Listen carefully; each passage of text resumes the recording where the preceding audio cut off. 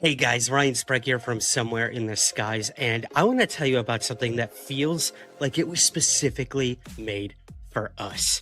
Those of us who have followed every UFO headline, every whistleblower, every UFO sighting and close encounter that literally defined the past year in UFOs. And that is anomalous cards. Anomalous cards are a one-of-a-kind collectible series, capturing the top 100 UAP and UFO stories of 2025.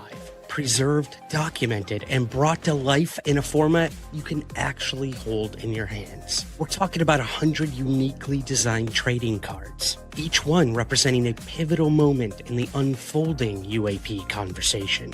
Every single card is individually serial numbered, making each piece of art a limited historical archive. Not just a collectible, but a timestamp of disclosure in motion. And here's where it gets even more exciting. You can collect the full story your way. Grab a complete factory set and own the entire timeline of 2025.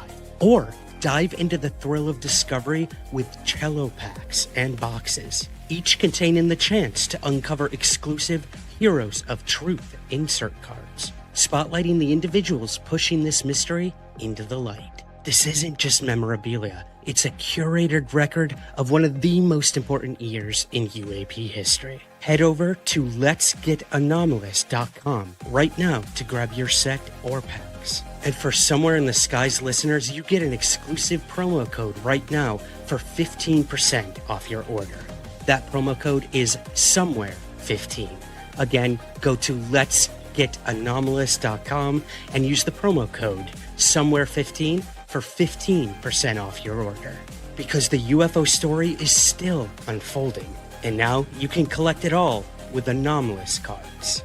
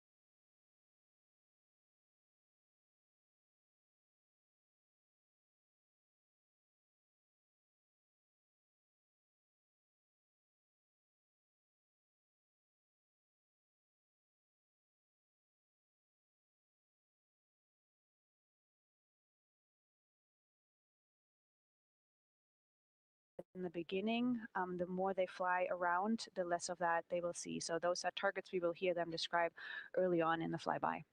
Fascinating. Well, and the crew has been training for years for this day. And so we're going to hear them make a lot of calls about what they are seeing on the moon. And they're going to use a lot of interesting terms that I myself need some brushing up on. So could you walk us through a few of the things that we'll hear them use to describe the moon, like albedo, exosphere, ejecta, just some of those major terms we expect to hear from the crew? Yeah, of course. Albedo is basically a term of a reflectiveness of the surface. And so high albedo usually for the moon means bright areas, and low albedo means like darker areas. And so when you look into the night sky, you can see the high albedo areas are the white parts and the low albedo ones are the darker areas.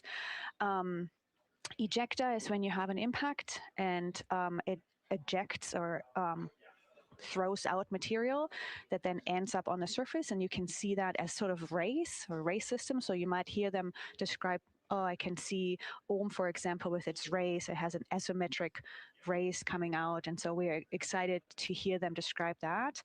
You might hopefully hear stuff about color or color hues. And so if they can see any changes in those color hues from like white to gray to maybe brownish, we're excited to hear about that.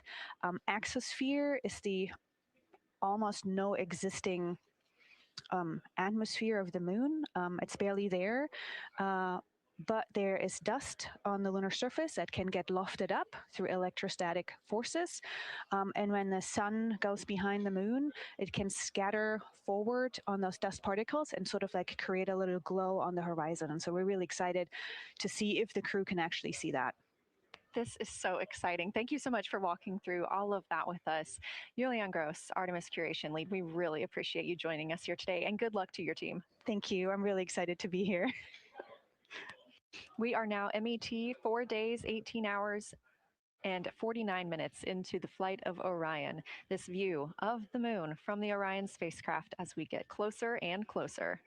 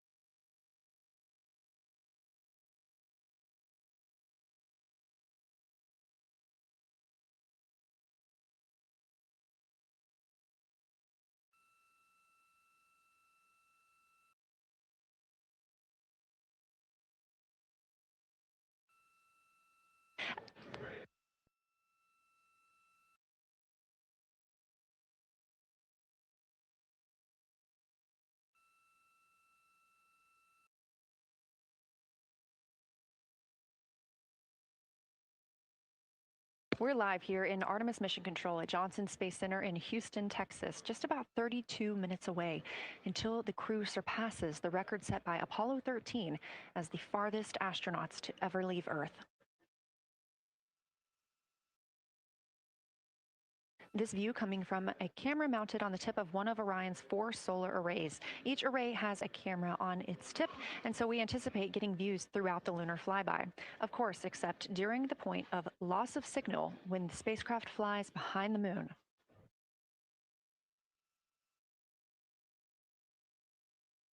Inside the cabin, the crew are configuring the inside of Orion for today's flyby, making sure they have everything just where they want it to help them take the pictures that they are aiming for the science team here on the ground. Coming up in just a few minutes, we will have a pre-lunar flyby conference. During that Lunar FlyBy Science Crew Conference, our science officer here on console, Kelsey Young, will be speaking directly with the crew members about their targets, about their goals for today, what they expect to see, and what we are hoping to hear from them.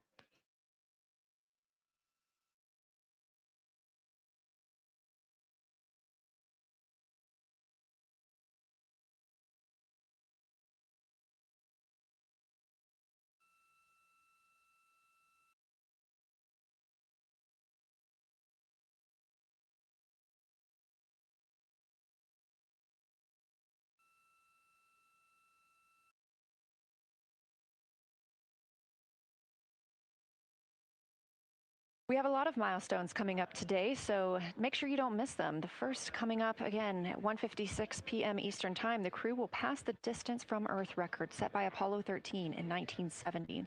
At 2:45 p.m., Lunar Flyby officially begins. The crew will have that time on their schedules to begin photographing and providing audio recordings of what they are seeing on the moon. At 7:02 p.m., Orion will make its closest approach to the moon, approximately 4,070 miles away.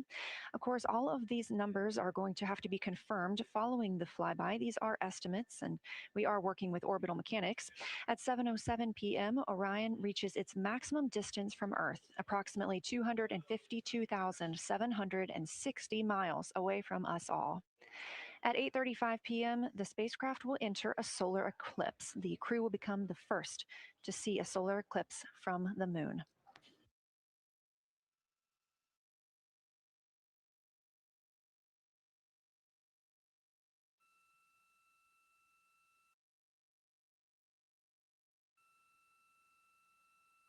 Ahead of the official beginning of flyby today, Kelsey Young, Artemis Science Flight Operations Lead, will be conducting a pre-lunar flyby crew conference. She will give information on camera setup, remind the crew of their intended targets, answer questions from the astronauts, and more. Young will help the crew set their targeting timeline, which counts down the time they have to image each target and what they'll be capturing next. She'll also remind them that the ground team will be calling for science sit reps, also known as situation reports. Those are essentially call downs to report what they've been observing. They'll continue to do this even through their LOS, their loss of signal, as those communications will come down later on after they reconnect with us on Earth.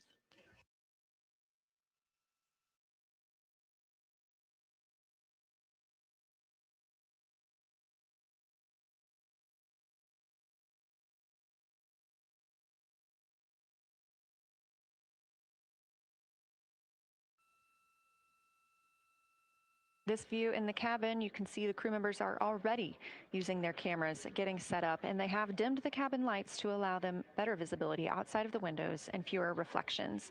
Now, 28 minutes until they become the humans to travel farthest from our planet.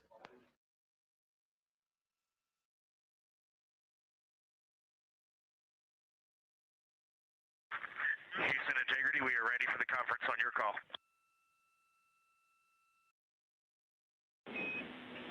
Houston is ready for the conference, passing you over to Science.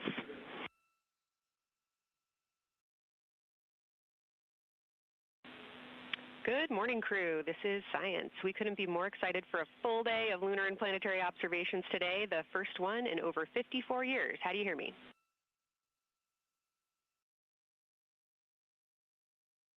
We hear you loud and clear, and Kelsey, you just got to know you're pulling us away from the moon right now, so let's go. Message received. I will keep it tight here. I did just want to start with a thank you on behalf of the Lunar Science team and the entire lunar and planetary science community, of which you are absolutely a part, for what you've already done in this mission and what you're going to do today to inspire the next generation of scientists. I have to say Moonjoy is the new term that's already become our team's new motto, so thanks for that. In this conference, we'll cover hardware and config reminders, and then I'll just briefly, as you said, cover today's science plan. I'm assuming you already have your LTPs up. Confirm that, and I'll jump quickly into the cabin config reminders.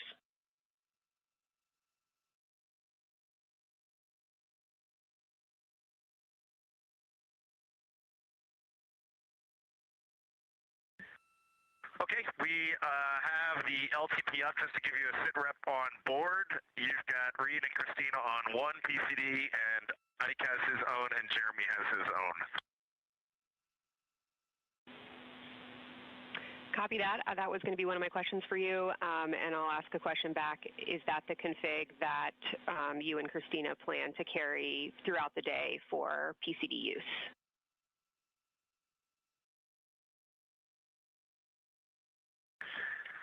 Negative, Kelsey. Our plan for PCD use is we have run the power cables to Windows 2 and 3, and we are going to leave one PCD. The yellow PCD will be in window 2, and the green PCD will be in window 3, and we will do that the whole day. And then the red PCD will be a rover. Understood. Super helpful. Recommend when you guys switch in and out of PCDs to add your initials to your OneNote annotations, just so we can keep track of whose is who. And then given that you have 3 PCDs instead of 4 for the data transfer at the end of the day, recommend making a new subdirectory for it entitled For Science for your own photos, or with your initials, that we can keep track of which pictures came from which flashcards.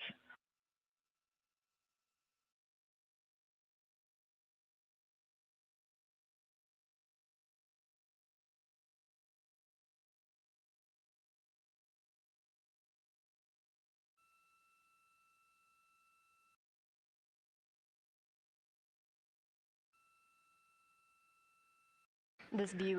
So, Kelsey, I just want to here's what we're doing. We have community cards in all cameras on board, and then when each astronaut approaches their camera, the intent is they will put their card into that camera for photos and then put the community card back in at the end of the session.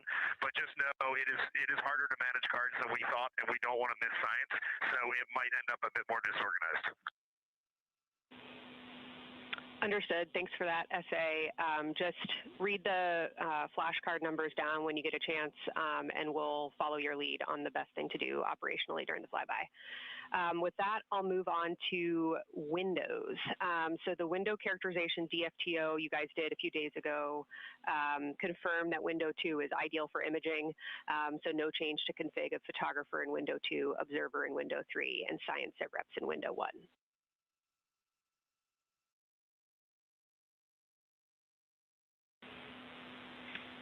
Coming up on the handover. Be back. Hang on, Kelsey. The way we have it configured, tell us if this is going to be wrong.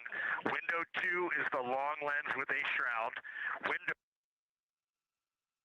As you heard, Science Officer called to the crew. We are now in a handover time period. We will regain communications with the crew very shortly. These are tracked, and we are currently on the Deep Space Network. This is the first time humans have used the Deep Space Network in over 50 years, given that we currently use the tracking data relay satellite systems in for the International Space Station.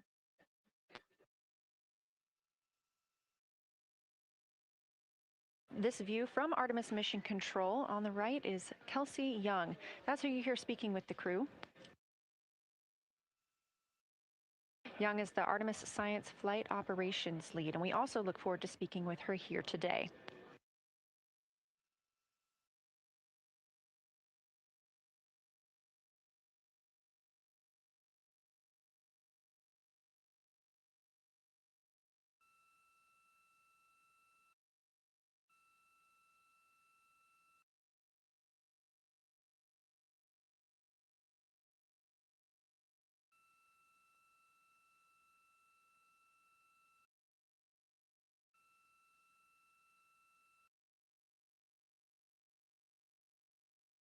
Again, we are just about 22 minutes until we reach the Apollo record. We are in a handover of satellites with the crew aboard Orion.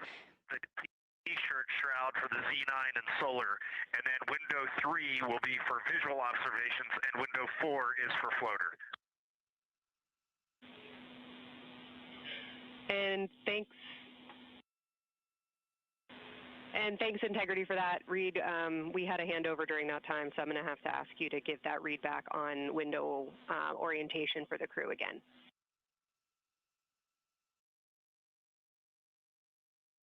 Okay, we are happy to change it, but the way we have it configured right now is window 1 has a T-shirt shroud for the Z9 for solar. Window 2 has the shroud for the long lens for both lunar and solar.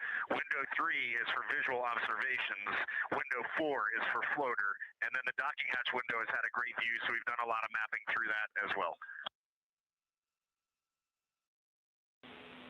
All right, copy all, Reed. A note just on the window 1 T-shirt shroud that you can remove that for the lunar observation block if you want to, if you want that extra view for another floater, but defer to you guys on that.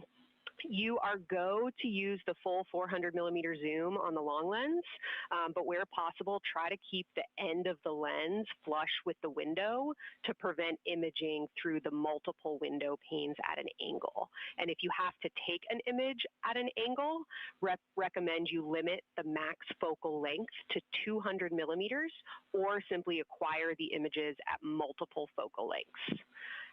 Last imaging update as a result of the DFTO is that if you can take the images out of the left side of window 2 where possible, that is the best half the window. Understand that might not be possible with the shroud. Any other imaging questions from you?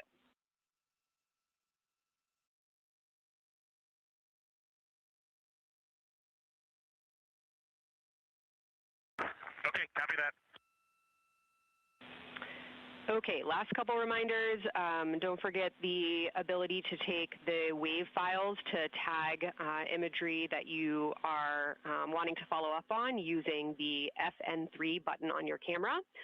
And then a couple quick notes on your LTP. We have refined your precise flyby timing since generating the LTP.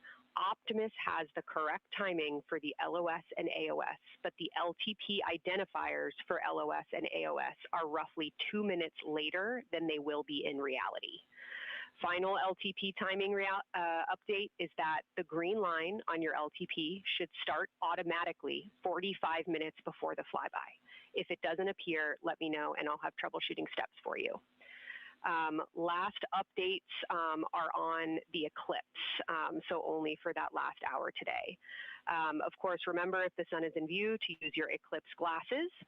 And reminder that we will have a few activities for you prior to the eclipse to reconfigure all 3 cameras for corona and deep sky observations.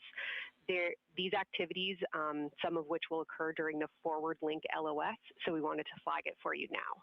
Any questions before I cover the last 2 reminders?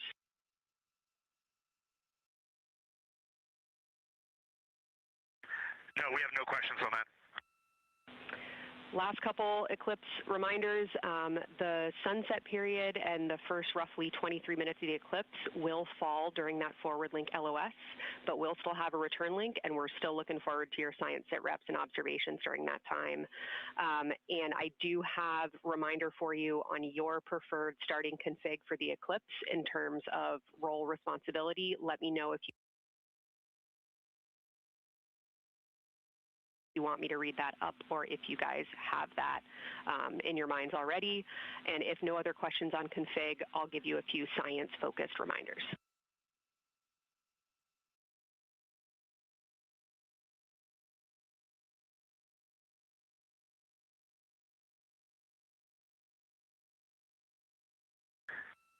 Give us a quick high level, but we see it in Optimus, and I think we got it squared away. But give us your quick Kelsey high level.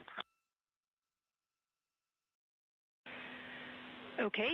A couple changes from the first LTP you studied is that Glushko is the only feature that the same pair will view twice. That's Reed and Jeremy. That's why that's the only target you see that is marked as 1 of 1 and 1 of 2 and 2 of 2. So Ohm and Oriental are in there twice, but they're by different pairs, which is why you don't see them marked accordingly. A note from feedback on your observations so far over the last couple days, a reminder that if you note structure and texture as well as color and albedo, please note any correlation between the 2, and also a reminder that negative observations are still valuable science. So a lack of color or a lack of structure associated with color is also valuable. A reminder also that your observations so far indicate it will likely take some time for your eyes to adjust. We especially heard that around your terminator observations and your color observations. So reminder to know that your eye adaptation is going to kind of come in throughout your shift, and let us know when you start to see that nuance. Last reminder is around Earthset and Earthrise. When you're viewing us back here at home, you'll be looking directly at Asia, Africa, and Oceania. So I'm sure people watching from those places here on Earth will want to give you all a wave as you take their picture. Any other questions from me? For me?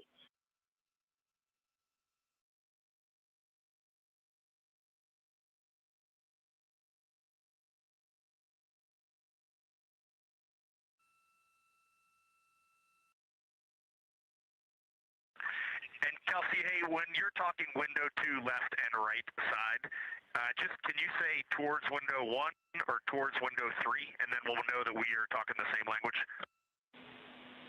Absolutely. So I mean that the side of window 2 closest to window 3 is preferred for imaging.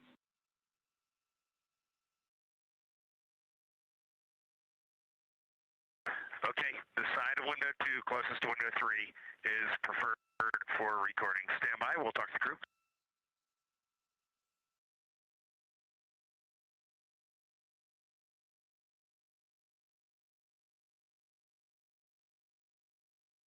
Again, we are in our pre-lunar FlyBy science conference with Kelsey Young.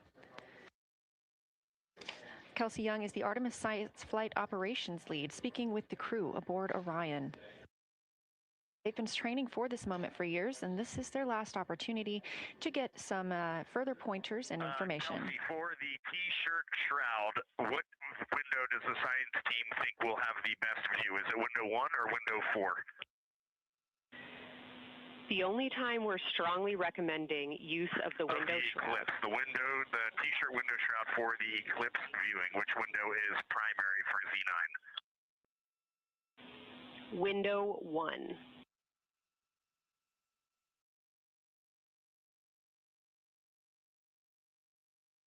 Okay, awesome. So we have got that all set up. And just to be 100% sure, window 1 is the most port window by the food warmer. Window 2 is right in front of seat 1. Window 3 is right in front of seat 2. And window 4 is on the starboard side by the side hatch. Do you agree with all that? We agree on the ground. Good read back.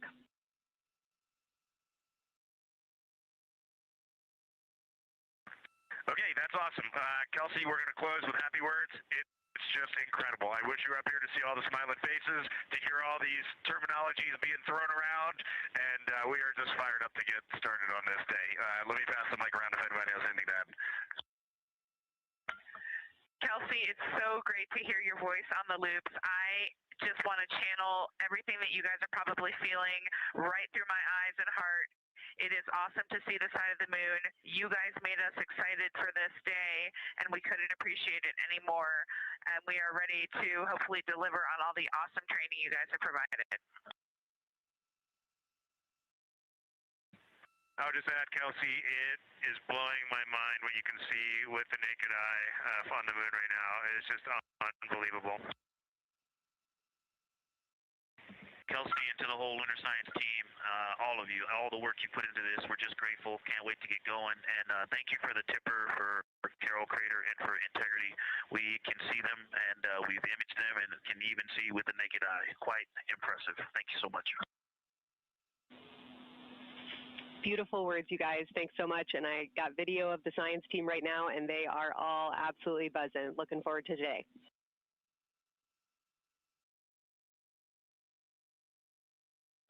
Okay, we're heading into the timeline. Cheers, guys.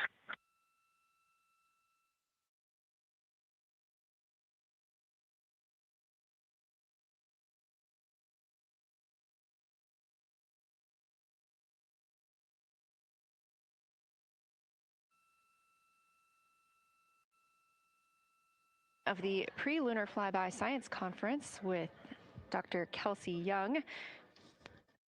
Young has served as the Artemis Science Flight Operations Lead, getting the crew ready.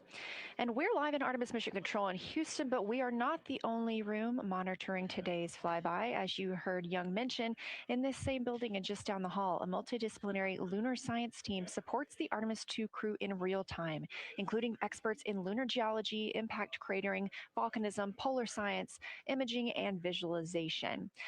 There are two integrated facilities, and the first is the SIR, which is what you have right here. That's the Science Evaluation Room. They are embedded within Mission Control to provide science input during live operations like what we see today.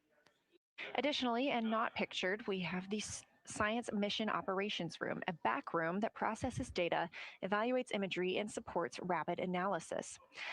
Our science officer on console in Mission Control Houston serves as the primary interface between the science team and the flight controllers, ensuring science priorities are represented during mission execution. Again, today, that's Dr. Kelsey Young, who will be speaking with the crew during the time they're behind the moon.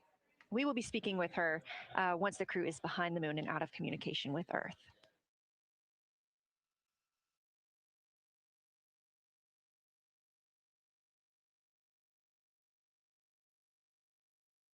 Back inside the Orion spacecraft on your left, closest to the camera, NASA astronaut Christina Cook. To her left, NASA astronaut Reid Wiseman. To his left, Canadian Space Agency astronaut Jeremy Hansen. And all the way in the back, NASA astronaut Victor Glover, our Artemis II crew.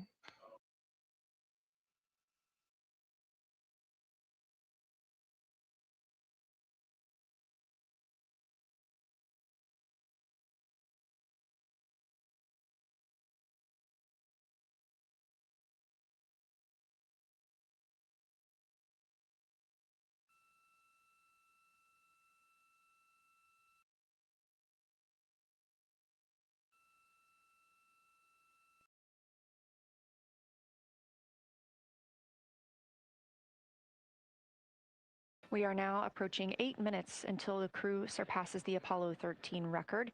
Currently 12,599 miles away from the moon, 248,507 miles away from Earth.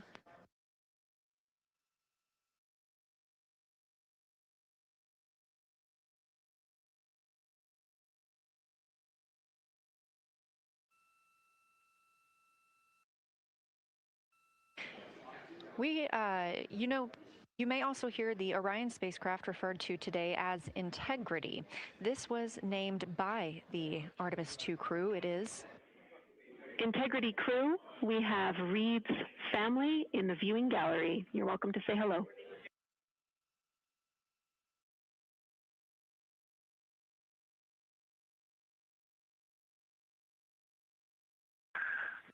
Well, whether you're being serious or you're kidding around, that is awesome to hear. Thanks, Jenny.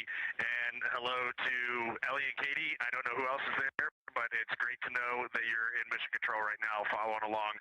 We are having a blast up here, and the view of the moon is absolutely amazing.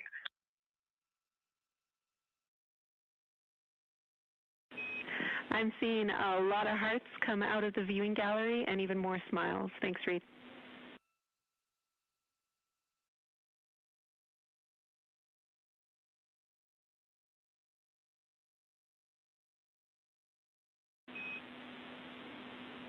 Copy heart, copy bracelet.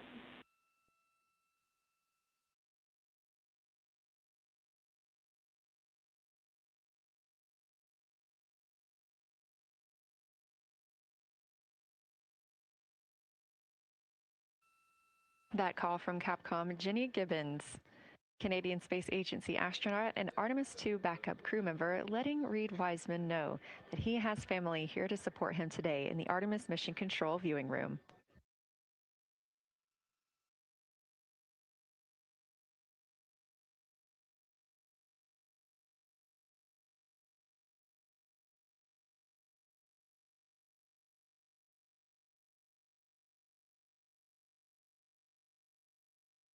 As I was mentioning, we have the Orion spacecraft flying today.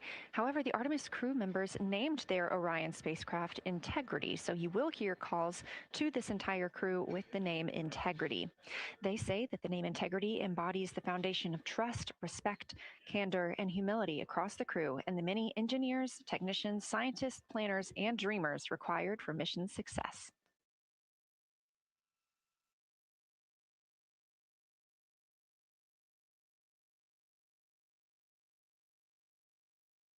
This view live from the outside of Orion as we continue Preparing for our lunar flyby, now less than 5 minutes from surpassing the record set by Apollo 13 astronauts for the farthest humans to travel from Earth.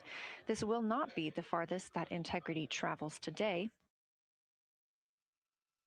They will continue until they reach approximately a distance of 252,760 miles. That would be about 4,105 miles farther than Apollo 13.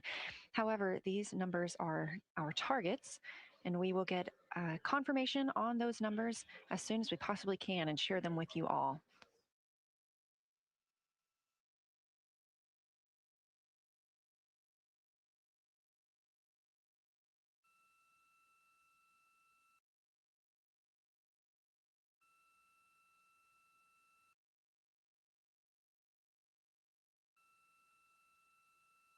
We've talked a little bit about what to expect from the crew, whether that's taking photos or making audio recordings. To get a little more detailed, Reed Wiseman and Jeremy Hansen will be up first to capture imagery and record audio on the portable computing devices. You hear those referred to as PCDs, while Victor and Christina serve as the support members. The crew will switch windows and roles halfway through their shift, and 1 hour and 5 minutes later, Victor Glover and Christina Cook will be the next crew members at windows 2 and 3 to take photos and make annotations, while Reed and Jeremy take on those support roles. There are 5 viewing blocks, and the crew will swap out with each one. During 2 of the blocks, the 2 support members will also be able to enjoy their midday meal.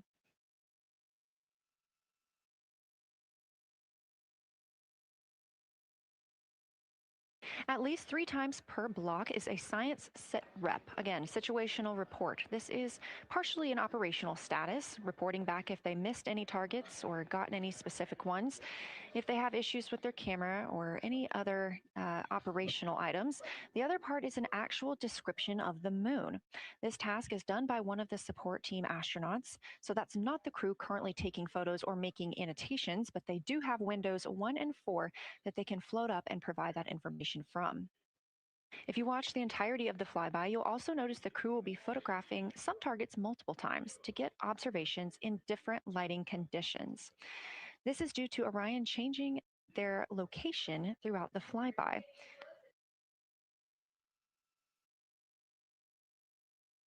What this crew will be able to capture in a couple of hours of the same targets in different lighting would take orbiters years to do because of solar and spacecraft positioning. This crew has studied the moon extensively, and they're also familiar with what the science team calls the Big 15. These are 15 features that they've memorized, so at any time, they'll be able to see 5 of those and help orient themselves and where they are around the moon. Those targets are diverse and complex in their geologic history, and observations of them could help answer some big picture science questions.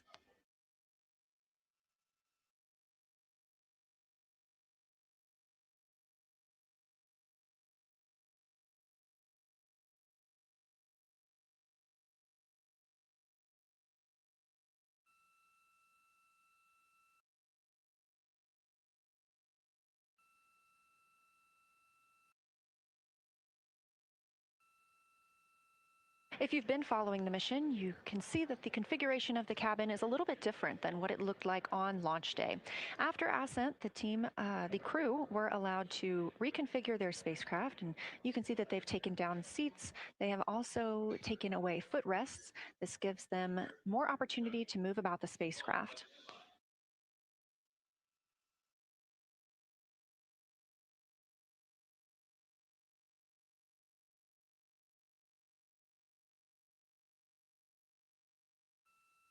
Orion itself has 330 cubic feet of habitable volume. That's about the size of 2 minivans and is 60% more cubic volume than the Apollo spacecraft. We are standing by for the Integrity crew aboard Orion to surpass the Apollo 13 record.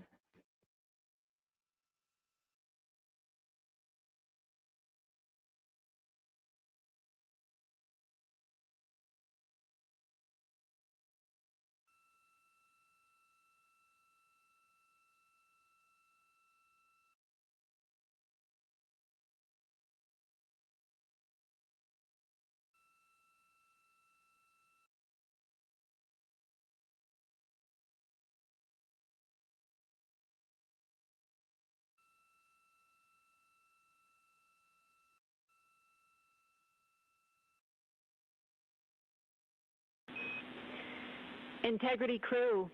On April 15, 1970, during the Apollo 13 mission, 3 explorers set the record for the farthest distance humans have ever traveled from our home planet. At that time, over 55 years ago, Lovell, Swigert, and Hayes flew 248,655 statute miles away from Earth. Today, for all humanity, you're pushing beyond that frontier. Integrity, over to you.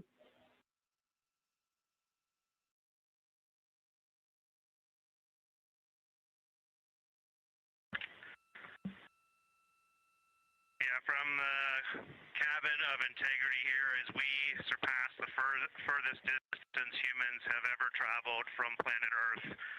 We do so in honoring the extraordinary efforts and feats of our predecessors in human space exploration.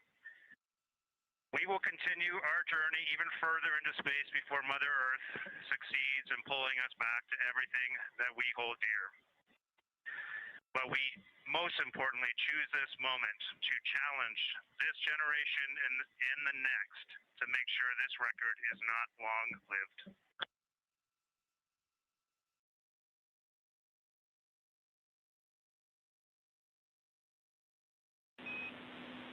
Thank you, Integrity, and congratulations to you and the rest of the Artemis II team.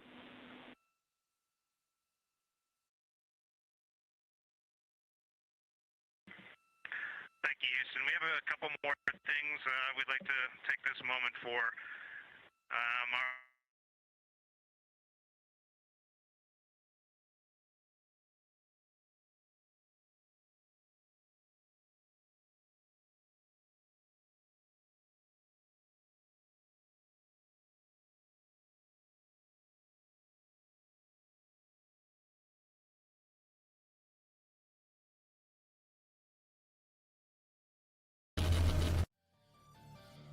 Hey guys, Ryan Sprague here from Somewhere in the Skies. The podcast has always been and always will be completely free for you to listen to. But creating it every week takes a lot of time, research, and resources. And to be honest, it's just never been free for me to create. That's why we built a few simple ways for you to help support the show and keep it going strong. You can join us over on Patreon or through Apple Premium. Both offer the same awesome perks. Ad-free episodes, early access to new content, exclusive bonus shows, and even priority to ask our guests your listener questions. It's a quick and easy way to support what we do for just a few bucks a month. And right now, you can even try Patreon for free for a week to see if it's right for you. To learn more and to join, head over to patreon.com/somewhereskies. That's patreon.com/somewhereskies. Or hit that subscribe button right at the top of your Apple Podcast feed. Thank you so much for listening, for supporting, and as always, keep looking up.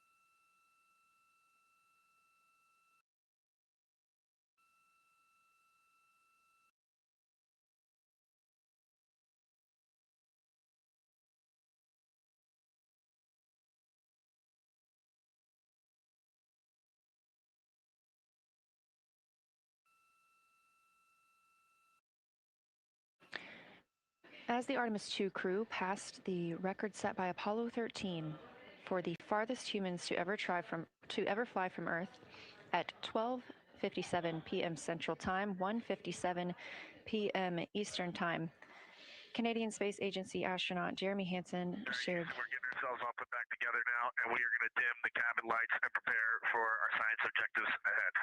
Thank you.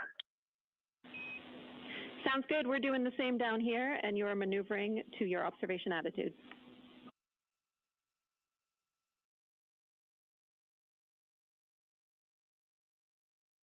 As we pass that Apollo 13 record of the furthest humans to ever fly from Earth at 12:57 p.m. Central Time, 1:57 p.m. Eastern Time, the Artemis II crew shared some poignant words, specifically Canadian Space Agency astronaut Jeremy Hansen.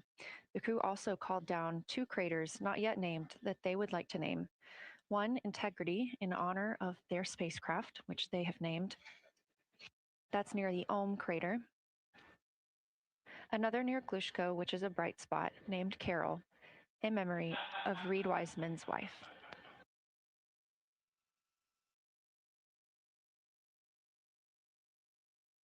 There was a moment of silence here in Mission Control Houston.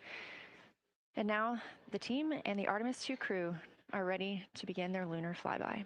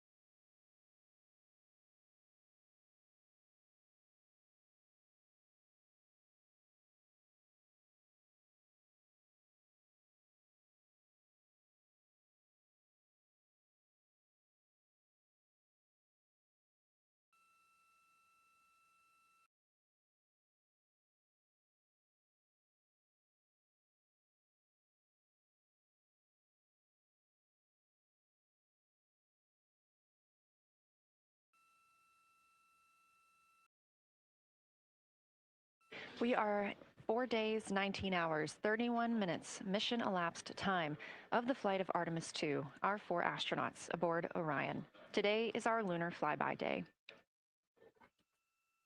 The spacecraft is currently about 12,000 miles away from the moon, and you can keep up with the distance from Orion to the moon and Earth by visiting nasa.gov/track-Artemis, or you can just stay with us here because we're going to be telling you throughout the day. They are currently 248,834 miles away from planet Earth.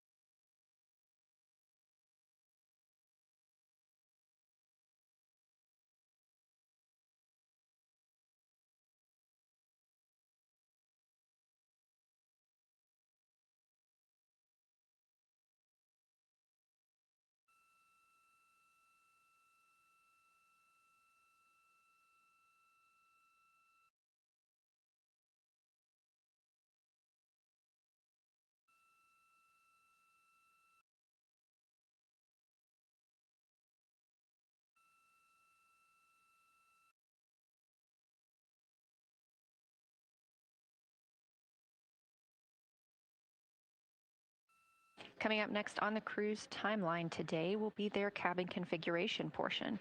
You heard some calls down to Science Officer Dr. Kelsey Young earlier about how they have configured the cabin so far. This is just a little bit more of timelined activity for them if they need to further do so. On flight day 3, the crew had time on their schedule allotted for configuring the spacecraft cabin for how they intended to arrange it today. Of course, they had to take down that configuration for another test yesterday of their Orion crew survival system suits. But configuring it on flight day 3 allows them the opportunity to get a chance to see what works for them now that they are in the microgravity environment.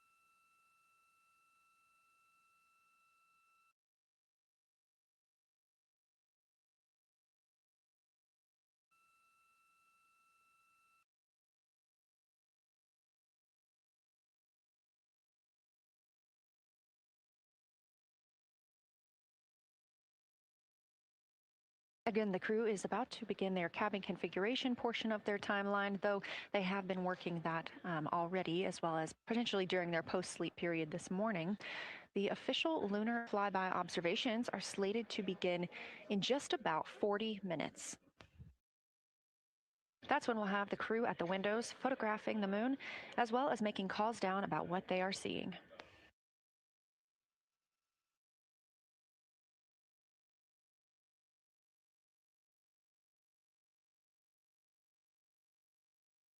Again, we are live here in Artemis Mission Control for the duration of the flyby. Currently, the Orbit 1 flight control team is on console. This room is staffed 24/7 from the time before the astronauts step foot on the rocket until the time they are splashed down and are safely recovered in the Pacific Ocean on flight day 10.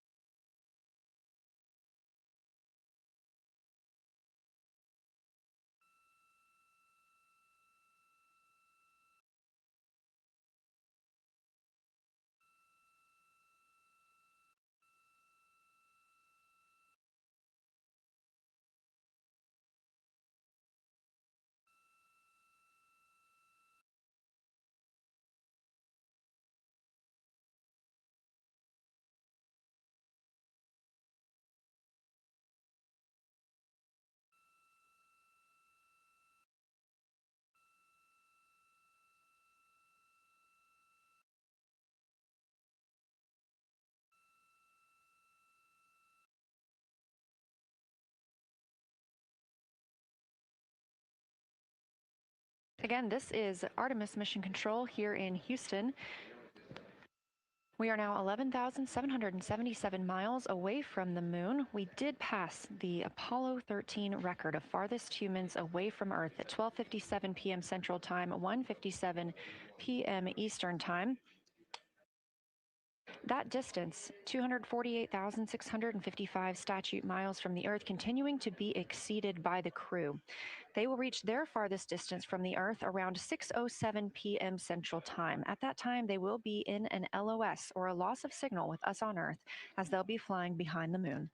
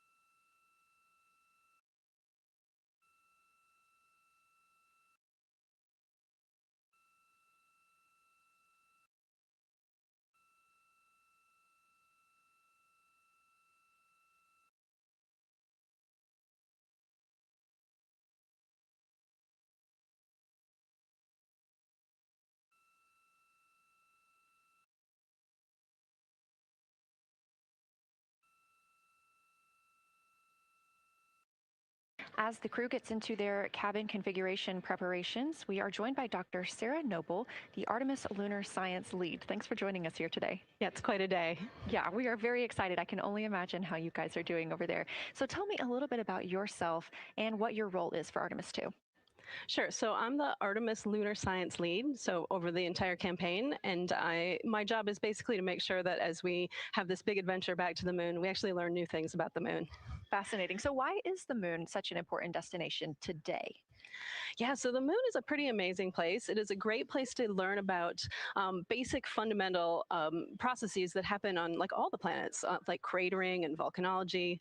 And also it is, part of our Earth-Moon system. And, the Earth recycles its rocks pretty well, right, through plate tectonics and weathering and whatever. Most of the rocks on the Earth are geologically young. But on the moon, we have the entire record that goes back 4.5 billion years since we formed. And so if we really want to learn about what was happening in that period, like the moon is really the only place we can go.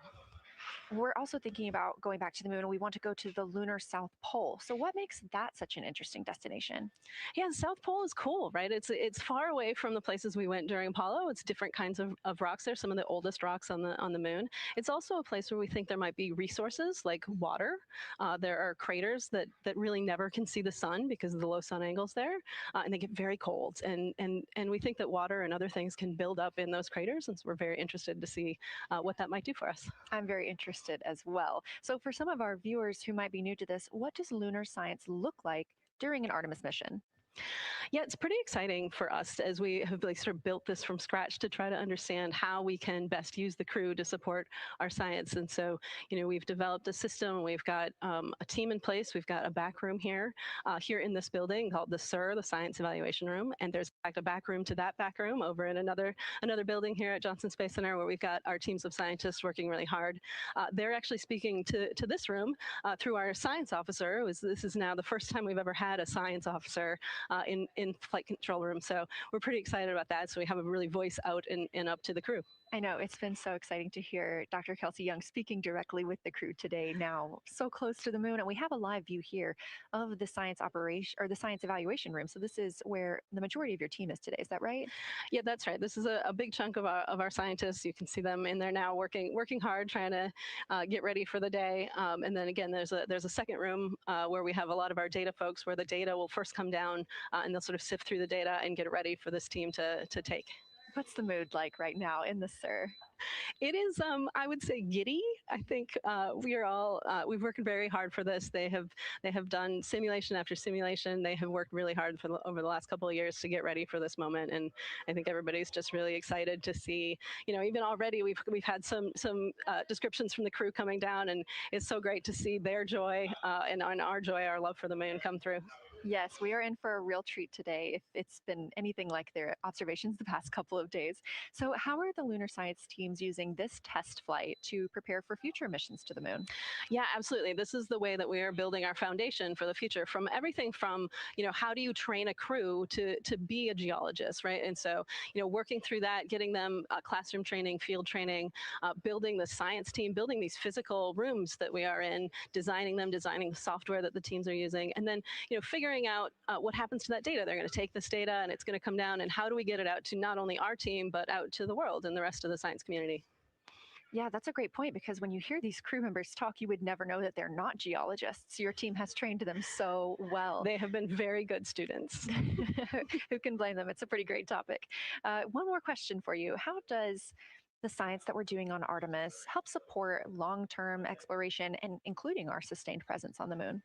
Yeah, we have a saying in the Science Mission Directorate that science enables exploration and exploration enables science, right? So you need the scientists because we are the ones who are the experts in, landing site and doing analysis of landing site and making sure we can find a good place to land, to like understanding the properties of the soil so we can, design our systems to manage that, understanding the radiation environment, keeping our astronauts safe, all of these things, right? But, in return, you provide us with opportunities where now we're going to be able to collect this data and collect samples and deploy our instruments and all of that. So it's a symbiotic relationship. That makes perfect sense. Well, Dr. Sarah Noble, Artemis Lunar Science Lead, thank you so much for joining us here today. Best of luck to you and your team, and I hope that you get to enjoy today too. Thank you so much. We are now Getting closer and closer to our lunar neighbor, this live view coming from the Orion spacecraft and a camera mounted on one of its solar array wings.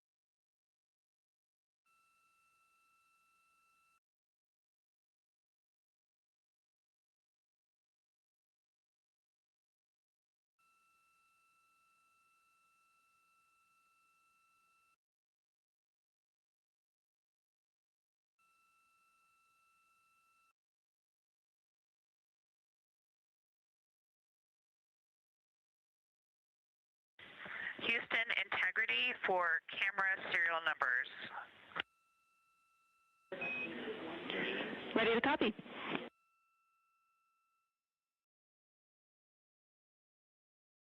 Hey Jenny, these are card numbers for the various positions. For the long lens on the D5, we will have individual cards.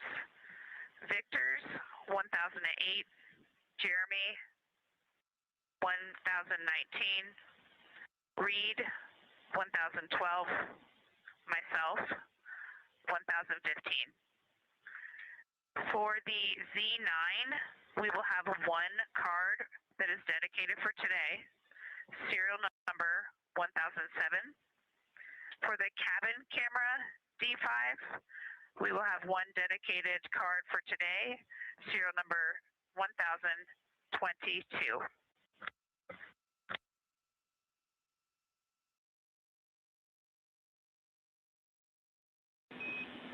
All right, Christina, we copy all. Thank you.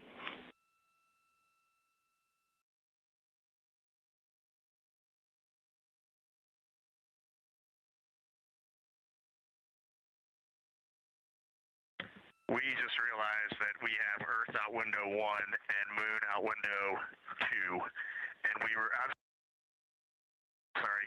Earth out window 4 and Moon out window 3, and it gives you the best idea of scale we have had yet. The Moon is about 3 to 4 times the size of the Earth, and it is almost full, and the Earth is just a small crescent out there.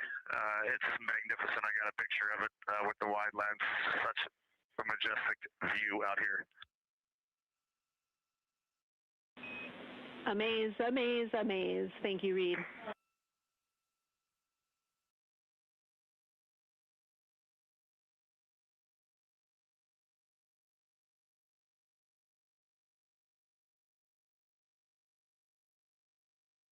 Those are some of the communications we're excited most about today. Commander Reed Wiseman calling down their view right now, obviously a little bit different than what we can see from the solar array camera. They are looking through the windows of the Orion spacecraft, able to see at the same time Earth and the Moon. You also heard NASA astronaut Christina Cook calling down some of the cameras that they will be using today. The crew is in that cabin configuration portion, and we expect the lunar flyby observation period to start in just about 20 minutes.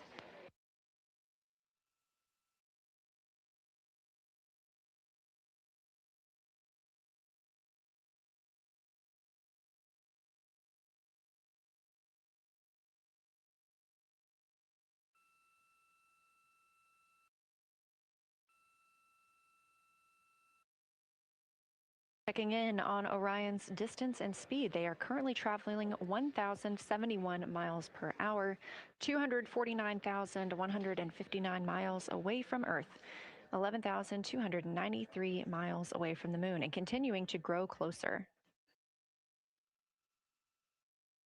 At closest approach to the moon today, the spacecraft will be just about 4,070 miles away from the lunar surface.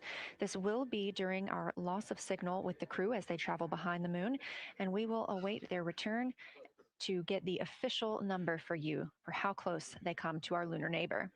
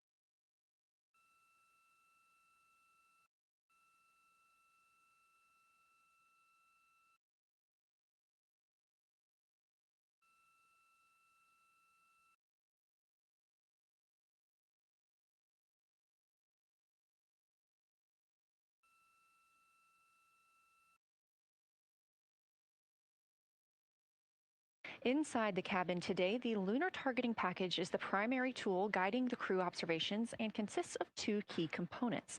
The lunar geography review helped the astronauts study major lunar features in advance and help learn how to orient themselves during the flyby. Because, of course, the moon is not actually labeled like it appears here when we look at this map.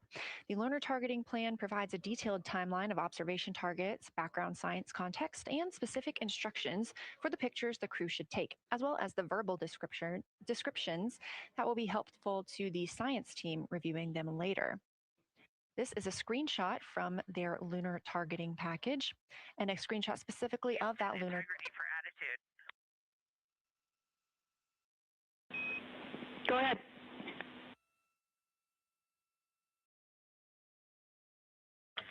Hey, Jenny. Understanding we are in final attitude now for the lunar flyby, would it be possible to pitch the vehicle down 5 degrees? That would allow us to get the D5 long lens flush and have the least amount of window distortion. We're checking. That call from Christina Cook, NASA astronaut and mission specialist on Artemis II. Copy. The Orion spacecraft is positioned in a specific attitude to allow the crew to best see the moon outside of their windows today for this imaging opportunity. That call was a request for a potential attitude shift just slightly, another 5 degrees, to give them a better view and to give them a better opportunity to use their long lens camera. They'll also be using that lunar targeting package we were discussing. I am following along with that real time, so I'll be able to share with you exactly what targets the crew is looking at and when. They also trained with a lunar science passport. It's a little reference guide used on Earth to reinforce recognition of key lunar features. It is not on the flight, but it was a significant study tool for the crew to get them ready for launch.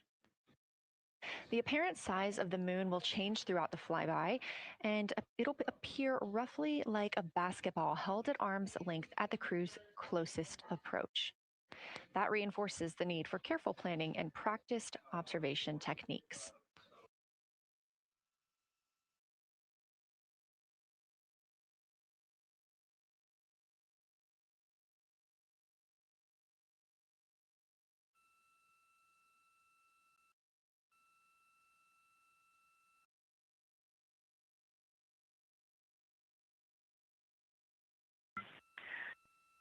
Houston, integrity for timeline. Go ahead.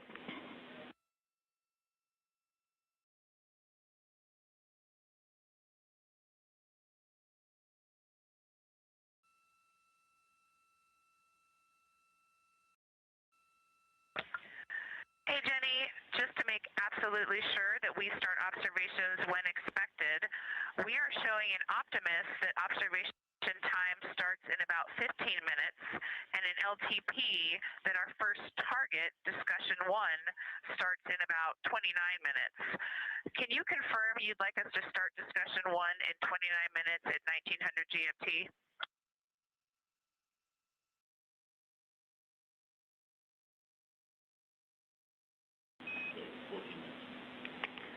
Christina, we are tracking that discussion 1 should start at 18:45. That's 15 minutes from now.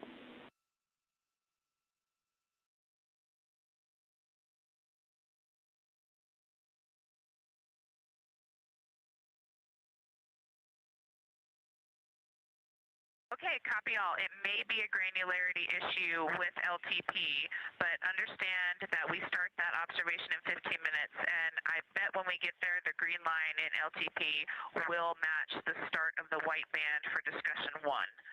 I think it's just a matter of the labeling and the granularity. Thanks for confirming. Copy, and we'll look into that a little bit more on our side as well.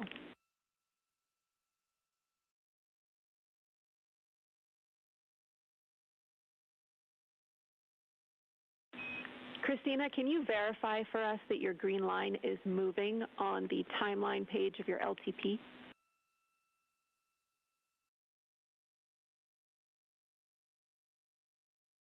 Affirm.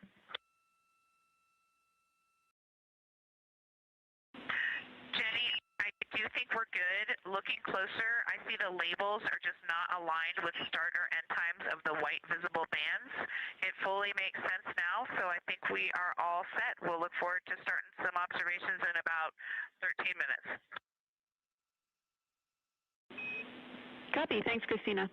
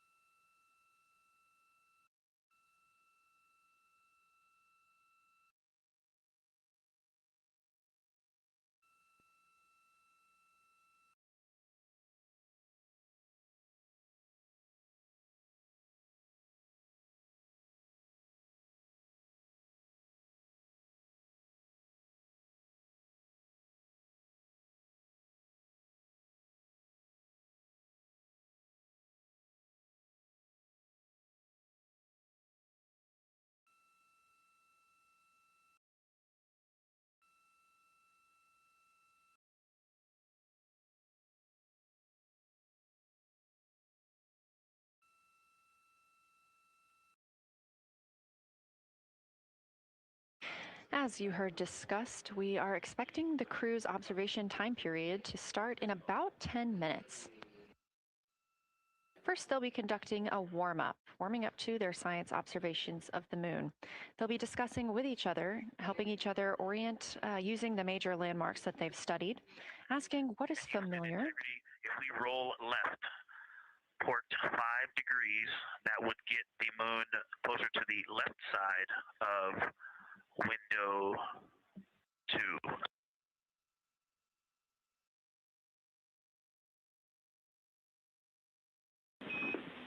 Copy, Victor. We'd like to know if it's pitch and roll or one or the other.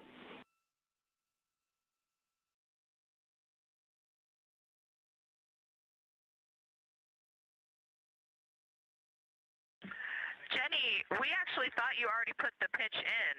Had the pitch been put in already?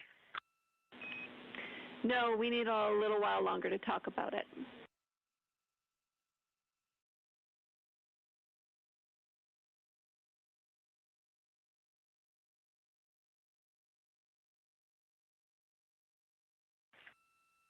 So, Jenny, I guess what's happening is just as our orbit's changing, where it is in the window is changing, so maybe these fancy little adjustments aren't worth it. It's going to continue to move in the window.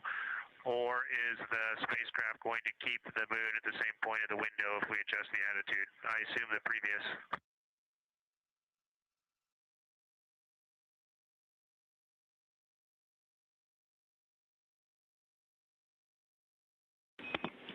Right now, we are pointing the center of the window to the center of the moon with 2 degrees of deadband.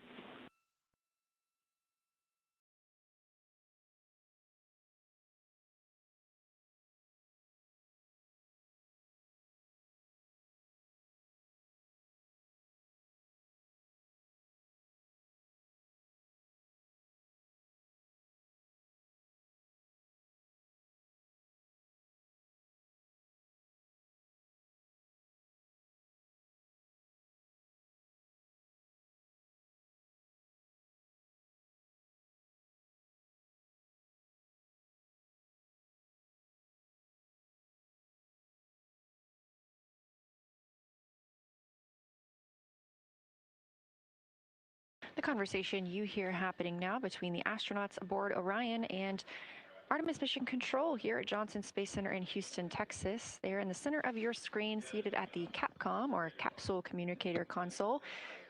That's Jenny Gibbons, Canadian Space Agency astronaut and Artemis II backup. She was also the lead Capcom for Expedition 63 aboard the International Space Station.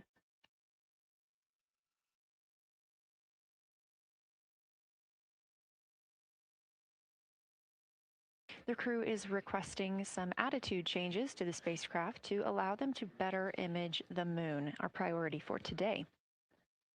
Of course, those have to be discussed on the ground before they are put into work aboard the spacecraft, so the team is taking some time to do so. You also heard Gibbons reference that we are in 2 dead bands. Dead bands are essentially keeping us in the lane in which we're traveling. If you're familiar with lane assist in your car, very similar in this case.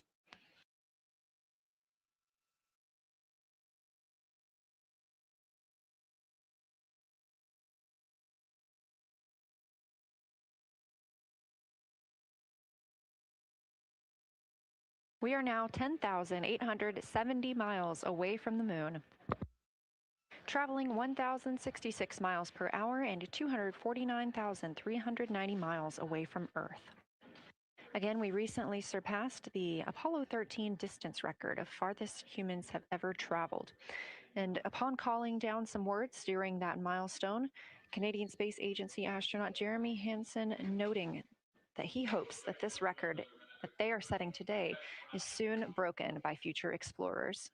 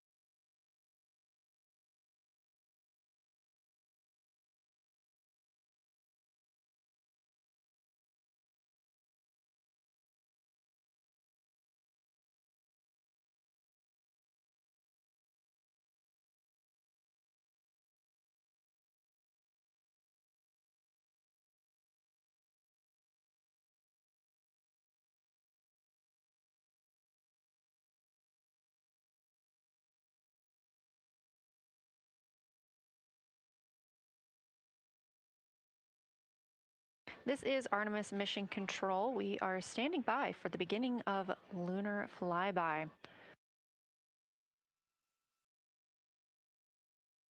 Expecting that to start in just a few minutes when the crew will begin a warm-up discussion, preparing for the day.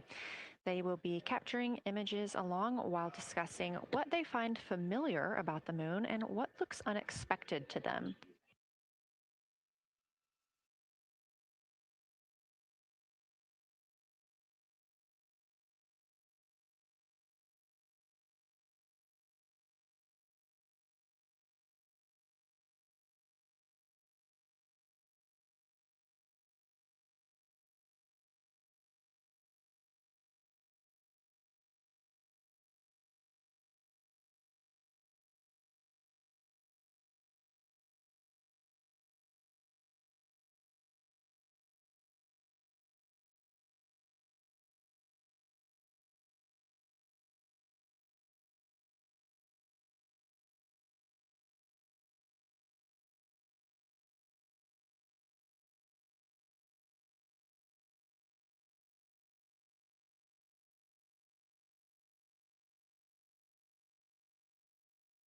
Again, just minutes away from the official start of Lunar Flyby, or when it is timelined for the crew. We are currently 10,726 miles away from the moon. This view on the left side of your screen coming from the camera on one of Orion's solar arrays.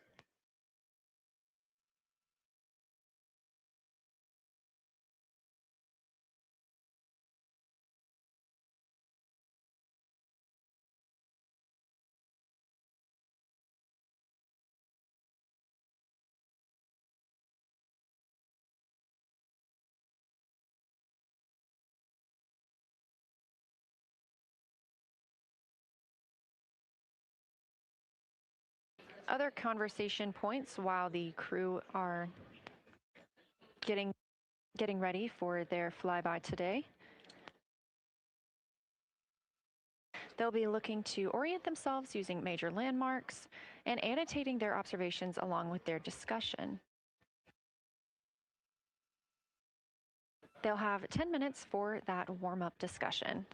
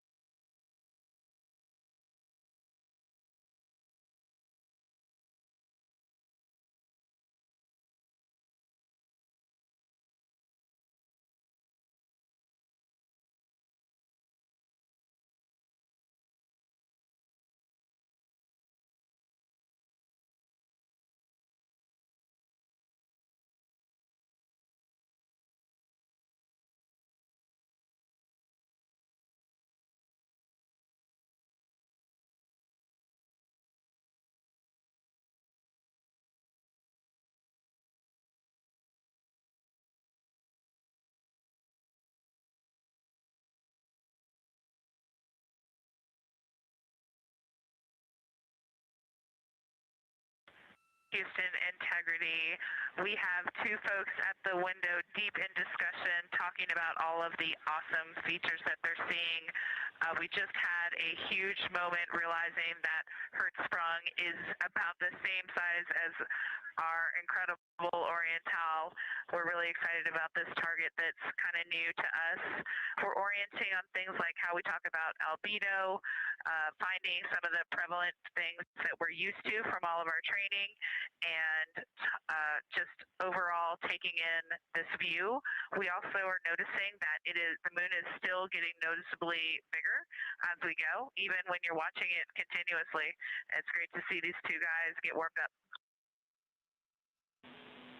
We love the report, Christina. Thanks. And you nailed it on why we added Hertzsprung.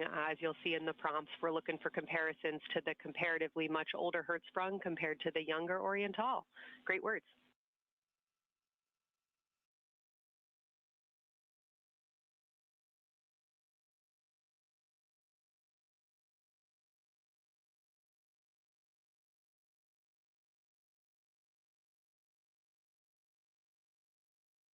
This is Artemis Mission Control. That was the voice of Dr. Kelsey Young speaking with the astronauts aboard Orion as they begin their observation period and lunar flyby. NASA astronaut Christina Cook reporting their view of Hertzsprung Basin. The team here is looking for centered images of the basin at a full zoom, and they're hoping that the astronauts can image and describe the inner and outer rings. This is considered a degraded basin with a floor, rings, and ejecta compared to a younger Oriental basin.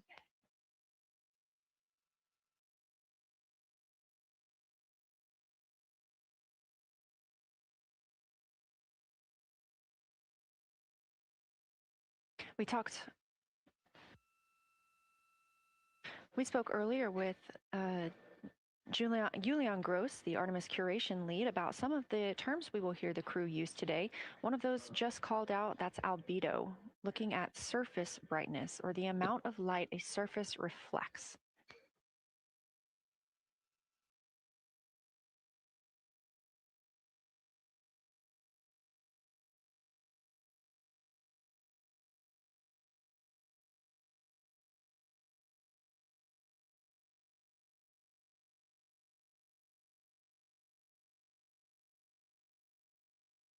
A few more terms that we hope to hear today during the crew's sit reps or situation reports include embaying. This refers to one feature that surrounds another. That usually is a higher relief feature. Houston Integrity, one report from the crew at the windows. We can actually see the moon and Earth at the same time right now. It's interesting because the Earth looks way brighter, so the Earth itself seems to have a much higher albedo than the moon. We think this is independent of our eyes focusing because, of course, the Earth is much smaller than the moon in our view. So you could think that your eyes focus for the darker sky, and that it means that it only has apparent brightness more than the moon. But since we're seeing both in the same view, we do think that this can be inferred as the Earth as a whole has a higher albedo.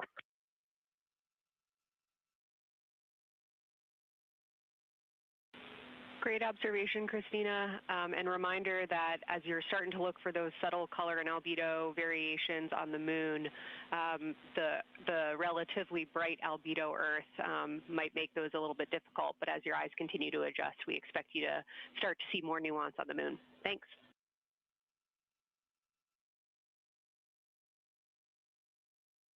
Great call. Thanks for the reminder. We're all going to be experts in lunar terminology by the end of the day. Another one we expect to hear is mare. These are dark regions paved or filled by volcanic deposits. You also can hear them called seas, oceans, lakes, or marshes, or other bodies of water.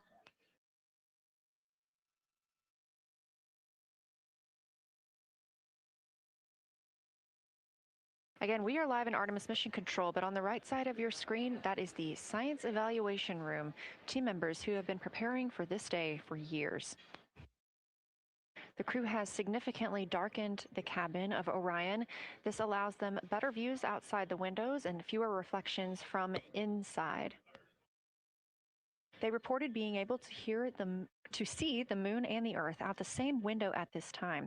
We are really hopeful to get those photos. Right now, this view on the left side of your screen coming from a camera mounted on one of the solar array wings on Orion outside the spacecraft.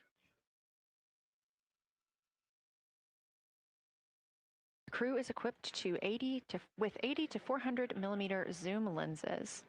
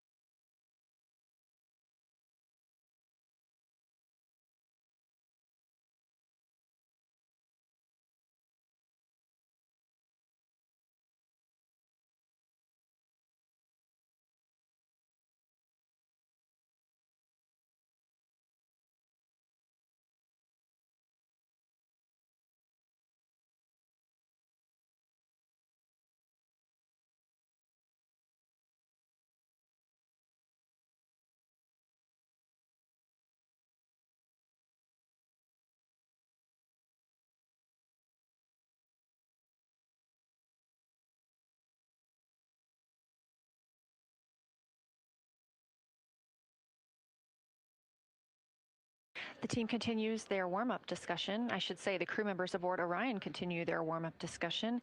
However, they are about to be prompted to move on to discussion number 2, which is near side and far side.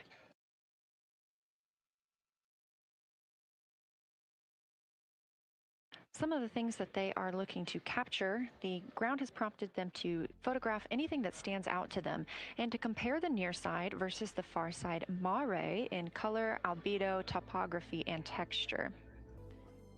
They also want the crew to compare the appearance of rayed craters in the near side mare versus in the far side highlands. Of course, a reminder that some of the items that the crew, or some of the landmarks the crew are seeing today, is the first time that humans have ever laid eyes on those portions of the moon.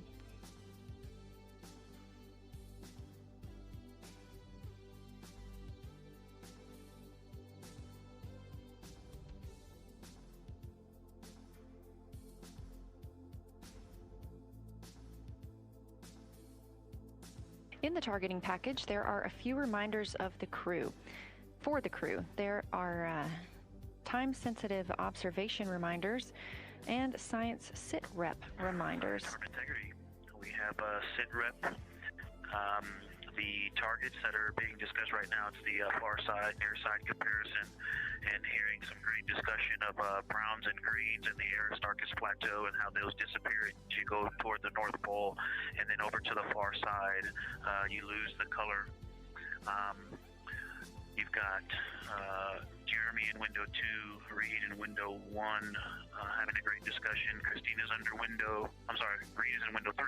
Christina's under window 1, documenting the discussion. And we've got the lights completely off in the cabin. There are some LEDs that we cannot put out that do provide some light scatter. But we have all of the internal lights off. And are letting our eyes adjust as best we can. The window 4 view, you only get about a third of the moon. Tycho is going to go over the horizon soon, and you can see Aristarchus, and then you start to lose the view as you go to the west in Oceanus and Procellarum.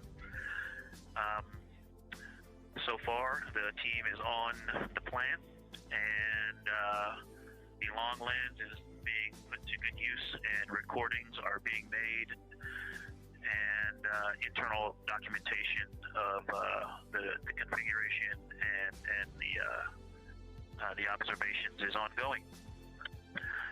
Science, do you have any questions for us at this time? Integrity Science. Victor, very glad that you provided the first formal science sit-rep, as these were indeed your idea. One follow-up question, any relationship between those browns and greens you described? Do you see them blending into one another, and do you see any topography associated with either color?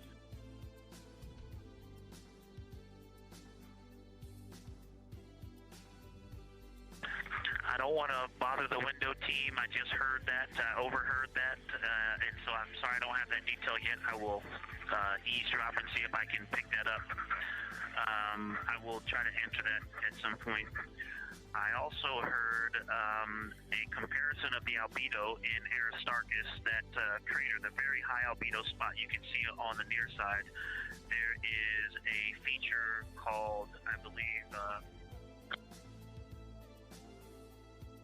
Burgess Alpha, that is equally or maybe higher albedo.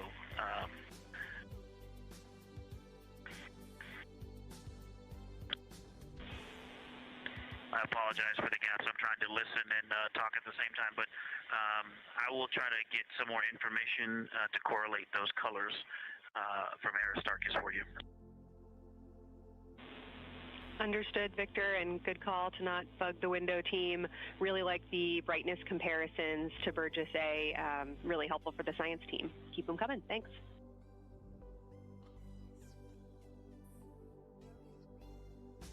I also heard a discussion about the albedo of Grimaldi being a 10, and how many of us, when we were a little further away, saw that as the darkest albedo, and then the bigger Mare off to the to the east was still dark, but maybe a 7-8. We still think that, but you are seeing color variation, albedo variation inside of Grimaldi as well, and that even on the west side there's still a very dark part of it. But it is still the darkest. It is just not as uniform as it looked when we were farther away. We're starting to differentiate the striations of albedo inside of Grimaldi. Copy all, Victor, and you read our mind. Superlatives like darkest, biggest are really, really helpful for us, so keep those coming.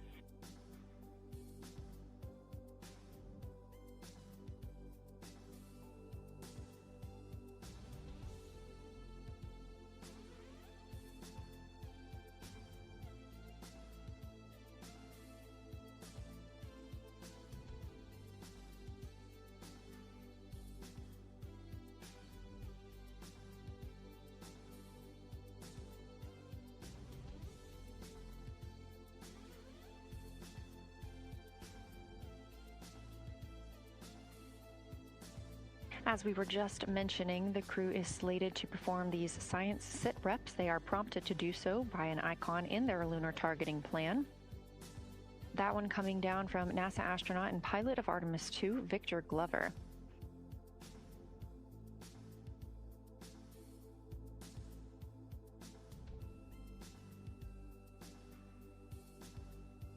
As we discussed, the Capcom is usually the only person in the room speaking with the crew, the capsule communicator. However, today, the science officer, Dr. Kelsey Young, she is the Artemis Science Flight Operations Lead, is speaking with the crew during the flyby to ask any questions that the team may have. To her right is Trevor Graff. He is one of 3 science officers. Those would be Kelsey Young, Trevor Graff, and Angela Garcia, who will also join us later for an interview.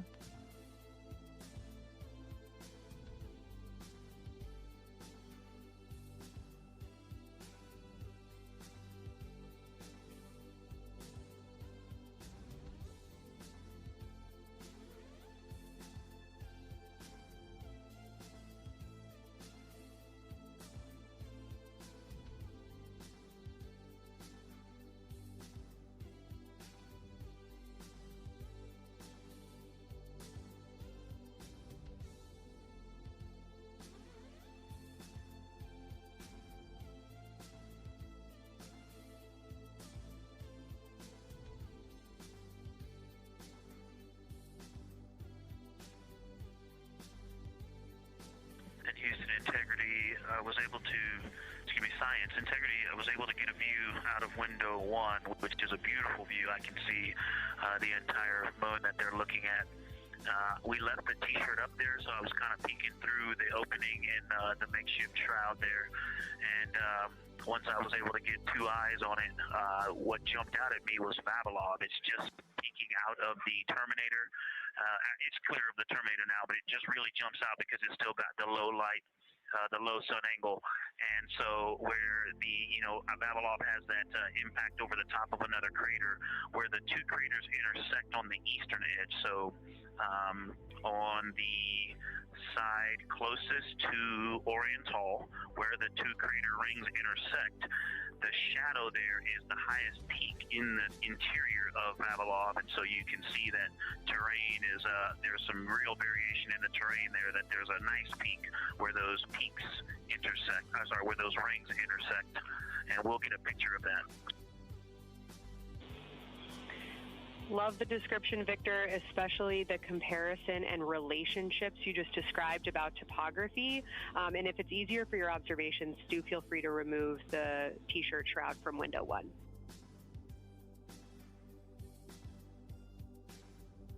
Yeah, absolutely, we will do. Thank you.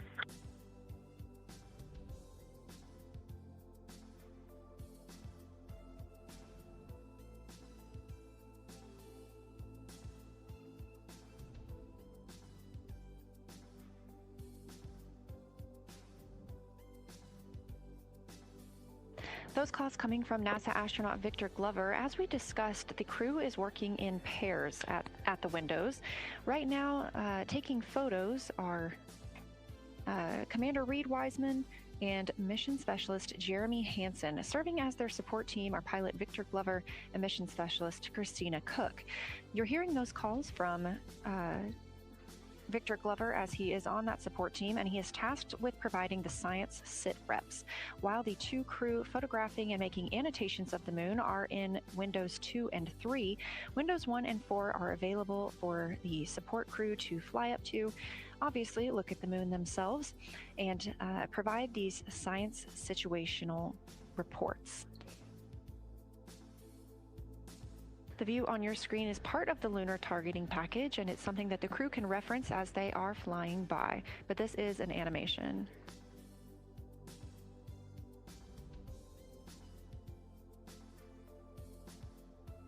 You also heard Glover mention Oriental. Oriental is a major feature that the team is interested in today, and it's known as the Grand Canyon of the Moon.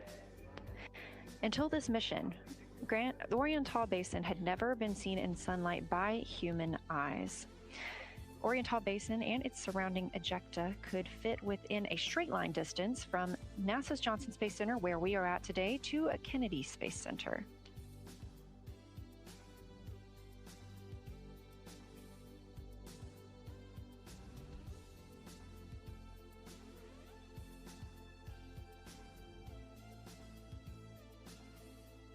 This a live view in Artemis Mission Control in Houston, Texas, where the teams are monitoring all systems, not just for today's flyby, but on the spacecraft themselves.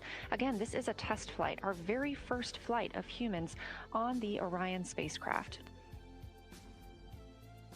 This team has been live, this team has been monitoring the entire time of the mission, as well as we have been live the entirety of the mission, and we will be continuing to do so all the way through splashdown and crew recovery from the Pacific.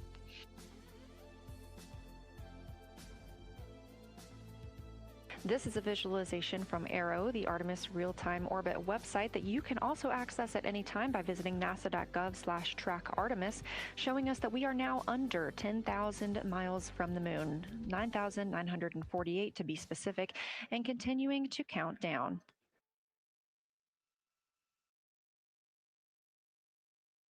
Again, our closest approach to the moon today should come about 6:02 p.m. Central, 7:02 p.m. Eastern. However, we will be out of contact with the crew at this time as they begin transiting behind the moon. At that time of closest approach, the distance from Orion to the lunar surface will be about 4,070 miles. Of course, these are estimates at this time, and we'll be sure to provide you with the official numbers once that closest approach has been reached.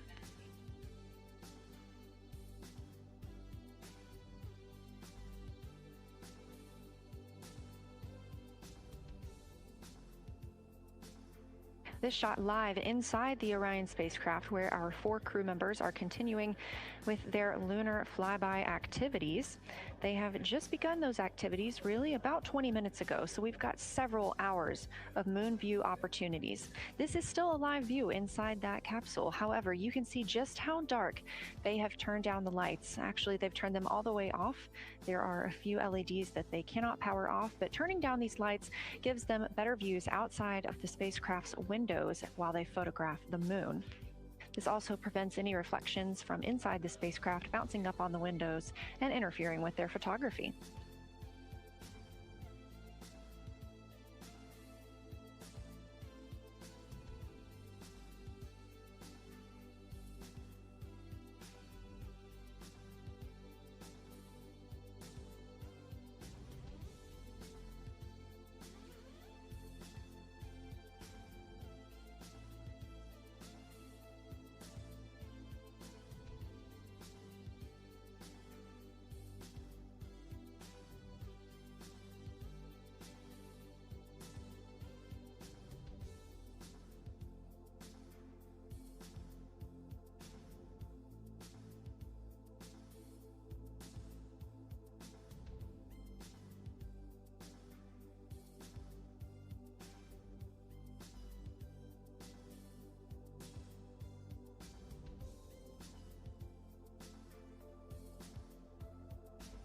As we were previously discussing, the crew members are serving on teams. The first team being Commander Reed Wiseman and Mission Specialist Jeremy Hansen at the windows photographing what they see. We heard reports earlier that they could see both the moon and the Earth in the same view, and we are looking forward to seeing the moon and the Earth in the same view as well.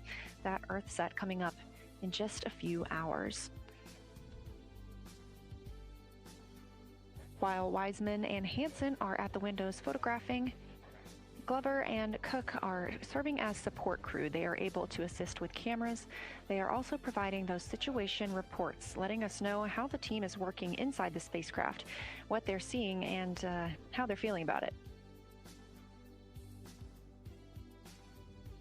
Those first blocks of teams will last about an hour, and the crew members are approaching the halfway point into their first observation block. A reminder, we have 5 of those blocks today. So they're approaching this halfway point, during which the crew at the window will switch roles. One will begin taking pictures, and the other will be making annotations on their PCD, that's portable computing device. Both of those crew members at the windows are recording audio of what they see. They are putting on headsets and recording audio into their portable computing devices. Obviously, we are not hearing this right now. This is going to be sent down to the science team, and they will be able to analyze that at a later time. What we are hearing, though, and will continue to hear, are those science sit reps a few times every block. Once this block is complete, about 40 minutes from now, we will have the teams switch. That means pilot Victor Glover and Science integrity, looking out of window 1. I think I may have misreported earlier saying that it was Tycho going over the horizon. That was Copernicus I was referring to. Apologies. It was Copernicus is what is farthest bounding to the east, and that is now like on the horizon or just past it. And the Korolev is now a few degrees from going over the horizon. And then, next it'll be Aristarchus Plateau. And so on the west, we are getting a much better view of the Terminator. Looks like we have about 80% illumination of the moon. And Vavilov and 1 Vavilov diameter to the west is where the Terminator is right now. And so other features are starting to peek out there. The center of the illuminated part of the moon is to the lower part is Oriental, and just around Oriental, a lot of light structure is starting to show up. A lot of high albedo, similar to the the feature, I cannot remember, Burgess Alpha and Aristarchus type high albedo in the ring. So when you look at the interior ring and the external ring, it's almost as if the edges are starting to dry up and turn white.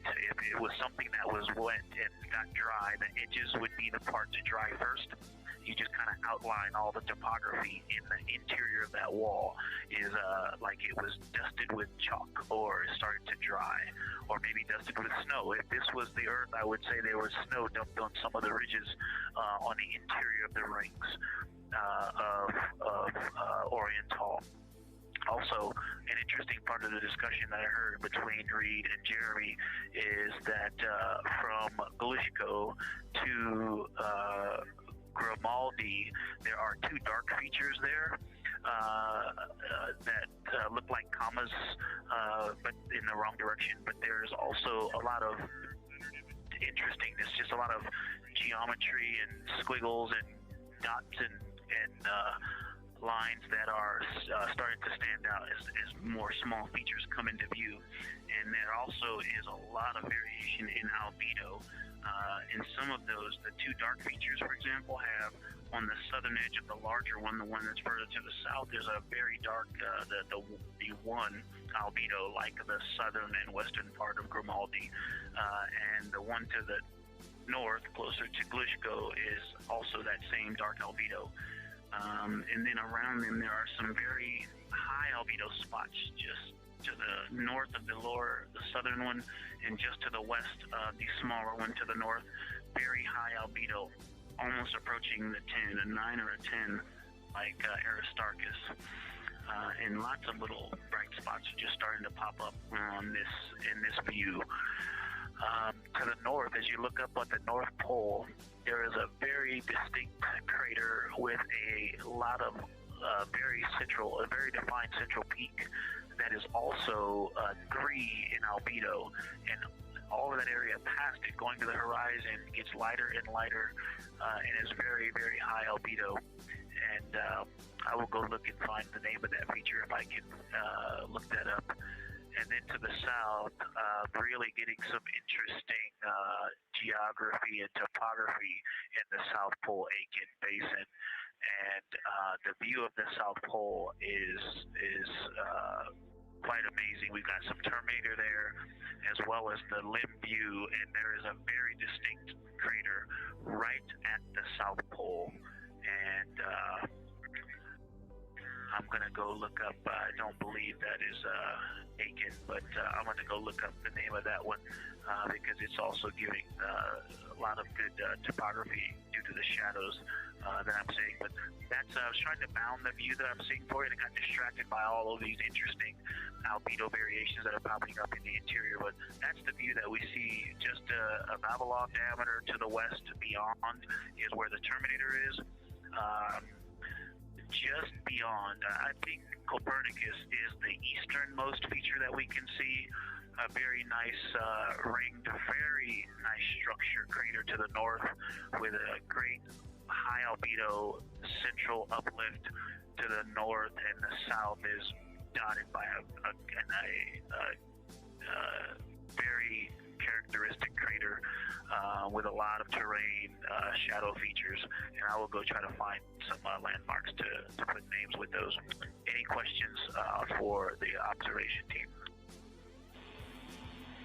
Integrity Science, love the descriptions. You're definitely looking odd up there. Appreciate seeing the training being implemented. Especially interested in your descriptions of the dark patches. You compared the comma-looking features to the albedo you see in Grimaldi, and notice that you're starting to see those color differences popping out. Any observations you want to make, especially when you get on, the PCD in a little bit, would really help us tease out the differences in those dark mare deposits. Great description, Victor. Keep them coming.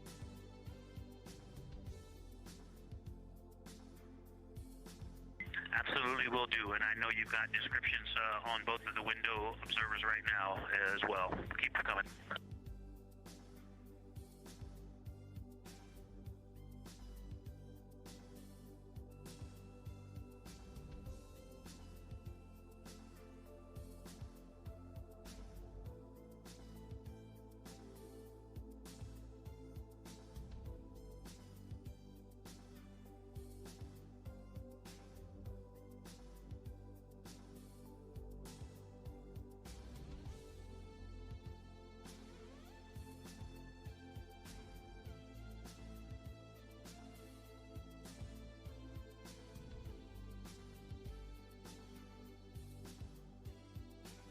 great evidence of how well trained this crew is by the science team.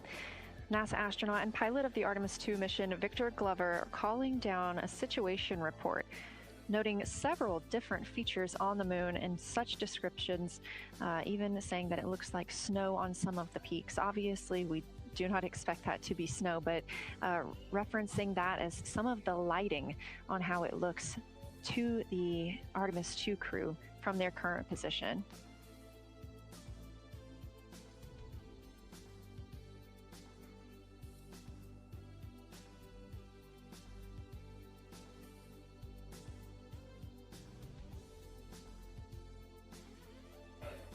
The team is slated to be switching their positions at the windows now.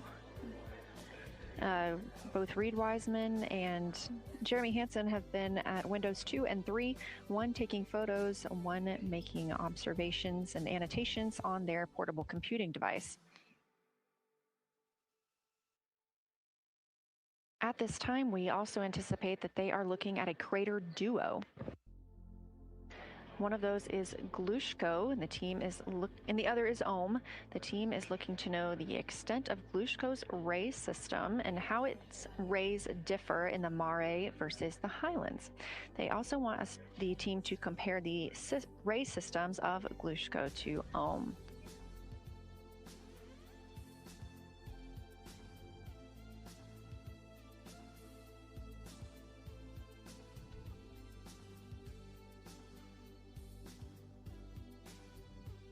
Ohm is considered a young crater. And if you've ever seen a photo of the Richat structure, it's also known as the Eye of the Sahara. It's 40 kilometers in diameter, and that could fit within Ohm's interior.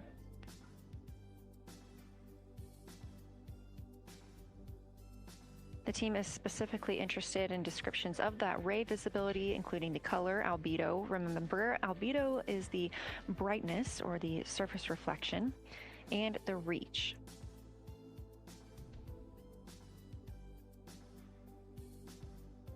Again, I am using the same lunar targeting package that the crew is referencing on board right now. This helps keep them on time as well as prompt them for when they need to make a call down to the science team and report what they're saying. It also gives them reminders of when they need to swap positions at the windows. Additionally, I'm using the Artemis II Lunar Science Passport developed by Amber Turner and the Artemis II Lunar Science team. Now, this passport did not fly with the crew, but they used it extensively as a study guide here on Earth. So a lot of the descriptions and comparisons you hear today are developed directly by the science team.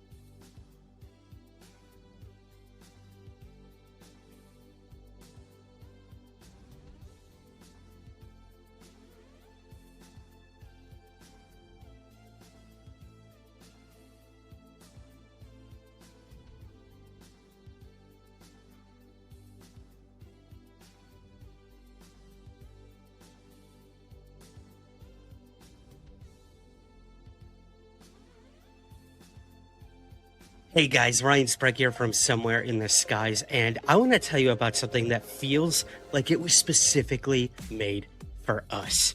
Those of us who have followed every UFO headline, every whistleblower, every UFO sighting and close encounter that literally defined the past year in UFOs. And that is Anomalous Cards.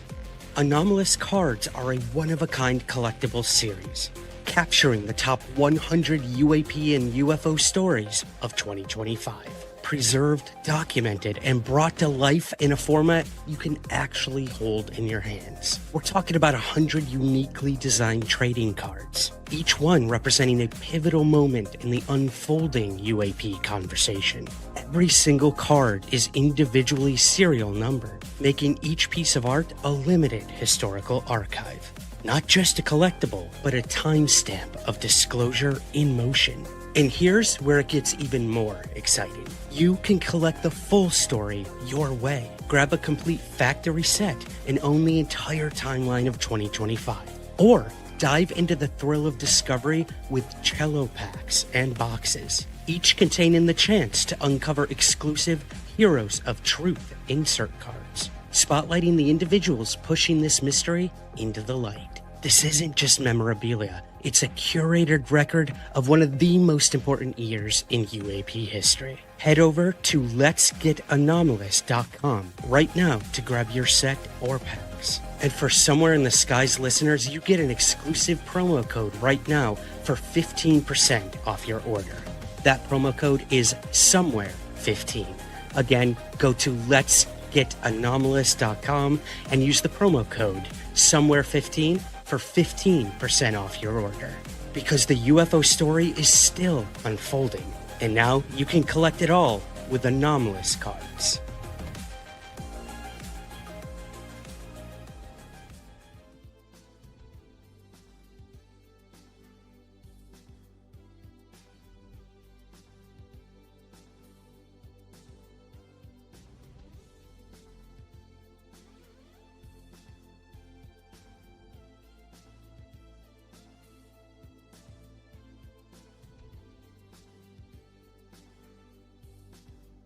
Follow that line up to the north.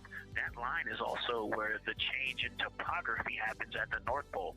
The line defining the light and dark on the edge of the mare that you can see from Earth. Draw that line, roughly the midpoint of all that, straight to the North Pole. And on the side facing the Earth, you see smoother topography and dotted by Pythagoras and its next door neighbor crater. And then on the far side, you see a lot more cratering and a lot more topography. And again, the far side has the benefit of a little terminator there, but I am seeing a variation in the topography. It seems to be more jagged and a more challenging place to find a place to land and to even traverse in the south, all around the South Pole. And at the North Pole, it would be more challenging to translate on the far side of the North Pole compared to the near side of the North Pole around Pythagoras. Copy all, Victor. You really help paint a contextual picture of what you're looking at. We really appreciate the way that you're guiding us into the areas you're seeing by drawing comparisons between recognizable features. Thanks for that.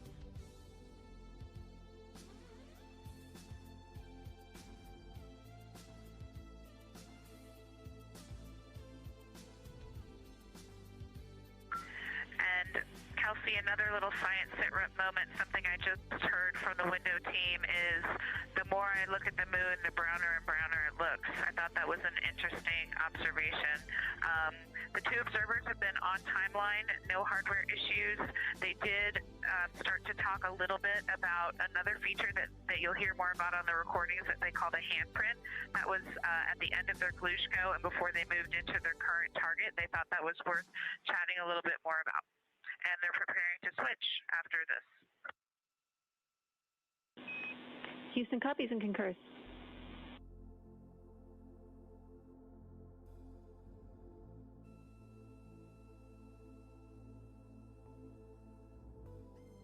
Hey, Houston and Science Integrity, another just observation from the human.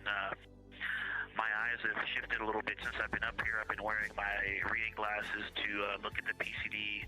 Well, this is a very taxing event on the eyes, looking out the window and seeing the very bright moon it's been coming back inside to the dark cabin and trying to work cameras and microphones and logistics and lunch and those kinds of things, and then looking at the PCD, which is dimly lit.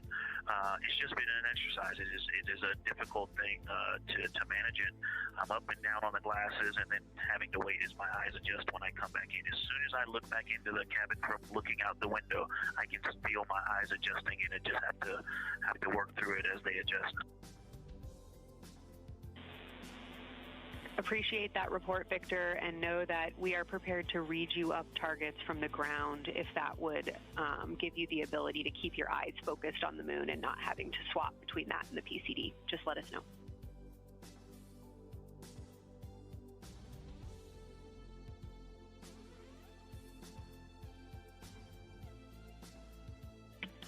Yeah, we appreciate that, science, and we will also do that for the wind teams, and we'll back each other up that way as well. But we appreciate that. We may take you up on that. Thanks.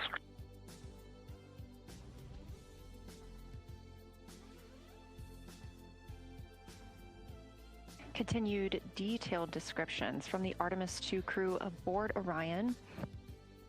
Again, this is a test flight, the first time we've flown humans aboard this spacecraft, so every detail, even that it's difficult to look outside the window and then back at the PCD, that portable computing device, every single detail is appreciated as we prepare for future missions.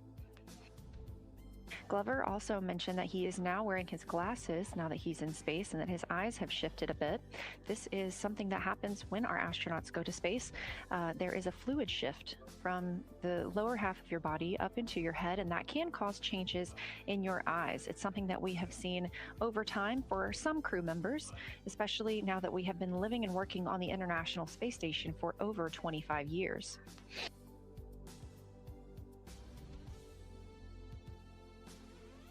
Again, it's clear that these Artemis II astronauts have undergone extensive lunar science training, including classroom instruction, fieldwork, and high-fidelity simulations. Training expeditions even took place in analog environments like the Icelandic Highlands and the Kemasassen impact crater in Labrador, where crews practiced identifying and describing geologic features under varying conditions.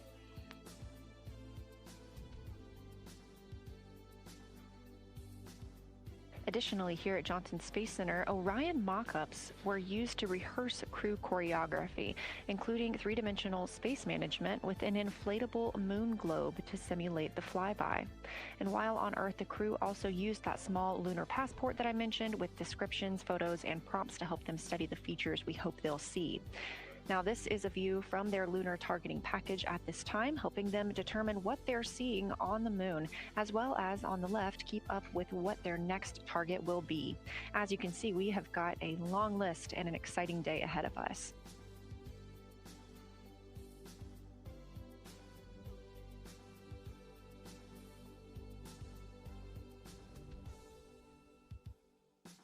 It's now been 4 days, 20 hours, and 53 minutes since Orion launched atop the Space Launch System rocket from Kennedy Space Center in Florida with our 4 crew members aboard.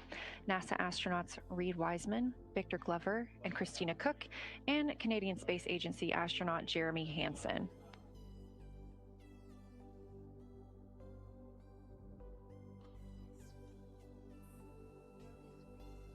The Artemis II crew passed a major milestone today when they passed the Apollo 13 distance record at 12:57 p.m. Central, 1:57 p.m. Eastern.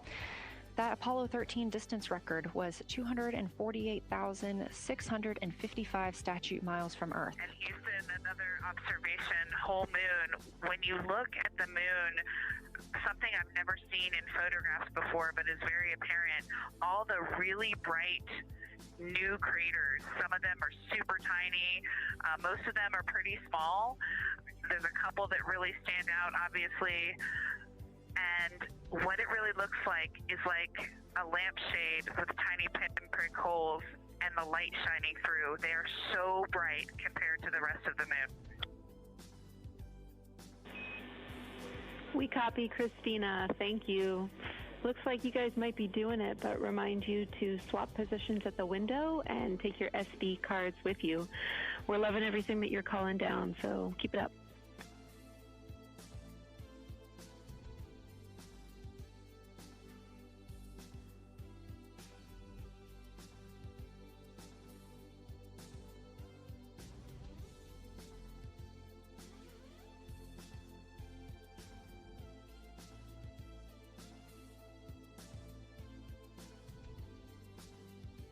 Again, Orion previously surpassed that Artemis or the Apollo 13 greatest distance from by humans. That was 248,655 statute miles from Earth, and Orion now 250,294 miles away from our home planet. The spacecraft is 9,033 miles away from the moon and growing ever closer. At its closest approach, it'll be about 4,070 miles away, and we will make sure we confirm what that distance ends up being. This is an approximation and an estimate ahead of that moment. We're anticipating them to make that closest approach at 6:02 p.m. Central to Eastern when they are in a loss of signal, transiting behind the moon. They will be the first humans in over 50 years to fly behind the moon and lose contact with Earth. We will regain that contact about 40 minutes later as they reconnect to the Deep Space Network, emerging from behind the moon, and we will look forward to seeing an Earthrise.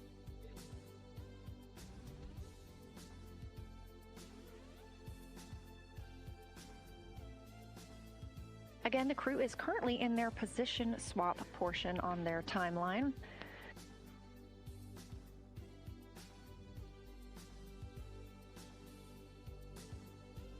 This allows crew members the opportunity and the experience of all roles necessary during today's flyby. Right now, those two crew members at the window have swap positions.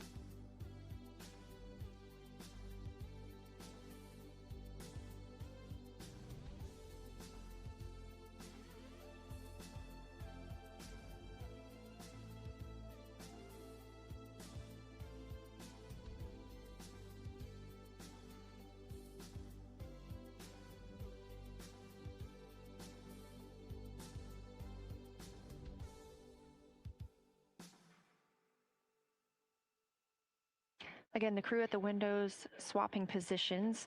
Right now, that crew is Commander Reed Wiseman and Mission Specialist Jeremy Hansen, while Victor Glover and Christina Cook serve as their support flyby crew members.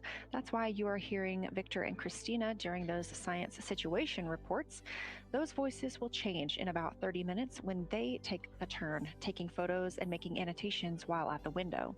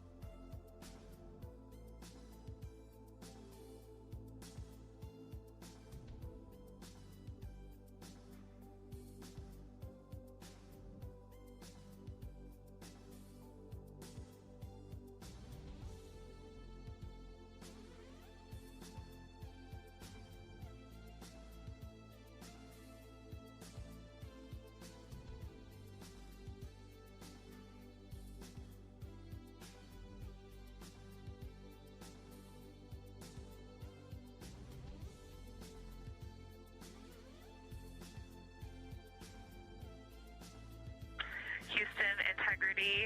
I wanted to provide an observation or a little bit of descriptive nature on something that we saw on the first day we had good moon views. This was when we saw more of the near side, and the ground helped me out with identifying Mare Imbrium. Mare Imbrium, when you have the western limb also in view, looks completely different than the normal view we have of the near side. It is the most striking feature of the western limb view that we had, and the mountain chains that form its eastern side are very prominent, but they actually stand out more than I'm used to seeing even on the western side, and the whole thing just feels like a big bump. it actually looks like a large healing wound with a high albedo forming the mountain chain around the impact basin. And I just don't think I had enough chance to describe how striking it was on that western limb view as we were coming in a couple days ago. Christina, science, absolutely love that, especially since that's a feature that all of us here on Earth can observe from home. So I'm sure tonight everyone's going to be going out and looking for evidence of that beautiful topography you just said. Thanks for those words.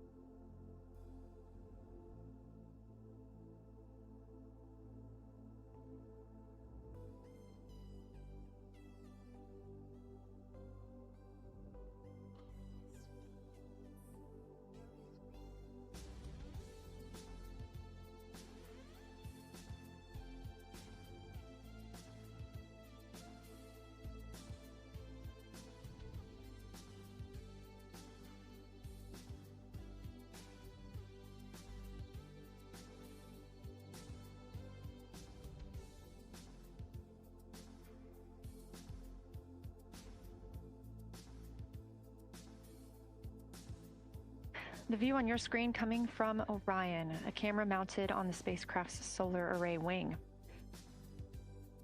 Toward the right of your screen, the near side is the hemisphere we see from Earth. That is identifiable by those dark splotches, which are ancient lava flows. Science integrity. A question and a comment. Question: is it possible that we're seeing a Schrodinger basin from this vantage point in the Terminator at the South Pole? And the comment is Ohm. The rays coming out of Ohm are less distinct. We are not seeing the bright rays coming out of it, but the sort of 9 o'clock wedge that is formed by the change in albedo from the interior portion that is to the northeast to the surrounding lighter mare that's 270 degrees to the west. That 90 is very distinct and interior. You got some great descriptions from the two at the window about the colors in there, but in that darker part, in that wedge, you've got some really interesting color, even though the rays, the distinct difference in the albedo almost look like rays, but it's not the rays coming out, it's the just change in that albedo. Integrity science, that is very intriguing. Those color rays coming out of Ohm rather than sort of albedo. And as answer to your question, we do not think you can see Schrodinger. It's in darkness as of now. But thanks for that Ohm description, and it sounds like the pair at the window's got great descriptions that we're definitely going to dive into tonight.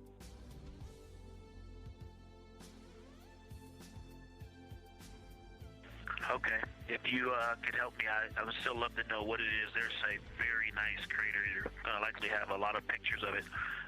What would be right in the Terminator at the South Pole or close to the South Pole, where it's intersecting the Terminator right now? Yeah, Victor, we're assuming you're talking about, kind of if you're looking at the Terminator, it's basically like 70% down from the North Pole. Is that where you're looking?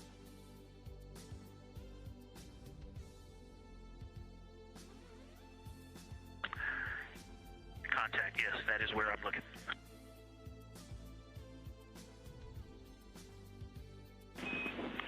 Integrity Houston, that is an enabled caution for wastewater dump required. We have hit our limit. As expected, no crew action.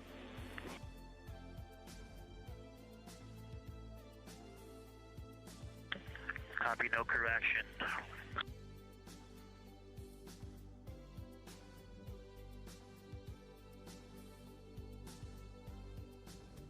You are.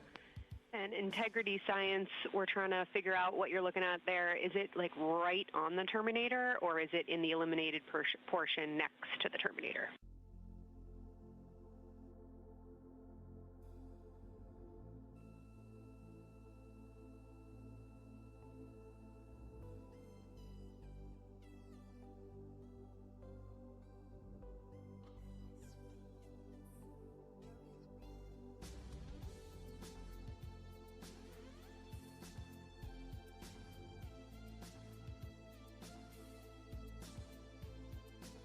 While we wait for a response from the crew, the terminator is that difference between day and night, or brightness and darkness that you see on the moon.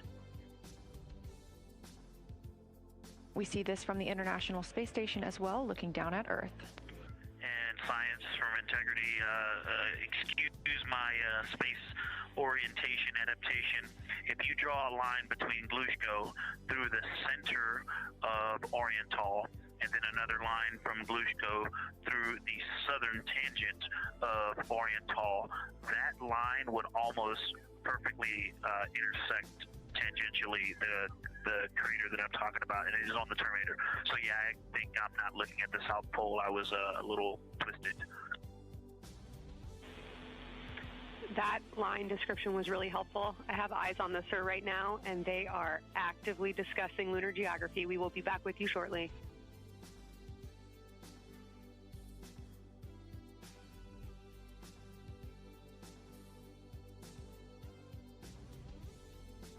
You're hearing a couple voices today in Mission Control Houston. One of those is Dr. Kelsey Young. Integrity science, we believe that's Zeeman crater.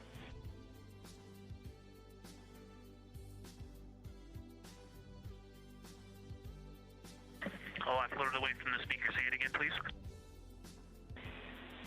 We believe that that is Zeeman crater.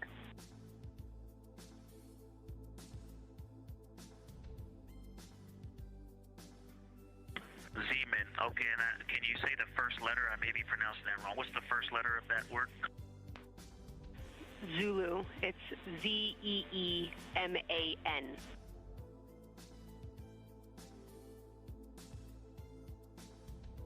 Copy.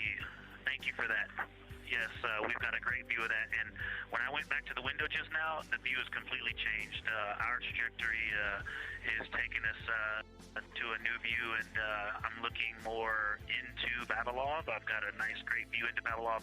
I'm actually away from the window right now, so I'm going to go try to give you some bounding words on the view that we're seeing. But I've got to get back to a window in a minute. Understood, Victor. You're defining new views of the moon in more ways than one.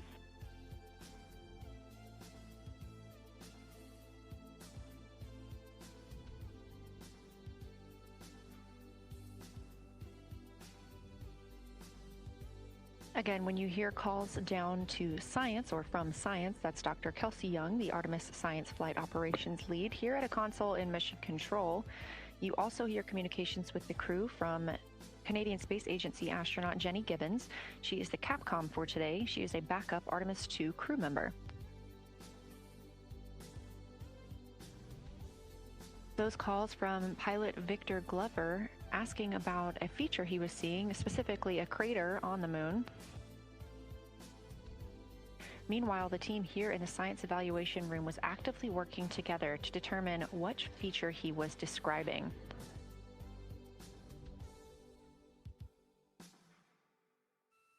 The teams at the window have continued to move through their targets, including Aristarchus Plateau, Reiner Gamma, and we are preparing for the cabin and window teams to swap.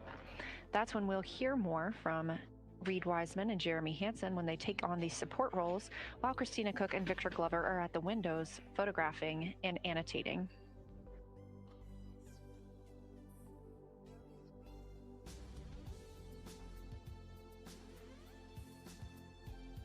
As we briefly mentioned, if you look towards the right side of the moon, essentially,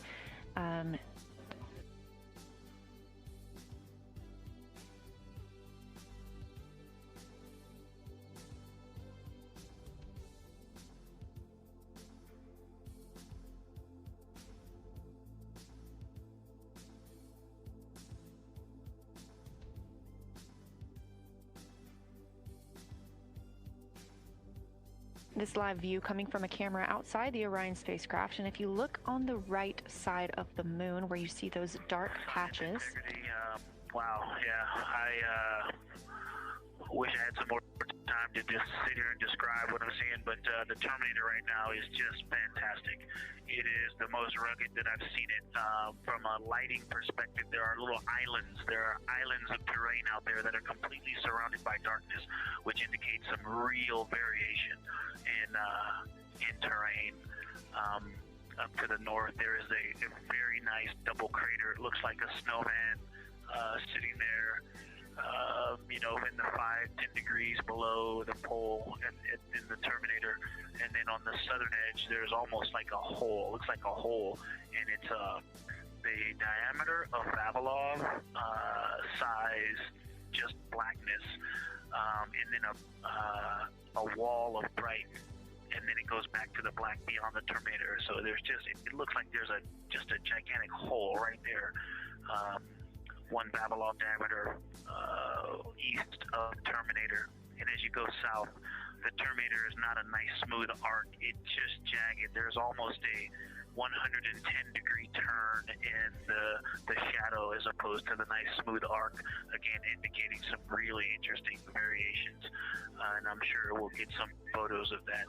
And then one of the craters further to the south of Vavilov, maybe halfway down to the South Pole, is not only looks like just a deep hole, and then there's like 2 island rays pointing off to the west and north that indicate very high ridges and very deep canyons coming up out of that crater. So again, just some really interesting visual illusions going on with the shadows there. Like I said, they look to be islands out beyond the Terminator, because some of the things, maybe even a Vavilov diameter into the Terminator are catching sunlight on the peaks up to the north and to the south. It's very, very interesting to see.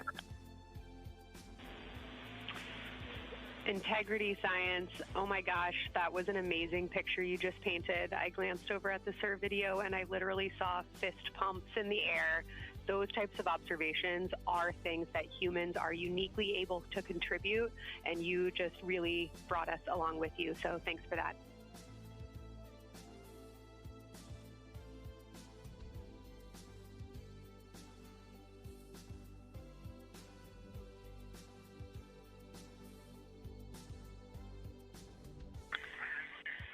That's awesome, Kelsey.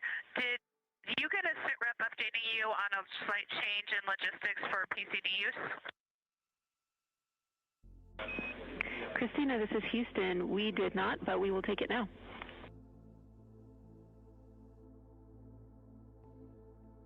We slightly changed the PCD plan for the window observers. The 2 window observers kept their PCD.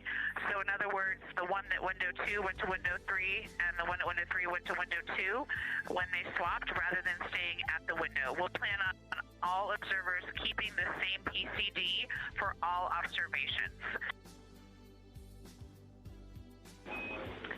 Copy, Christina. That makes sense to us, and good plan. We are coming up here on a cabin and window team swap.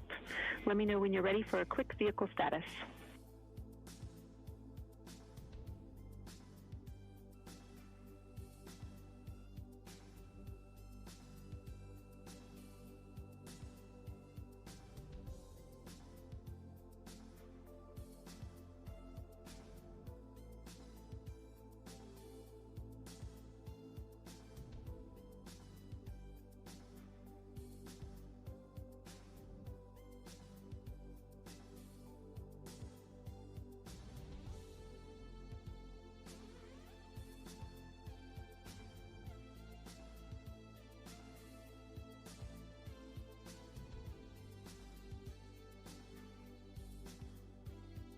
As you heard, science.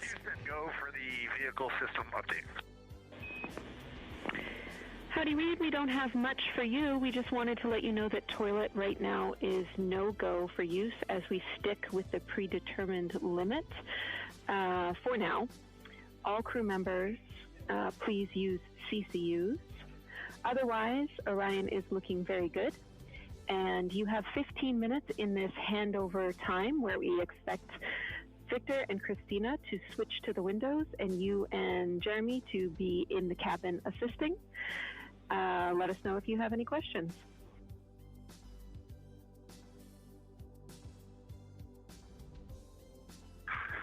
No questions at all, and they're in the swap right now. The first thing I'll tell you, I floated up to the docking hatch window, and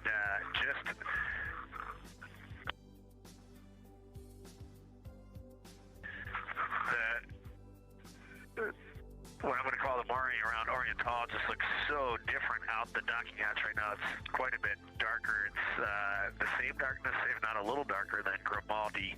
But it's cool after just being in the 400 mil for the last half hour, looking up close. I got pictures of everything Ike was just describing on the Terminator. It really is a fascinating Terminator.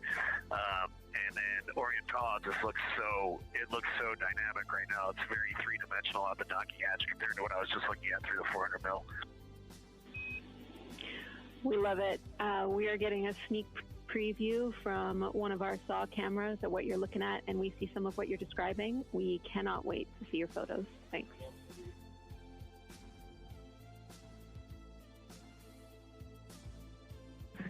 Yeah, Jenny, and sublime, so you can see the whole moon, but man, it is, or the up-close moon, not the whole moon, but it is just fascinating here. It's so cool. All right, MPO and Inco, take notes. We want a zoom lens on those saws next time. Thanks, Reed.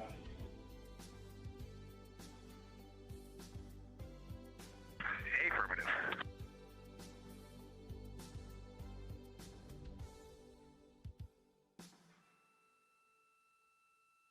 As the crew gets ready to switch positions from the window crew going back to the support crew and the support crew flying up to the windows, this view inside the room, Capcom Jenny Gibbons speaking with the crew, Canadian Space Agency astronaut.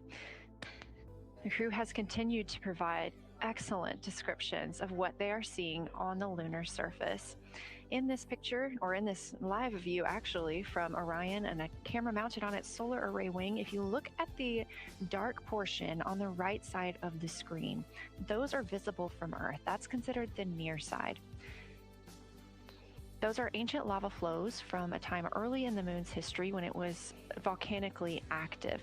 And if you look towards the left, there's that dark, large crater that appears to the left of those lava flows. That's Oriental Basin. It's about 600 miles wide, and it straddles the moon's near and far side. And this mission is the first time that humans have ever been able to see this with their eyes in the daylight. Again, you hear conversation about that Terminator. You have a great view of that as well. That's the difference between light and darkness on the moon. Victor Glover explaining that as a very jagged looking Terminator due to the peaks that they're seeing and the craters that they're seeing as they prepare to cross over the far side.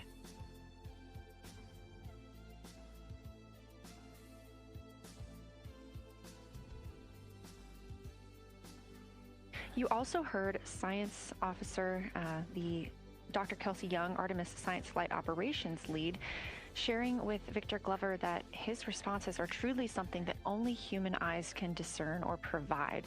So we've previously discussed how having humans observing the moon on this mission is being combined with lunar robotic data to help us maximize what we know about the moon. So part of that data comes from the Lunar Reconnaissance Orbiter, or LRO. This orbiter provides the robotic foundation that makes Artemis II lunar science possible. LRO has been orbiting the moon for 17 years, which makes it the longest operated lunar orbiter in history. And it's also the only American spacecraft dedicated specifically to lunar science and exploration. Artemis II lunar observations are designed to complement data like the detailed surface images from LRO. So while LRO provides those detailed high-resolution maps of the moon's surface, the Artemis II crew adds human observations that focus on regional context and relationships between features, giving scientists a larger geologic picture. Now, this combination of robotic and human observations strengthens lunar science. LRO delivers precise and repeatable measurements over long periods of time, while the Artemis II crew contributes real-time visual descriptions and context that robotic instruments alone cannot provide. The best description I've heard while preparing for this mission is to compare the difference in looking at the moon with your own eyes on Earth and trying to take a picture with a camera. The camera truly never does it justice, and it's much easier to describe and perceive what you're seeing with your own eyes than to take a photo. These Artemis II astronauts can rapidly scan wide areas and adjust their focus in real time, as well as describe relationships between features. The crew will also observe the same regions multiple times under changing lighting conditions during the flyby and provide perspectives that would take robotic missions years to accumulate. During the Artemis II mission, LRO is also attempting to observe some of the same lunar features the astronauts are studying. Collecting this data simultaneously highlights how different instruments and human eyes provide complementary information about the moon. This LRO data plays a direct role in preparing for future Artemis missions. Its measurements of topography, surface temperature, composition, radiation, and lighting conditions are used to assess hazards, identify safe landing sites, and locate potential resources such as water ice near the lunar South Pole. This mission, Artemis II, represents the point where years of robotic preparation are paired with human exploration for the first time in the Artemis era. So together, LRO, the Lunar Reconnaissance Orbiter, and Artemis II are demonstrating how NASA moves from mapping the moon robotically to exploring it with humans. We are laying the groundwork for future Artemis missions and sustained lunar operations. A check-in with Orion. We are now 4 days, 21 hours, and 22 minutes into the flight of Artemis II, our crew aboard the Orion spacecraft. We are now 8,153 miles away from the moon, 250,742 miles away from Earth. The spacecraft is traveling at 1,030 miles per hour.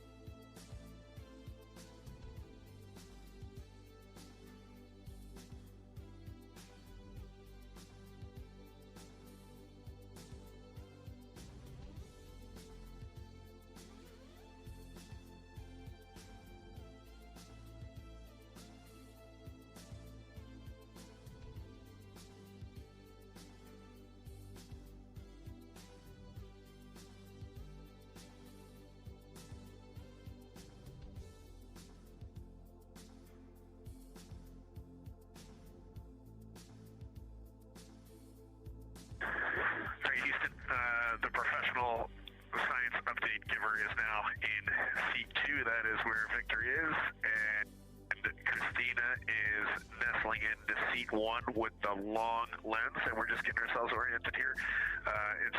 It's a cool view in the cabin. It's actually a cool view to be off the camera now and looking at my crewmates getting up to their observation post and looking in. It's super fun.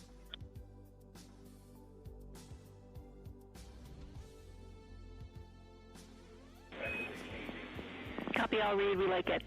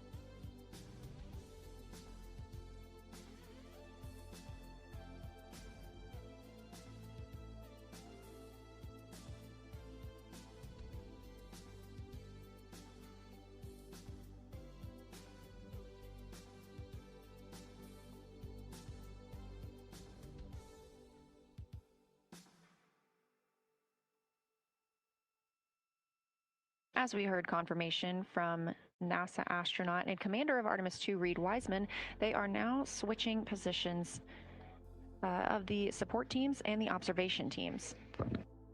So initially, Reed Wiseman and Jeremy Hansen were at windows 2 and 3 in the Orion spacecraft, taking photos and making annotations in their PCDs, portable computing devices. They were also giving audible descriptions into their PCDs, wearing headsets with microphones and providing recordings that the science team will be able to listen to later.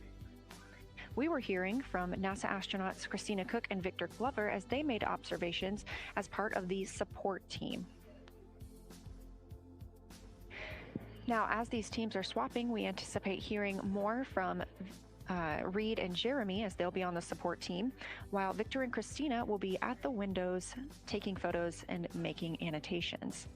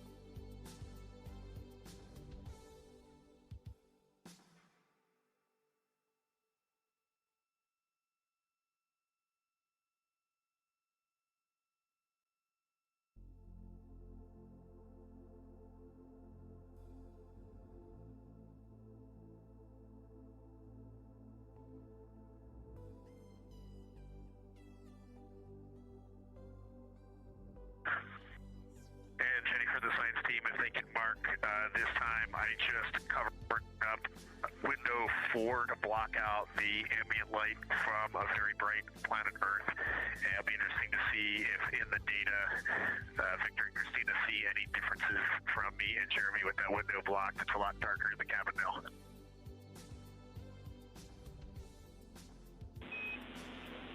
Copy, Reed. We're taking note. We'd be curious too.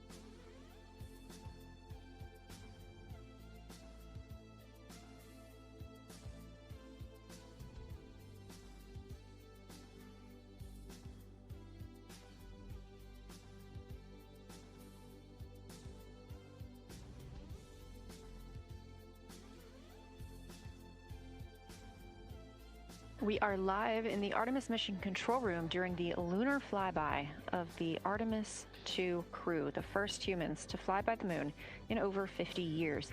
Orion launched 4 days, 21 hours, and 30 minutes ago atop the SLS rocket, Space Launch System rocket from Kennedy Space Center in Florida.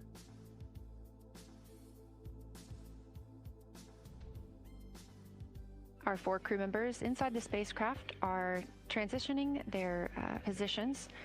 The cabin and window teams have swapped. Currently at the window, we have Victor Glover and Christina Cook, NASA astronauts, and serving as support, Reed Wiseman and Jeremy Hansen.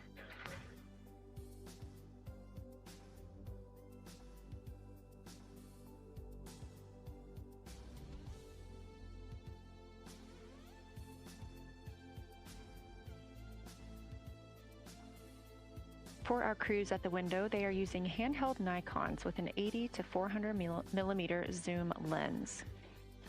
There are also GoPros on each of the solar arrays on Orion, and that's where this view is coming from right now.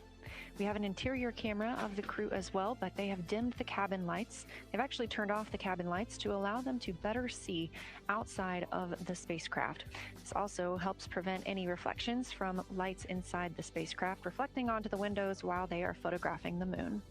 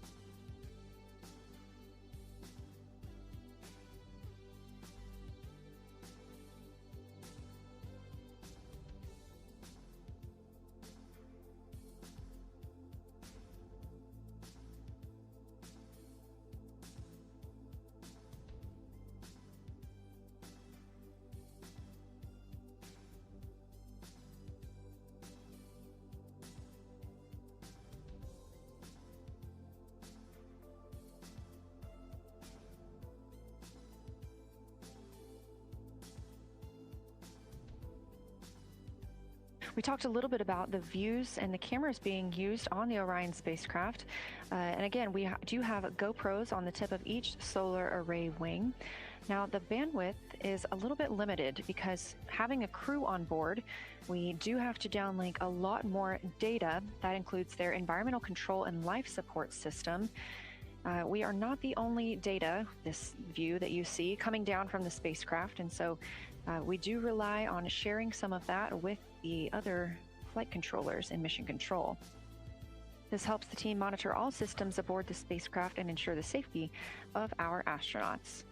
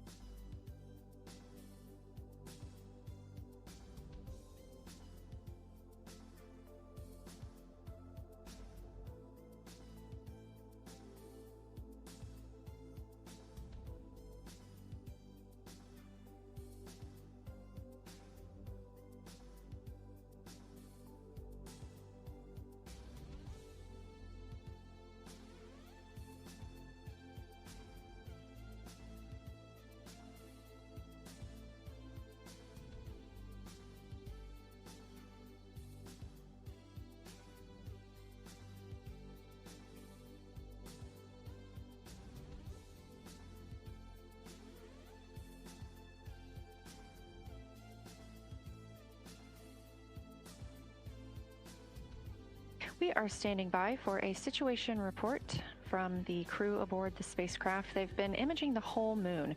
There is now a new crew at the window. That would be Victor Glover and Christina Cook. And so, being it's their first time since they have moved up to the window positions, they have a chance to orient themselves and describe and take pictures of any color or albedo variations across the surface. Reminder, albedo is the brightness or reflectiveness. Integrity science for a science sit rep when you're ready.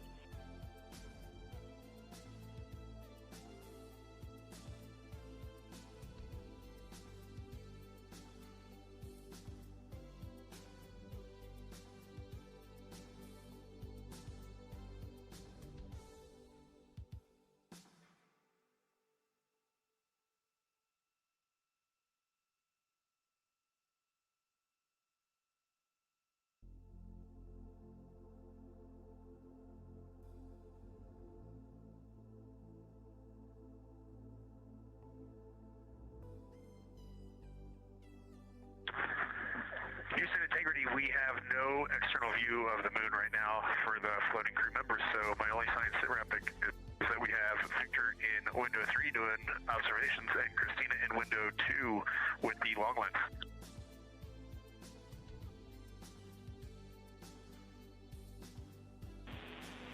Integrity, we copy. Are the shrouds still on windows 1 and 4? And if so, would you consider trying to get a view through one of those windows?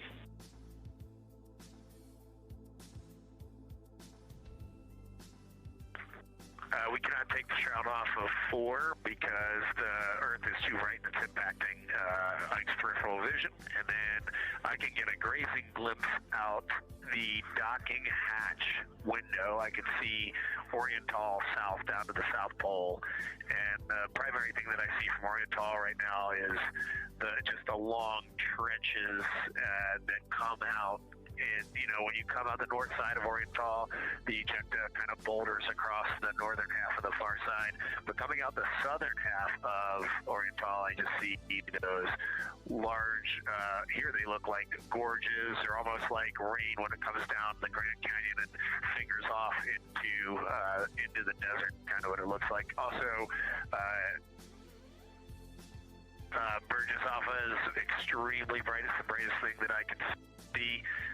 Even brighter now than Aristarchus, which is heading off to the Terminator. It's almost impossible now to see Aristarchus, something that Jeremy and I looked so much at. I can just barely see the crater rays from Ohm, and I would say for albedo right now, I would go back to Cromartie is still extremely dark, especially in that southwest corner, and there are parts of Oriental and the outer ring of Oriental that reach that same level of darkness, especially the rings of Oriental reach the same level of darkness as Cromartie. And then south of Cromartie, Jeremy and I were noting a few other just really dark areas of cratering, Mare there, and those have that same darker albedo, but Burgess Alpha is the brightest, and Cromartie is the darkest.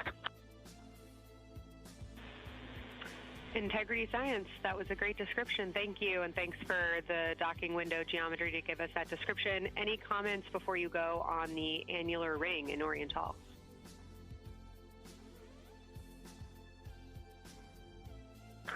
The annular ring, which I think everybody kind of describes as like a pair of lips or a kiss on the far side of the moon from here, is very circular in nature. The northern part of it is wider, darker. The southern part is much lighter.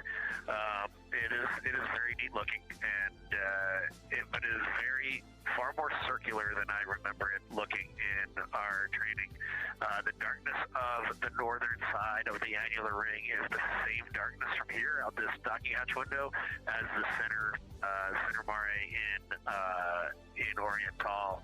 Not quite as dark as Cromartie, but it is probably only because dust and lunar regolith has kind of impacted over time. Reed, that's exactly what we were looking for. Thanks so much. You have heart hands coming out of the SIR.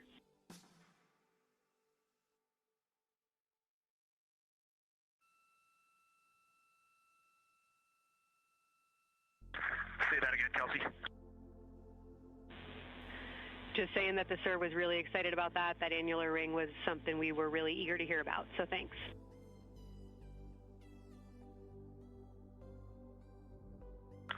Yep, you bet. And now Victor and Christina are moving on to Oriental. I got them situated over there a little bit late.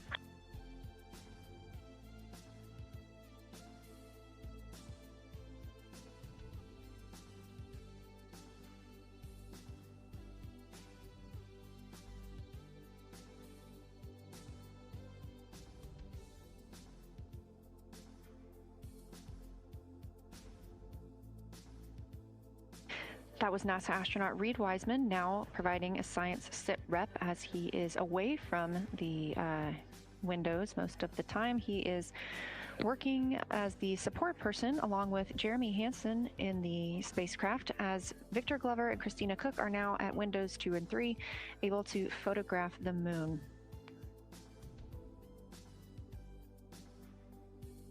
Christina and Victor are also providing recorded information to their portable computing devices, that's their PCDs, and the science team will have access to that at a later time. They will then review it and compile all of this data to help further our understanding of the moon. One of the items you heard mentioned was Oriental Basin. This has been a very exciting opportunity for the crew. They have all been very excited about seeing Oriental, as well as the science team has been looking forward to it. It is known as the Grand Canyon of the Moon, as we discussed earlier.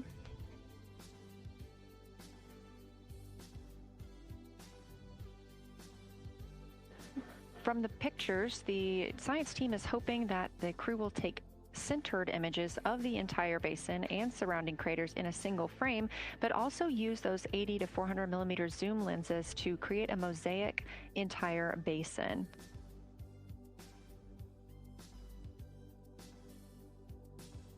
With their unaided eyes, the science team is hoping the crew will describe southern dark annular ring, which you heard Reed just describing, as well as any color, albedo, texture, or topography across the Mare patches and ring mountains. Science team reports that the observations will be used to study the geologic evolution of the youngest lunar basin and to inform formation hypotheses for the annular ring.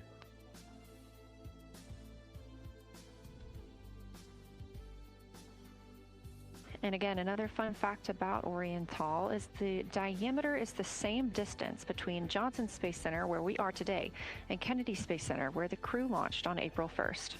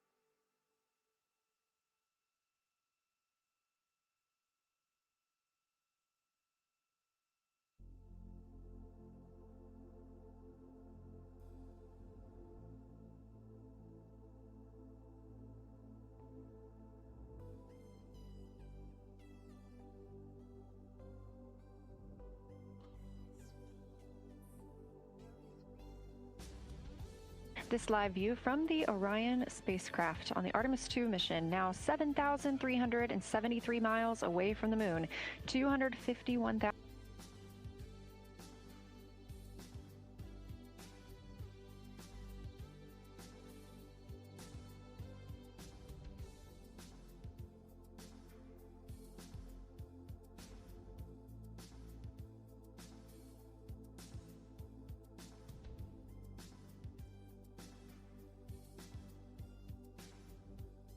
And 130 miles from Earth.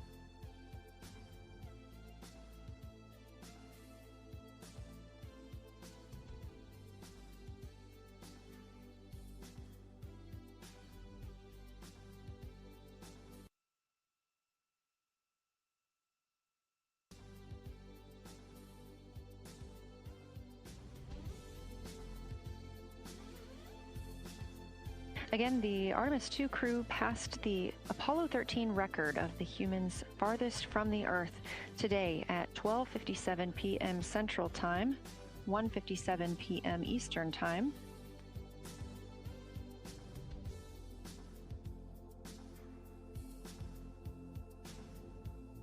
That distance set by Apollo 13 was 248,655 statute miles.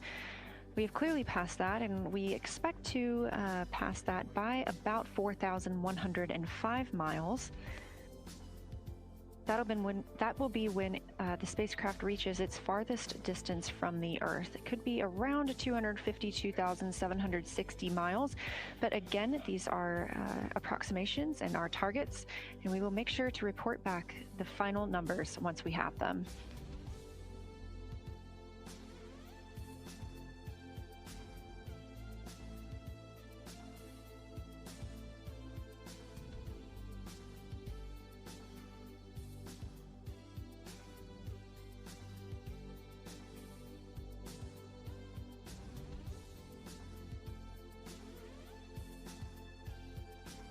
We have some refined times of when we expect to have Earth set of Earth behind the moon while Orion flies behind the moon. That would be about 5:41 p.m. Central, 6:41 Eastern. The spacecraft would make its closest approach to the moon at 6 o'clock Central, 7 Eastern, and that would be about 4,066 miles. And then at 6:02 p.m. Central, and the spacecraft will reach its farthest distance from the Earth. We anticipate that'll be about 252,755 miles, which would be 4,111 miles farther than Apollo 13. We would see Earthrise again at 6:21 p.m. Central Time, and a few minutes later, regain communications with the crew.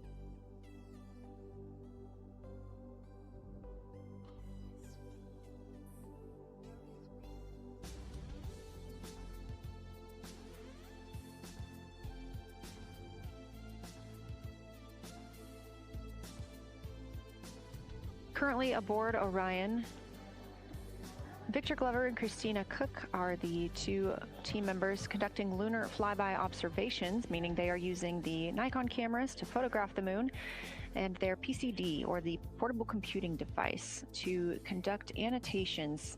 They are both recording information that will be downlinked to the science crew, and tomorrow morning the science team will have a conference with the team while the information is so fresh. They'll be speaking with the crew about their observations and their data collection.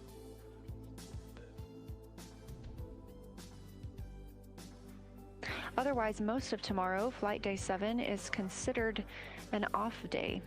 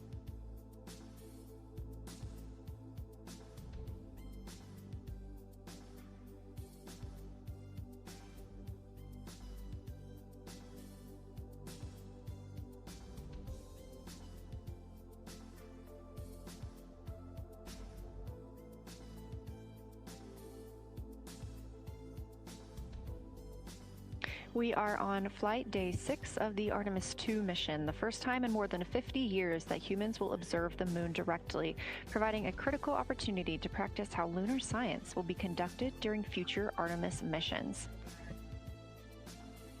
If you're just joining us, the crew is well into their lunar flyby observations, and we anticipate that we will hear from them soon. A few times every hour, they are slated to call down with science sit reps or situation reports. We most recently had one from Commander Reed Wiseman.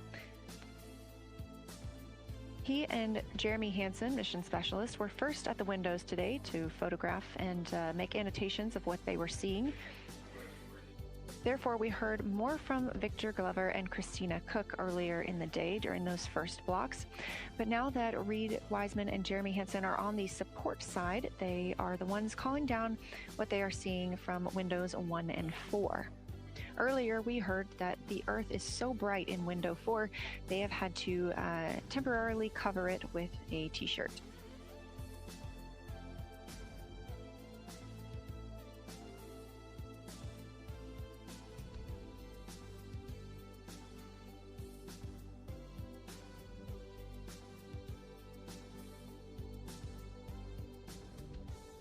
The moon preserves a near-continuous record of solar system history that has been erased on Earth because the moon doesn't have an atmosphere. So things that we experience on Earth, like weather or plate tectonics, don't really apply. So the lunar surface retains evidence of ancient impacts, volcanism, and solar activity that scientists can study today. And studying the moon helps scientists understand how planets formed and evolved, how the moon influenced our own planet Earth's history, and how the sun shaped conditions across the inner solar system. The moon also serves as a unique platform for studying the broader universe. Artemis science is designed around questions best answered by humans, working alongside robotic systems, combining decades of robotic lunar data with real-time judgment, context, and adaptability that only humans can provide. This mission, Artemis II, is serving as a proving ground for lunar science operations, which allows NASA to test how science is planned, executed, and supported during a crewed deep space mission ahead of our future Artemis flights.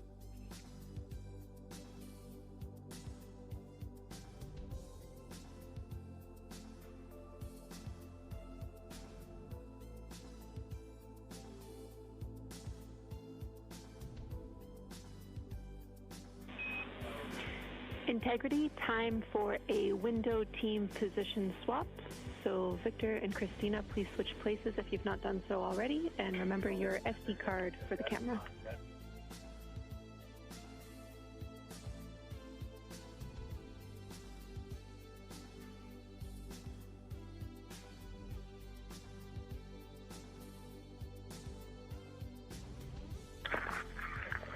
We're in the swap right now. They're wrapping up their last comments, and they'll switch over and change cards from the long lens. Copy.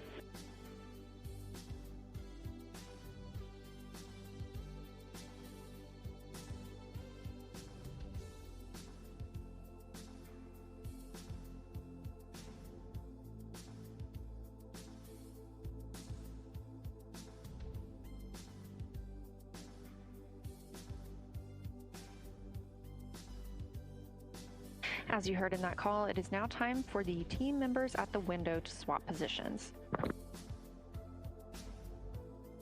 That means Victor Glover and Christina Cook will be switching roles. One of them has been photographing the moon with a Nikon with an 80 to 400 millimeter zoom lens, while the other was making annotations on their portable computing device. And both are recording audio that the science team will be able to listen to.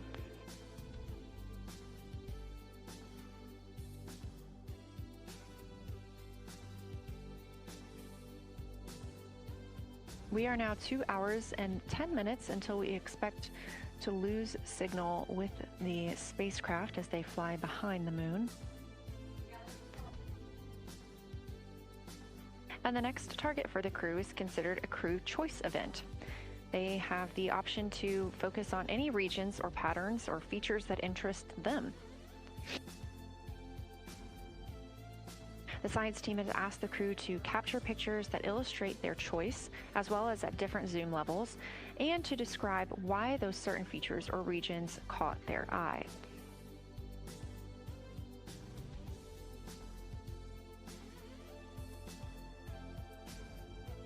Those recordings are part of what are being saved on their PCDs, portable computing device that will be sent to the science team for analysis.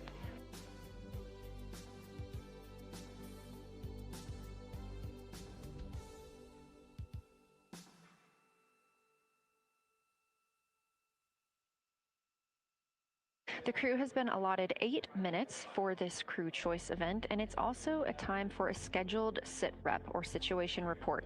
So we expect to hear them calling down what they are seeing soon.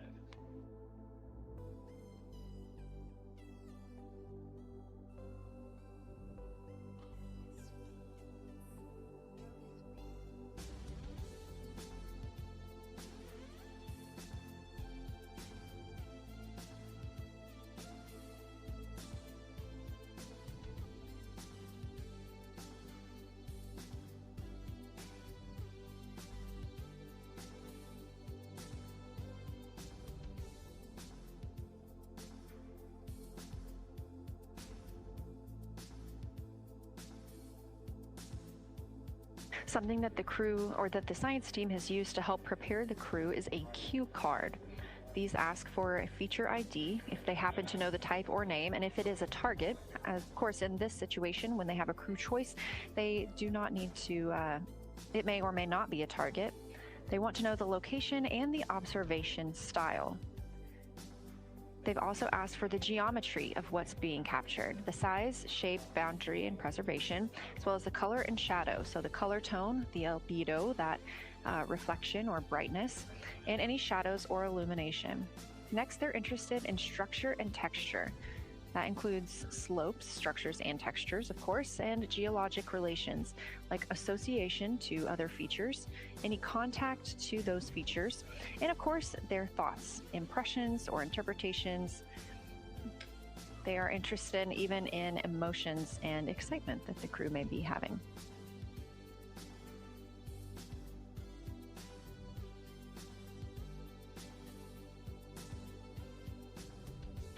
This flyby day has been practiced in many ways, even in Sims here in Mission Control Houston. The team also conducted some field work, learning how to look for specific geologic features. They also photographed a large globe, and the science team helped them determine which features they would be targeting and how to look at those.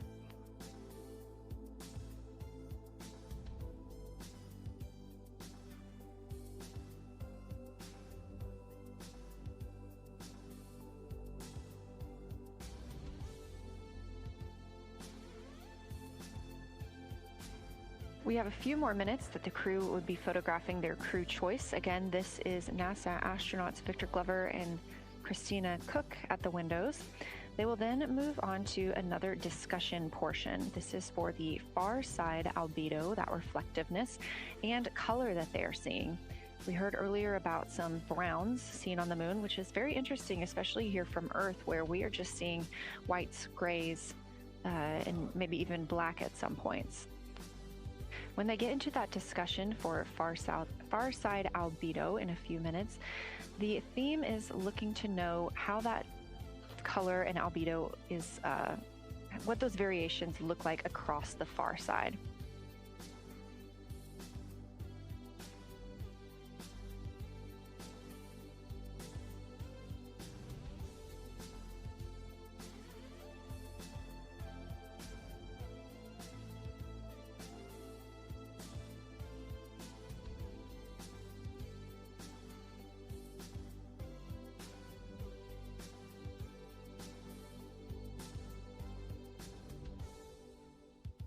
On the right side of your screen, the Science Evaluation Room, or SIR, where team members are looking real time at what the crew is seeing. And even earlier, we're... Houston Integrity, you ready for science zero? We'll take it.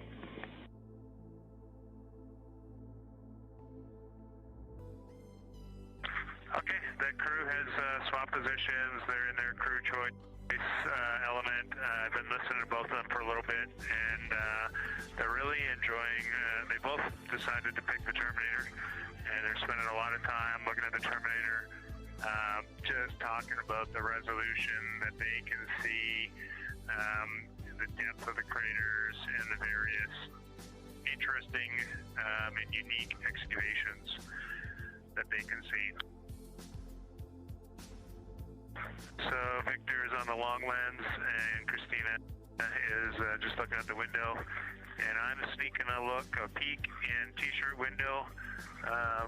It looks like, I don't have the best angle here, but it looks like Aristarchus is on the limb of the moon now.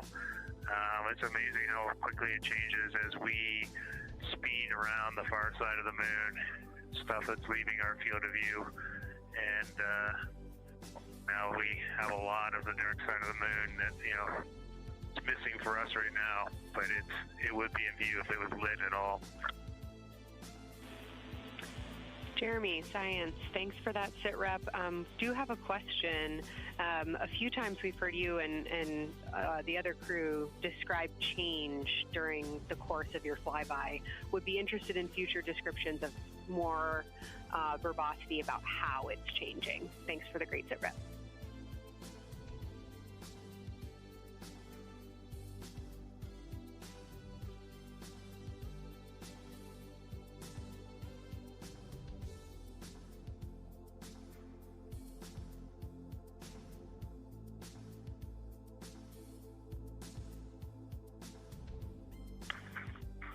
Kelsey, sounds good. We are definitely keeping an eye on that. My eyes are just not readjusted. The moon is so bright when you come back to the window. I was just in the interior of the cabin. I've come back to T-shirt window, and it's just overwhelming brightness, and my viewing angle is a bit challenging. So I won't be able to give you great observations from this window, but I will talk about something that I always talked a lot about in my recordings earlier, which was we've been talking about some shades, and so we have obviously the dark and the light gray, and then we've talked about naming some colors, a brownish hue and a greenish hue. And I'll tell you, like right now, Aristarchus, the plateau is hard for me to see from this window, but that had greenish hues to me. It was very unique. I didn't see anything like that anywhere else on this side of the moon. And then I see a lot of these, what I would call brownish hue areas. There's a number of them. And they, for example, in the northwest corner of the highlands, to me, it looks like the brownish hue is caused by ray or ejected material landing on the highlands. And then we obviously see the ray areas as a lighter albedo, but in between the rays where the deposit would be thinnest, that is what it looks like is causing the brown to me. So I saw that in the northwest side of Aristarchus, or sorry, that dark area of the highlands, northwest side of the highlands. I saw it in the highlands to the east of Glushko. And then I see those same brownish hues west of Oriental.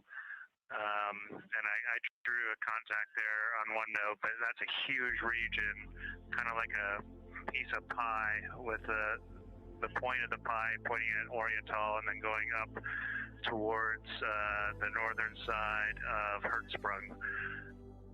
And that is an area that just looks like a different, that brownish albedo.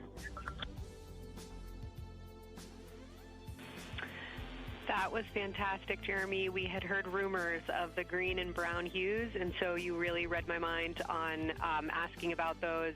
Understand they likely didn't have any contact with each other the way that you described them, but please correct me if I misunderstood that.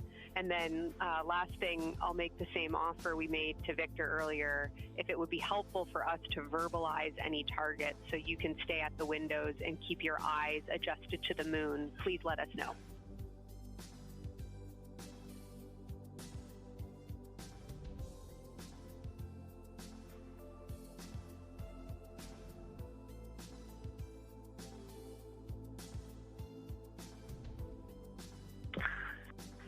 If you got something you want us to look at, Kelsey, you can send it on up.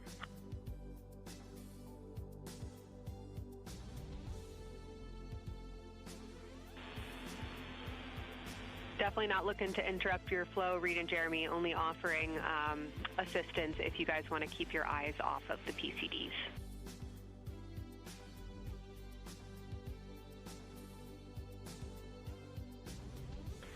Oh, I see what you're saying, okay.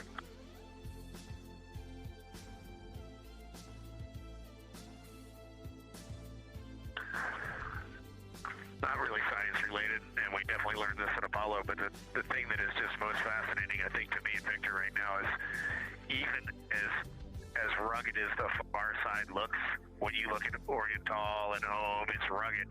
But man, when you look at the Terminator, it is just like impossibly rugged, and it reminds you that the whole far side is that way, and just the Terminator is really bringing out the shadows and the hills and the valleys, and it's unbelievable. It's like no surface of the Terminator is not marked by meteor impact, and it is very impressive to look at that, and you realize that is true across the whole far side. You just can't see it due to sun illumination right now.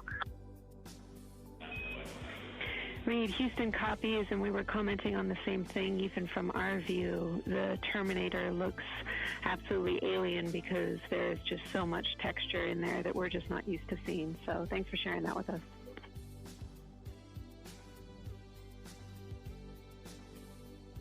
There's also, I don't know the name of it, coming out the south-southwest of Oriental, right on the southern Terminator, is just a massive crater. I don't know the name of it. Maybe you can look on the solar array wing video and tell me it's right. It's the southernmost crater you see on the Terminator right now. We're looking for you.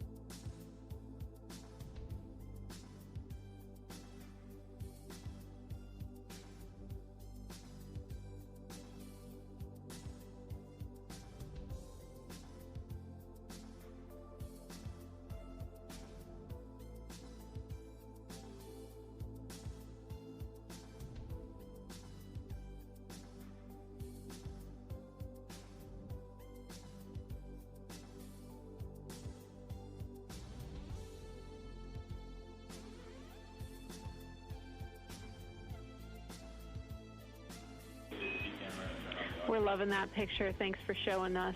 And Reed, as an answer to your last question, we believe that is Chebyshev crater.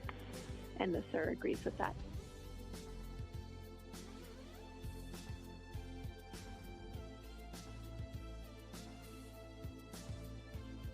Okay, that picture I was just showing you is an 8X iPhone out the docking hatch for the high grazing angle. It's just amazing. We love it. Thank you.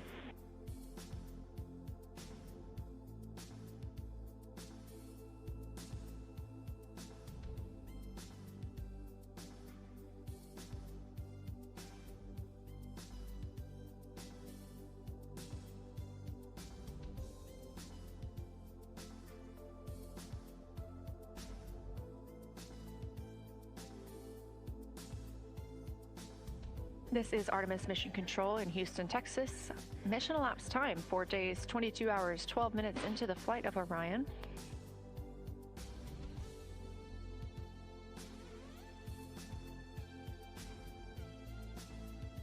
This is Lunar FlyBy Day for the crew aboard the spacecraft.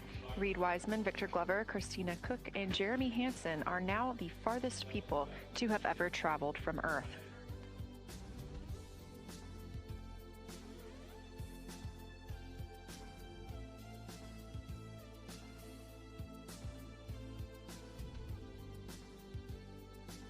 This a live view from inside the spacecraft. They have turned off the lights so they're able to see outside and photograph the moon better with no reflections from inside. And for a very brief moment there. Integrity Science, thanks for those iPhone views. It's helpful to see what you're seeing.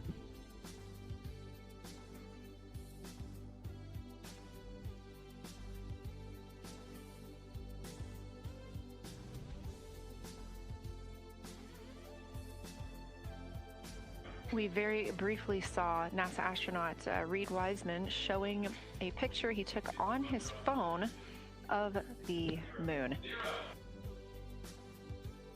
We do expect to get all of the photos that the crew is taking today, and we cannot wait to share some of those with you. But pretty cool in the meantime, just to see one quick shot from what the crew is seeing. And this view from outside the spacecraft on Orion's solar array wing. Orion is now 6,643 miles away from the moon and continuing to grow closer.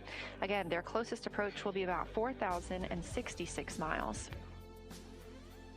The best comparison is if you held a basketball at arm's length. That's about what it would look like to the Artemis II crew at their closest approach.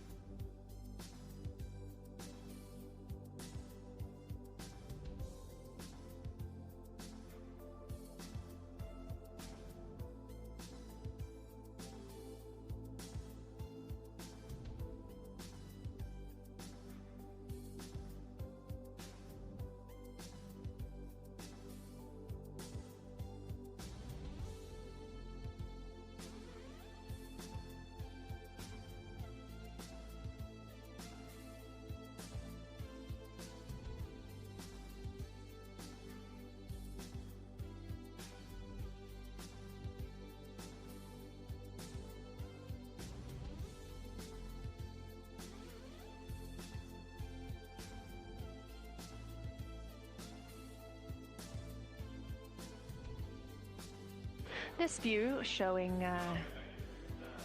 at the very top, a camera coming from Orion, continuing their flyby of the moon. We have 3 more flyby observation blocks after the completion of this one.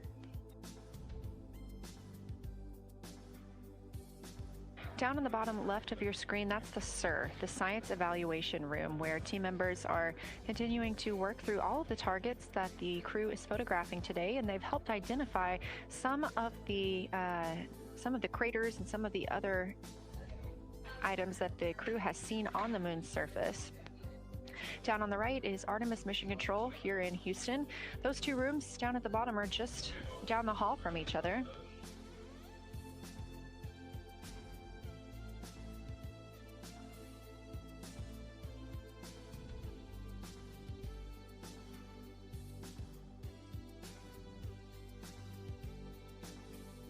And we are just a few minutes away from the next cabin and window team swap. That means Victor and Christina, who have been at the windows, will fly to the cabin, the background essentially, and be their support crew for Reed and Jeremy. Reed and Jeremy will move back up to the windows.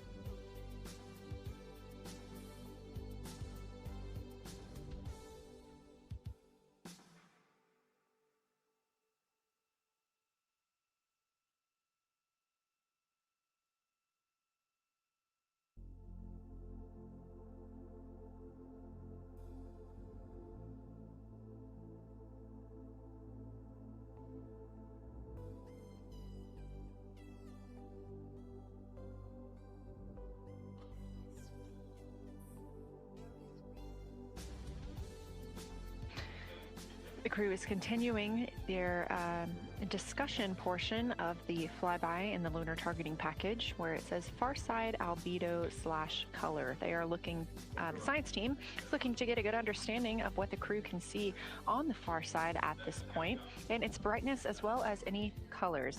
We did hear earlier Canadian Space Agency astronaut Jeremy Hansen reporting that they could even see browns and even greens on the moon. I'm really looking forward to seeing those photos. And in just a couple of minutes, the teams will swap from the cabin to the window.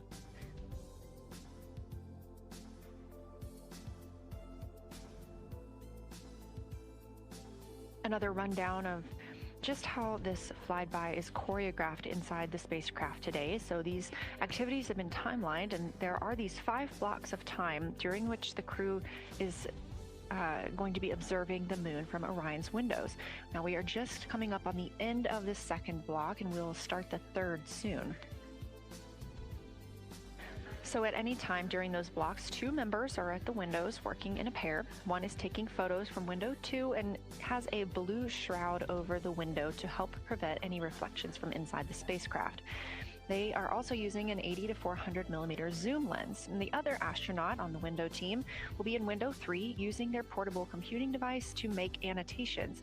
Now, again, both of those crew members are making audio recordings of what they are seeing, and we are not hearing that right now. Those are going to be downlinked later to the science team, who will evaluate them and use that data to inform our understanding of the moon. Those 2 crew members at the windows swap roles. Integrity Houston, it is time for another swap between the cabin and the window teams. So we have 15 minutes of handover time, and then we will expect Jeremy and Reed at the windows and Christina and Victor at the cabin. I have no new vehicle updates for you, but I do have a photo location for some photos on Ike's PCD, and I want to let you know that Jeremy's family have arrived in the viewing gallery.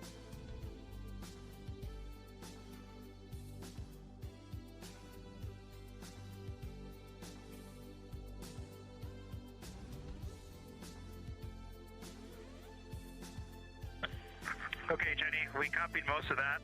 The only thing we're missing is what you meant about the photo location on Victor's PCD.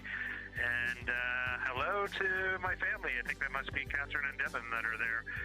And I'm glad they made it into the viewing room.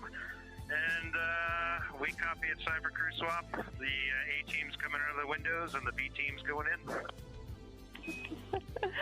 Okay, copy. All I meant to pass for Victor's PCD is that there are some late load photos that were requested that are now in his favorite photos folder. And you're exactly right. We have Catherine and Devin here. They give you a big wave, and they're super excited and happy to see part of what you're seeing.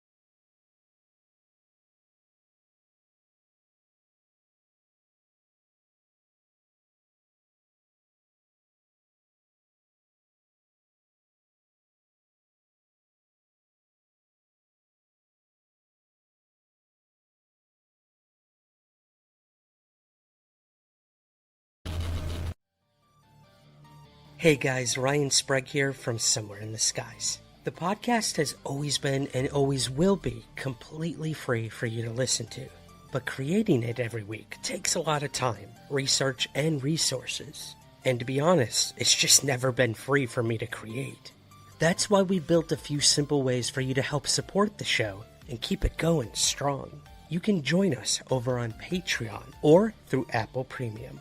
Both offer the same awesome perks. Ad-free episodes, early access to new content, exclusive bonus shows, and even priority to ask our guests your listener questions. It's a quick and easy way to support what we do for just a few bucks a month. And right now, you can even try Patreon for free for a week to see if it's right for you. To learn more and to join, head over to patreon.com/somewhereskies. That's patreon.com/somewhereskies. Or hit that subscribe button right at the top of your Apple Podcast feed. Thank you so much for listening, for supporting, and as always, keep looking up.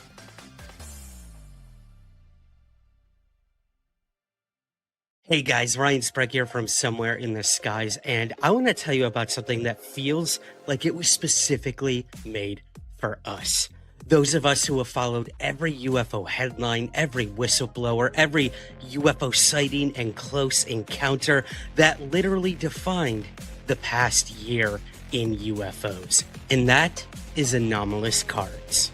Anomalous cards are a one-of-a-kind collectible series, capturing the top 100 UAP and UFO stories of 2025. Preserved, documented, and brought to life in a format you can actually hold in your hands. We're talking about 100 uniquely designed trading cards, each one representing a pivotal moment in the unfolding UAP conversation. Every single card is individually serial numbered, making each piece of art a limited historical archive.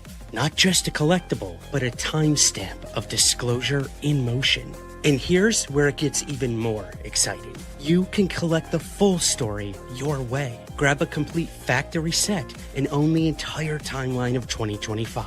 Or dive into the thrill of discovery with cello packs and boxes, each containing the chance to uncover exclusive Heroes of Truth insert cards, spotlighting the individuals pushing this mystery into the light. This isn't just memorabilia, it's a curated record of one of the most important years in UAP history. Head over to letsgetanomalous.com right now to grab your set or packs. And for Somewhere in the Skies listeners, you get an exclusive promo code right now for 15% off your order. That promo code is Somewhere15. Again, go to letsgetanomalous.com and use the promo code Somewhere15 for 15% off your order. Because the UFO story is still unfolding, and now you can collect it all with anomalous cards.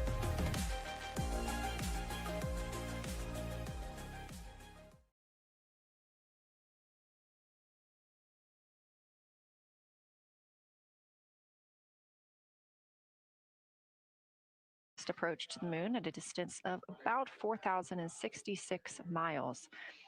At 6:02 Central, the spacecraft will reach its farthest distance from Earth at about 252,755 miles.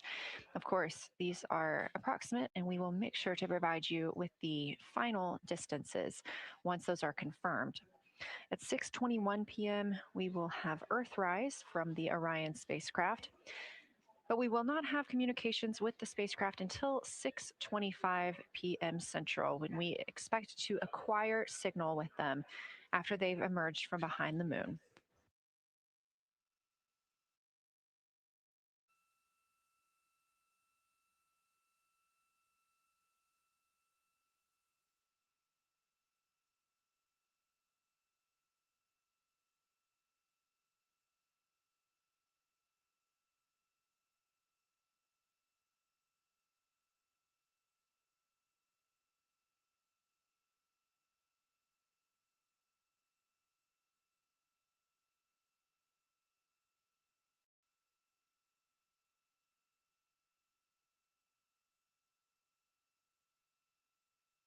Again, you're watching live coverage of NASA's Lunar Flyby for the Artemis II mission, first crew to fly beyond the moon in over 50 years.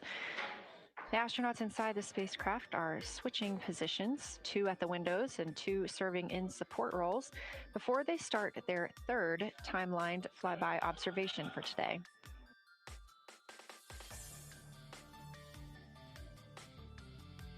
We've heard great calls from the crew so far describing what they're seeing, all well trained by the science team here on the ground.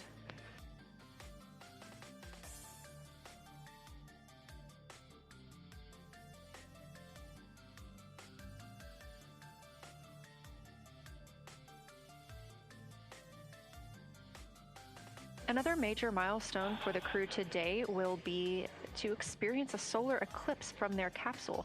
No one on Earth will experience this solar eclipse. To the astronauts, this will look a lot like a total solar eclipse on Earth, except the moon will be huge compared to the sun. Whereas if you're standing on Earth and looking at a solar eclipse, the moon and the sun appear to be about the same size in the sky. As the moon begins to cover and then uncover the sun, the astronauts will see a partial solar eclipse, so that's before and after totality, and during that time frame they will have to wear eclipse glasses so they can safely view this phase. They also intend to capture images of the sun's corona during the eclipse. This is a rare glimpse at the innermost corona that will only be captured by the astronauts' cameras. During the eclipse, we also look forward to the crew members describing what they will see, which includes unique light features like the shape and size of the corona and potentially even lunar dust. At the same time, Venus, Saturn, Mars, and Mercury will be near the sun, so they may be able to identify what part of the sky they're looking at. This can help train future Artemis astronauts on what part of the sky they're seeing, which is useful knowledge in challenging situations when they may need to rely on that information instead of instruments for navigation and orientation. That eclipse window will last about an hour, and it'll happen near the end of the day today, closer to 7:35 p.m. Central, 8:35 Eastern.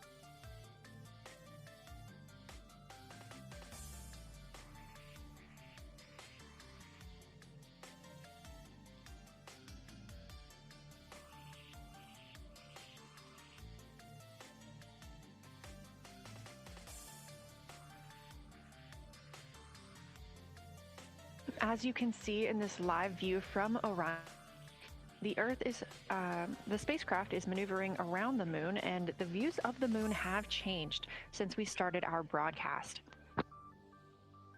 The near side is now very far to the right side of your screen. This is the side that we can see from Earth. That darkened portion are ancient lava flows.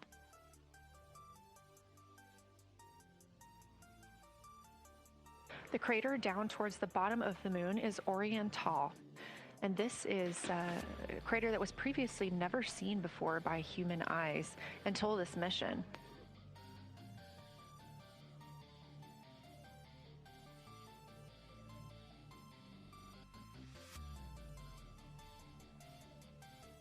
Everything to the left of Oriental is considered the far side.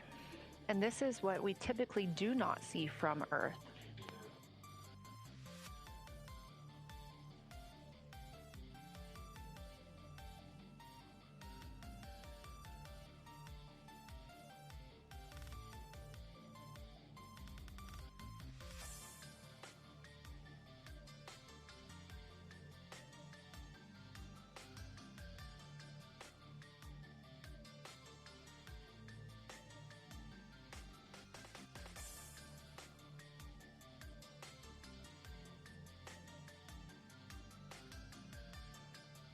Just a reminder about this view. This is coming from a GoPro camera mounted on the tip of one of Orion's 4 solar arrays.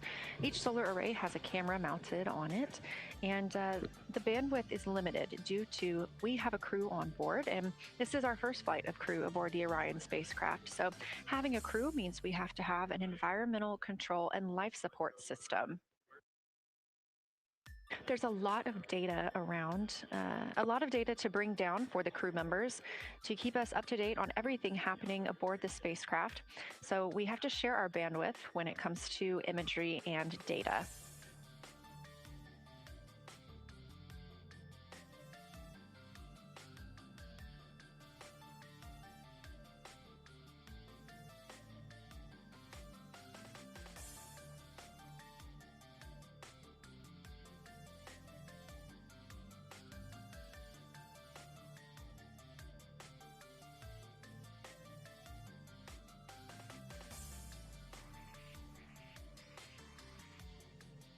Inside the Orion spacecraft, the astronauts have completed their cabin and window team swap, meaning we have moved into the next block of lunar flyby observations. Jeremy Hansen and Reed Wiseman are now back at the windows, taking photos and making annotations. About halfway through this block, they will switch positions at the windows and will be prompted by the ground to do so.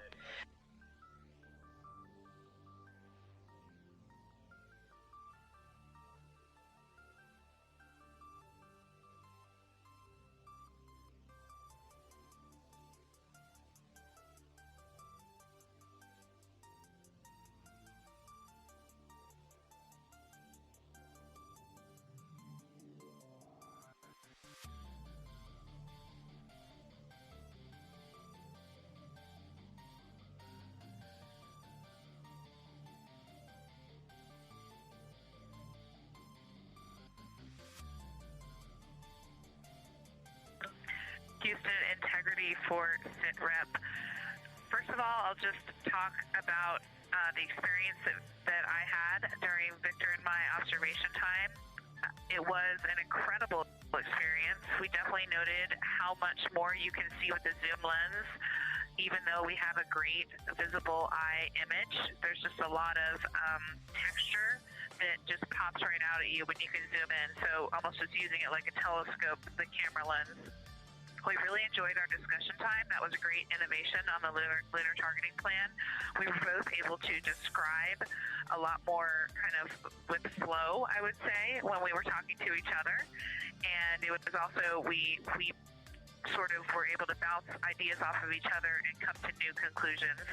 We had, I think, a very successful talking through of some contacts between different color areas, both in the mare and in the highlands, and we identified some really unique texture areas as well. At one point, towards the end of the images of my time in window 3, I just had an overwhelming sense of being moved by looking at the moon. It lasted just a second or two, and I actually couldn't even make it happen again. But something just drew me in suddenly to the lunar landscape, and it became real. And the truth is, the moon really is its own body in the universe. It's not just a poster in the sky that goes by. It is a real place. And when we have that perspective and we compare it to our home of the Earth, it just reminds us how much we have in common. Everything we need, the Earth provides, and that in and of itself is somewhat of a miracle, and one that you can't truly know until you've had the perspective of the other. I'll switch into some logistics stuff. The Peltors, both their batteries stopped providing the active listening, but we have verified they are still recording, and so we are able to have discussion time and hear outside our recordings by just moving the ear cup off of the ear. Other than that, everything's working well technically, and we've been able to find all our targets, and we're having a really great time. Thanks, Christina. We copy those logistics for the Peltors, and also thanks for bringing us into the cabin with you with that description.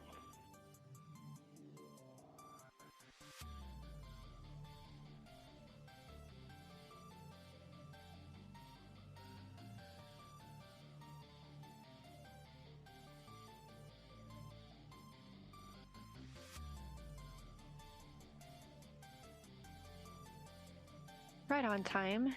NASA astronaut Christina Cook, a mission specialist for Artemis II, calling down a a situation report. Good news, reporting that she and her teammates have been able to capture all targets that were listed.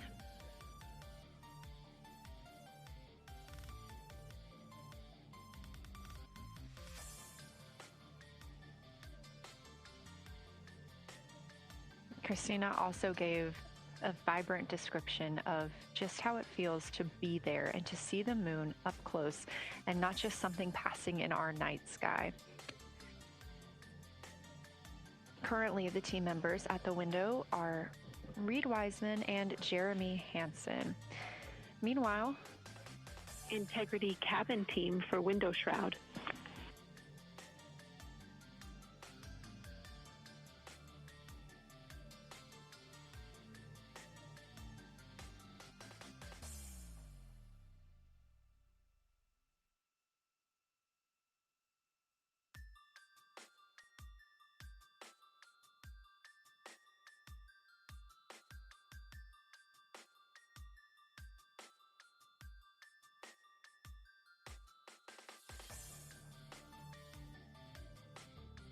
We're listening. Go ahead, Jenny.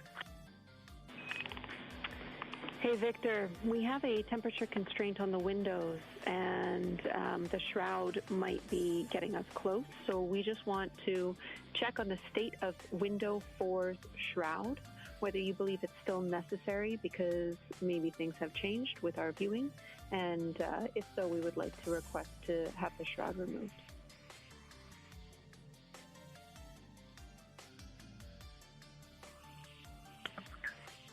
We believe it is necessary. We pulled it off just as a corner. It is very bright. It definitely would affect our night vision and maybe comfort. But is there a time? Can you tell us when we would have to take it off by?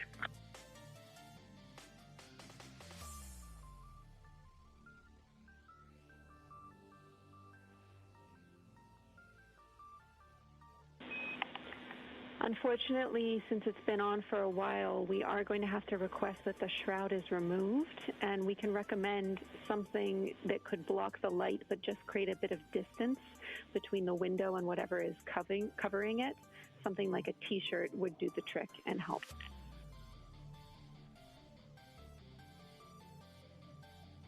Okay, we're removing the shroud, and we will we'll make it work. Thanks.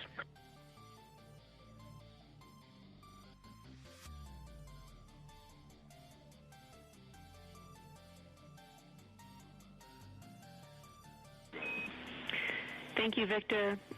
We know it's pretty bright in there now with that window uncovered. We will also offer that airflow on the window would be helpful. So if you want, you can also retrieve the condensation hose, which should be friction fit onto one of the diffusers. And that on the window would also help.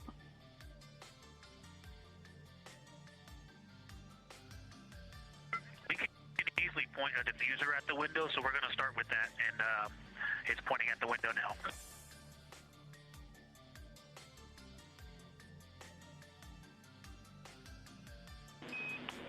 Okay, we'll take that, Victor. Thank you. Please keep us updated.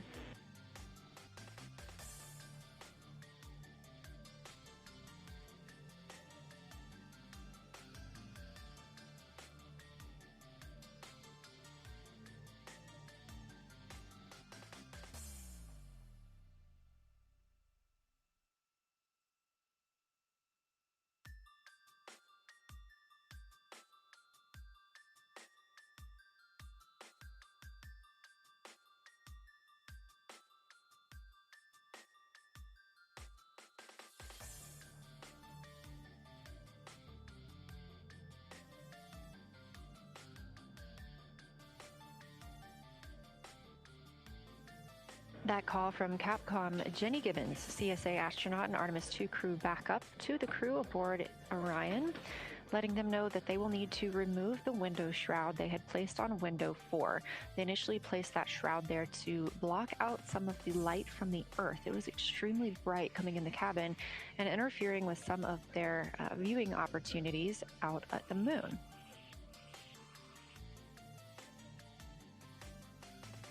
This was a request from ground teams to ensure that they are protecting other systems, and the crew has been offered the opportunity to use something else to cover the window.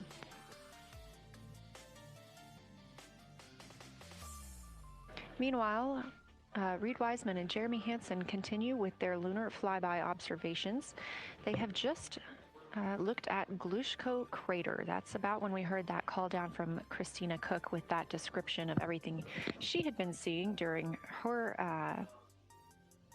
observation period and what she was seeing at that time. The science team asked this crew to take centered images of the entire crater and their ray system in one frame. They're also interested in knowing the brightness, texture, and extent of Glushko's rays and how they differ in the mare, or that sea area, versus the highlands. Glushko is considered a young lunar crater, and these observations can help understand material properties of those craters.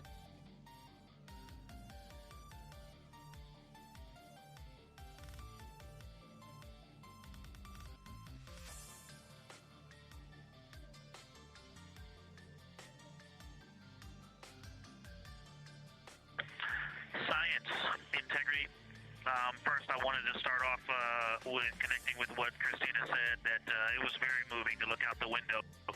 I had the unfortunate sequence to start looking out the window and then moved to the long lens, and it was hard to speak looking through the zoom because I went straight where Christina went, and I was walking around down there on the surface, climbing and off-roading on that amazing terrain. I also want to underscore something that she said. As we continue to explore, when we actually do go down there to the surface, I know for safety reasons that we would never send someone alone, but I just want to really emphasize how important the discussion time was. When we started to talk, we not only got better science discussion, we got better human connection, and so doing this as a pair, we just learn and grow together, and that's just super important, so thank you for adding that to this plan. Reed just passed me a note that the Oriental Basin annular ring has a similar albedo to the center, but a different color. It has more brownish tones in it, and he said it's very distinct now that he's been staring at it. Victor, thank you. You got a cheer from science there, and we all just went on that moonwalk with you, so highlighting how important it is to talk about these things. I also want to let you know that we have Deanna Glover with us in the viewing gallery. She's all smiles.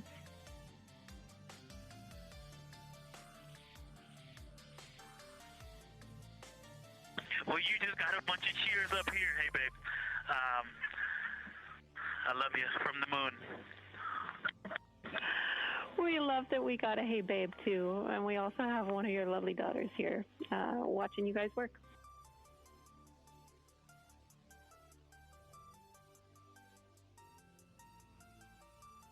Thank you guys for doing that and for supporting them through this. And to all of you, Genesis, Maya, Joya, and Corinne, I love you. And Deanna, I love you. I'm glad you get to be there.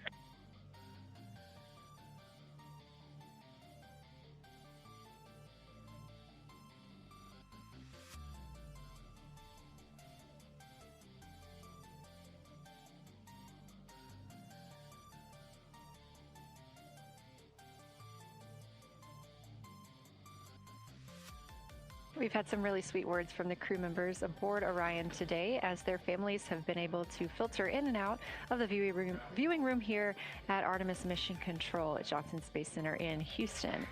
Victor Glover also giving a great science sit rep and just a description of how it must feel if you were down on the lunar surface while he was looking through that 80 to 400 millimeter zoom lens.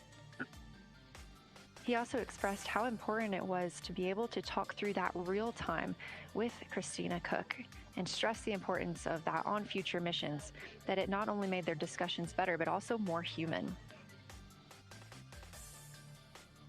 Glover and Cook are in the support roles right now, not taking photos or making annotations at the windows, but they are also encouraged to have their midday meal at this time. For lunch today, those two crew members have options of beef ravioli, salmon, butternut squash, sweet and savory kale, pickled beets, cherry blueberry cobbler, tuna noodle casserole, tomatoes and artichokes, broccoli, and chocolate peanut butter bar.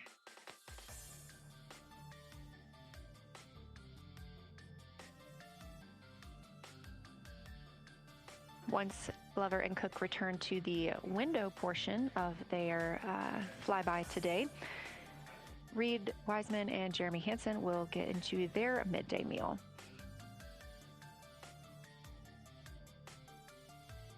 Again, this is the third of 5 scheduled blocks for our lunar viewing today, and if you were watching at the start of the broadcast, you can definitely tell the difference in the distance from the moon. We are now 5,518 miles away from the lunar surface, and again, expecting the crew to get about 4,066 miles away. They are currently 252,050 miles away from Earth, and every mile is a new record, having surpassed the Apollo 13 milestone for furthest distance earlier today.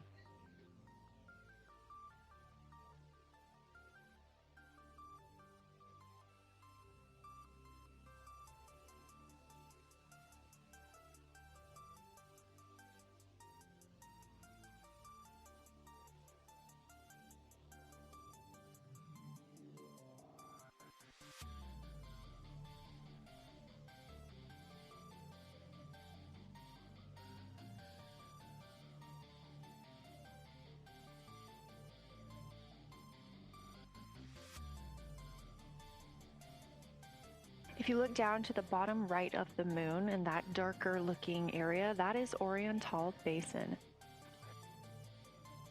We have continued to lose views of the near side. It is just barely visible over towards the bottom right side of your screen. And then you'll also hear later about that terminator. That's the line between light and darkness while on the moon. It is really exposing some of those craters at this time.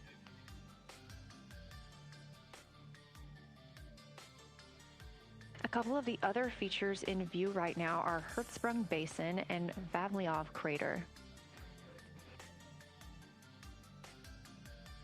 Hertzsprung Basin is nearer to the center of the moon, closer to that terminator line right now, and Vavilov Crater is just on the outskirts of it, closer again to the terminator.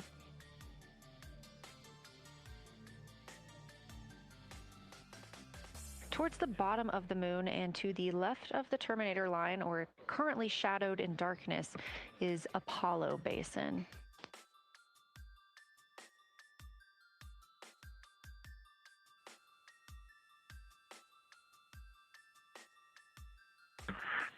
Science from integrity.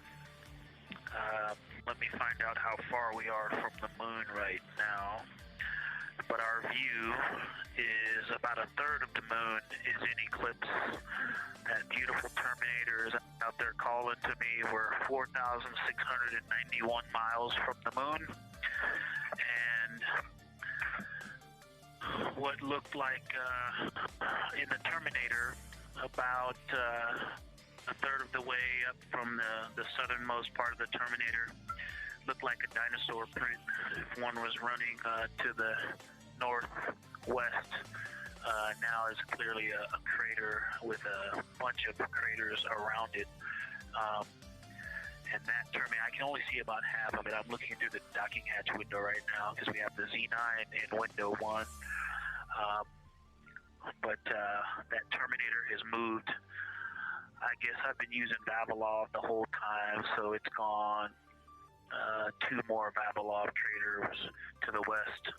And so a few more features are starting to peek out into the sunlight there with that low sun angle, and so you still have ridges and valleys showing up very clearly, a very jagged terminator, and a few islands of light out there with some high elevation shining in the sunlight in that darkness.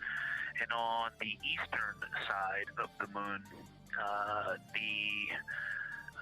Grimaldi appears to be one of the farthest east features, and that is maybe 5 degrees from being right on the limb and going off over the horizon.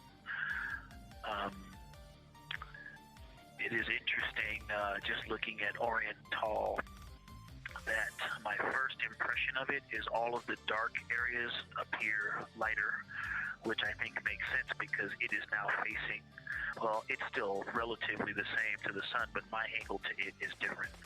So I'm looking at it from a little more, even further to the side as we pass it. But all the darker features appear to be just a little bit lighter from this vantage point. The darker ring structure in the outer and inner ring, and the interior, as well as the annular ring portion, everything seems to be just a smidge lighter at this point. Thanks for that description, Ike.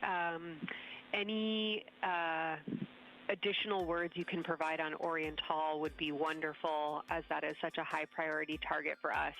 And while I have you, as we get closer to target 15, which is the Terminator target, if you can find Zeeman Crater again that you were looking at earlier, everything to your left of Zeeman would be getting into the South Polagan area to help you orient yourself.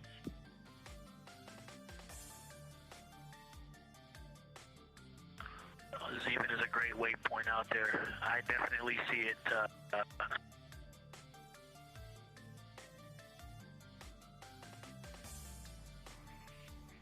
Yeah, Zeeman is very easy to find, and that is awesome. Thank you for pointing that out. Feel free to do that as often as you think of things.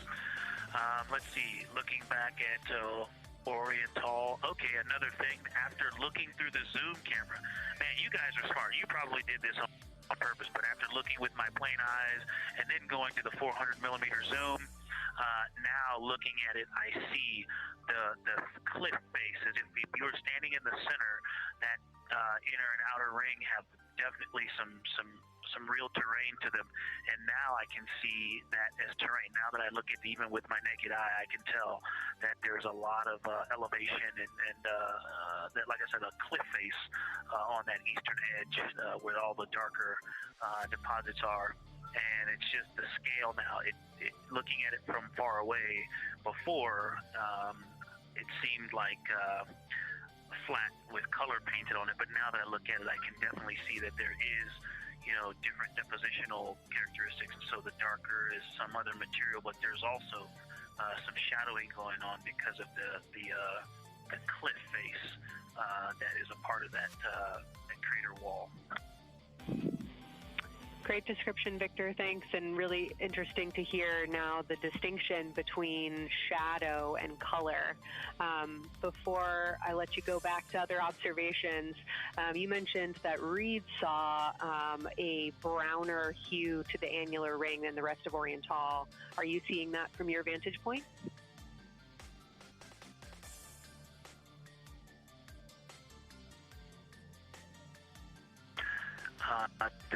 The way that I'm looking at Oriental, again, I'm still in the docking hatch window. There's like a thermocouple right here in the center of the window, and it is the orange Kapton tape color, and so it is unfortunately, it's like trying to look at stars, next to a metropolis. I think it's drowning out any color that I could pick up from the moon. I am not able to see that color, but I have not looked at it through one of the forward face, from one of the windows 1 through 4. I think when I get away from this Kapton tape strip, that I would be able to see the variation that Reed's talking about. That is great feedback operationally. Thanks, Victor. I'll leave you to it.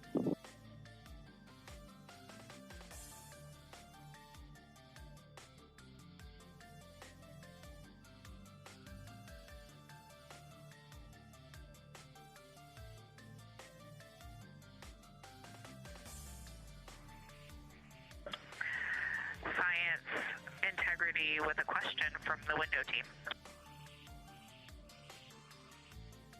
Integrity, this is Science here with you.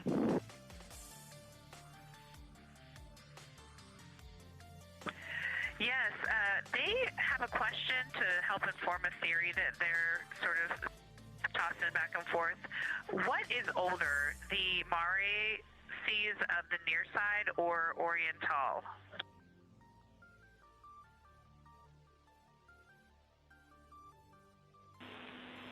Stand by, Integrity. We're going to get you a little geologic history here.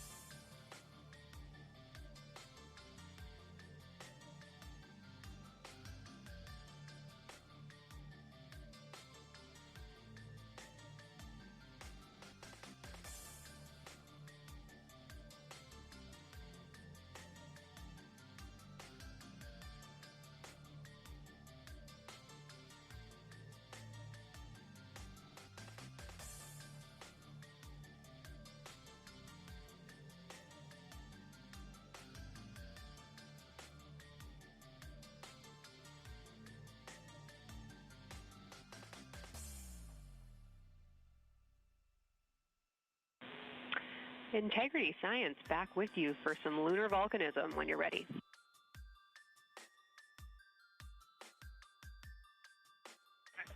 Go ahead. You're making our day down here getting to talk about lunar volcanoes. Oriental, as far as Mare go, is younger than almost all of the Mare on the near side.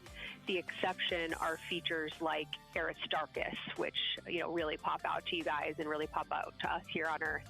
That is younger, but other than that, Oriental is pretty young as far as Mare go.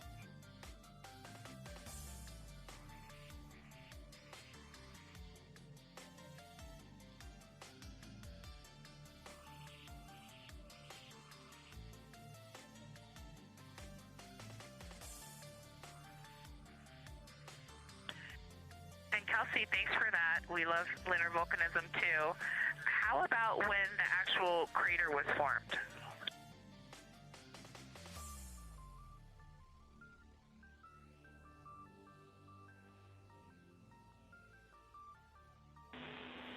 Yeah, we're going to get you an age for Oriental, and while we're getting that, Christina, can you, maybe you've heard the window team talk about the sort of contacts around Oriental, but because that material is so much younger, if anything pops out to you about physical relationship between that and surrounding terrain, we'd love to hear it.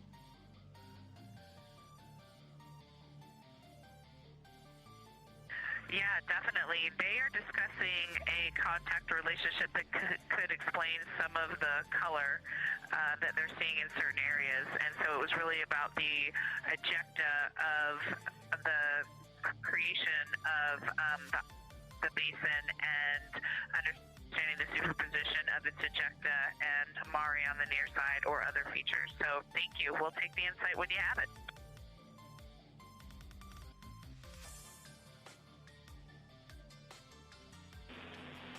Thank you, Integrity. And I know Jenny wants to get to you with some topics, so I'll leave you with Oriental is 3.8 billion years old.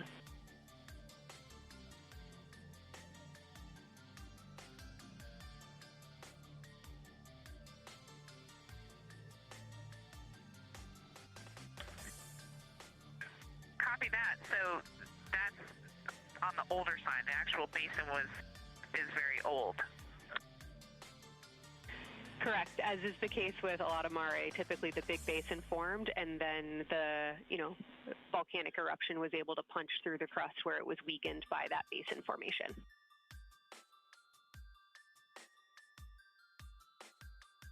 Perfect. Tracking. Thank you.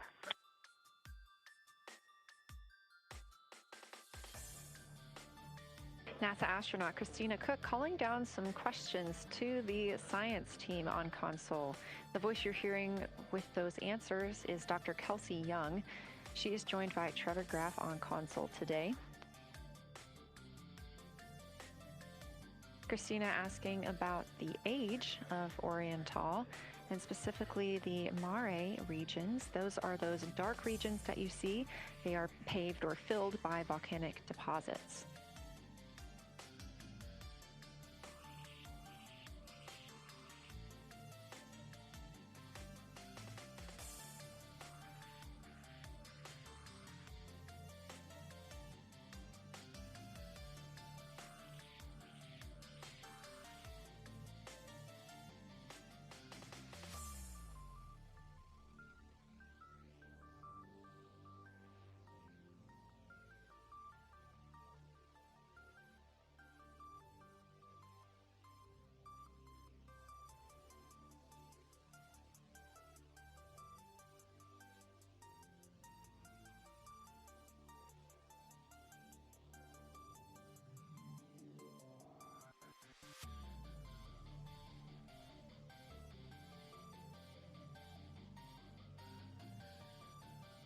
Better answer.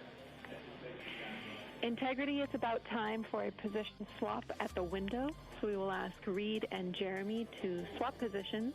And I'll remind you again about your SD cards. And Victor or Christina, I have one window task for the cabin team when you're ready.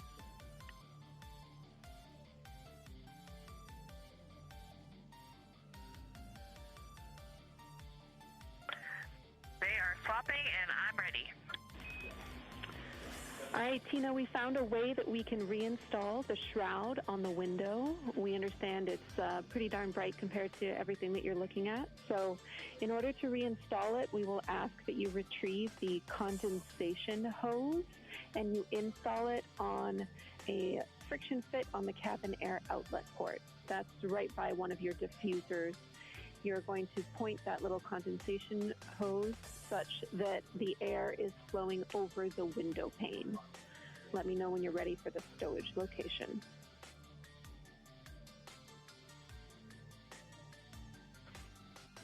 Ready.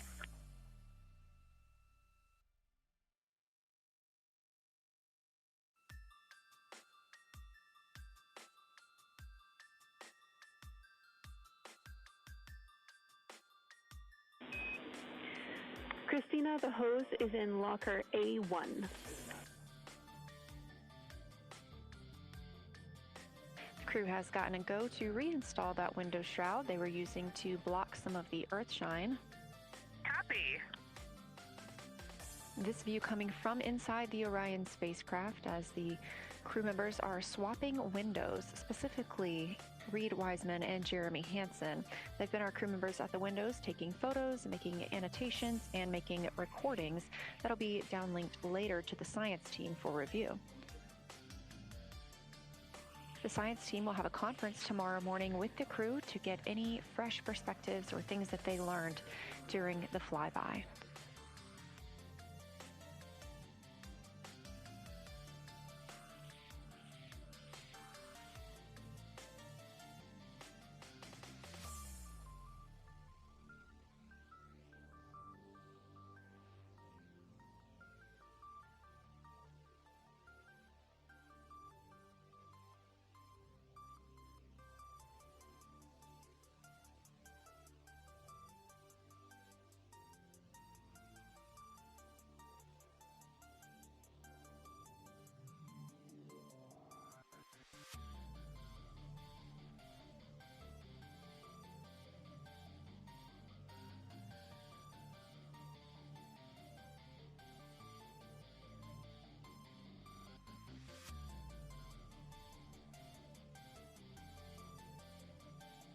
Again, we are now in the third of 5 observation blocks for the crew scheduled for today.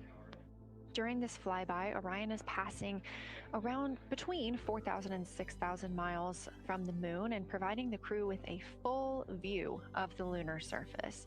It's a higher vantage point and much farther than Apollo's lunar orbits on average. So from this view, astronauts can observe both the North and South Pole and large-scale geologic features in one single view.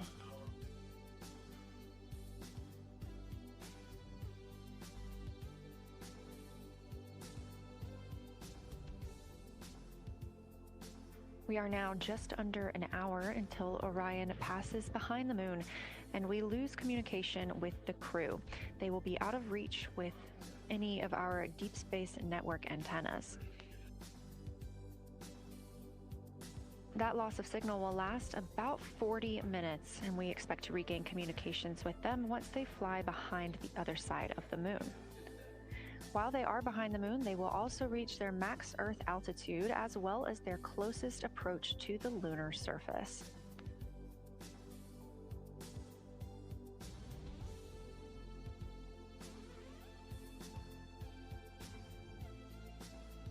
The view you have right now is a live stream from a camera on Orion's solar arrays. You are looking at a live view of the moon, and 4 people are inside that spacecraft taking pictures of it, telling us everything that they are seeing. The first humans to do so in over 50 years.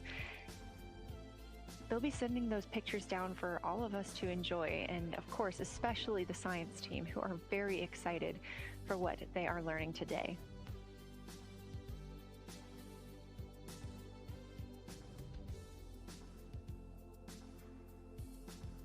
It appears the Artemis II spacecraft, Orion, is now under 5,000 miles away from the moon. Again, we expect their closest distance to the moon be about 4,066 miles.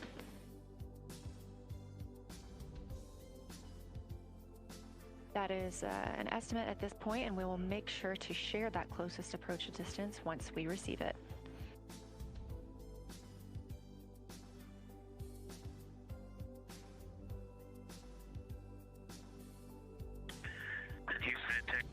Question, did you just want us to cool the window with the condensation hose, or did you want us to put the shroud back on and cool the window at the same time?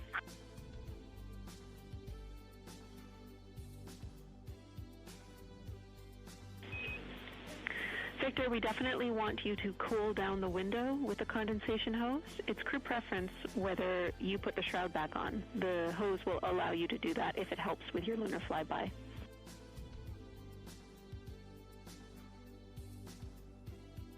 Okay, copy. We're going to do both at the same time. Thank you. Houston copies.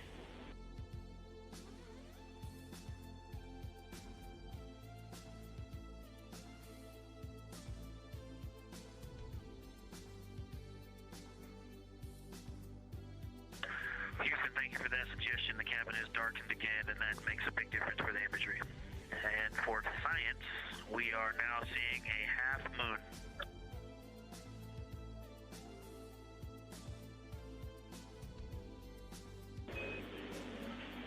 Thank you, Victor. We're happy to hear it, and we see half moon, full moon joy still.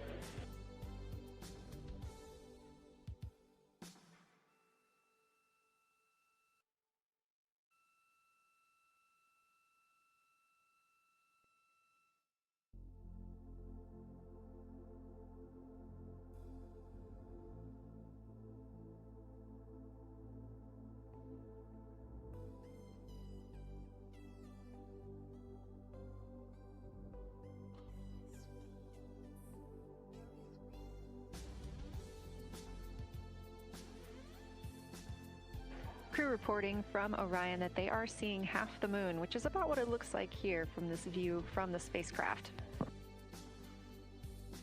However, what has become a little bit of a catchphrase for this mission, everyone is reporting full moon joy.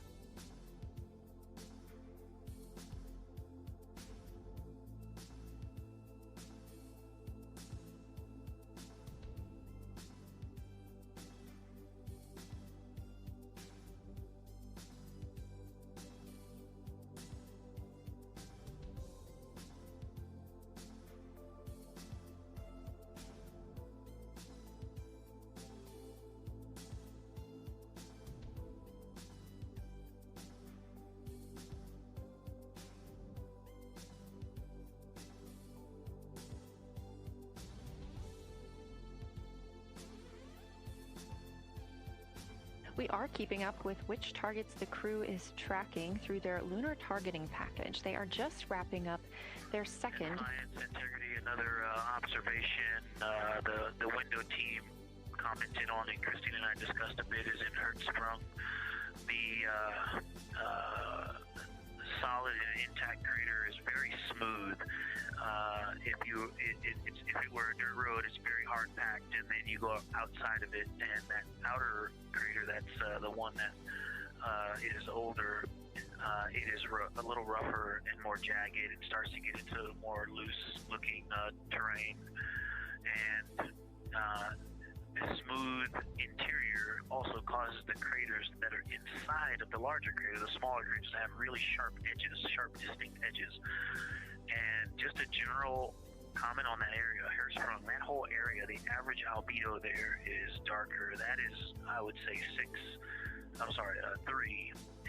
the average albedo around Oriental and between Oriental and Ohm, excluding the wedge, the darker wedge, is more on the 6-7. And that they also seem to be different texturally. Christina described it earlier around Hertzsprung, and then from Hertzsprung toward Oriental, there appears to be a frozen, a rippling pond, but frozen, or like choppy waves when it's windy out, choppy water, and then it freezes instantly. That's the texture. If you walk down there barefoot, it looks like it would be hard on your feet, like lava. After it's cooled, it would be pokey. Except for right there in the center of Hertzsprung, it looks paved, like a paved road, nice and smooth.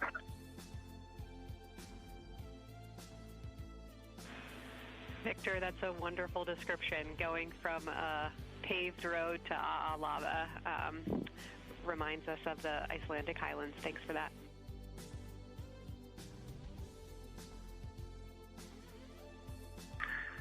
In science, another in the interior of the very intact, the interior of the intact crater at Hertzsprung is albedo variation. I think I heard one of the window crew maybe say color variation, but definitely albedo variation. There's lighter patches and slightly darker patches. It's not swirling, it's just patchy. It just has spots that are lighter, and I would say a predominantly darker average area. Great descriptions, Victor. Thanks. Not swirly, just patchy is really helpful for us.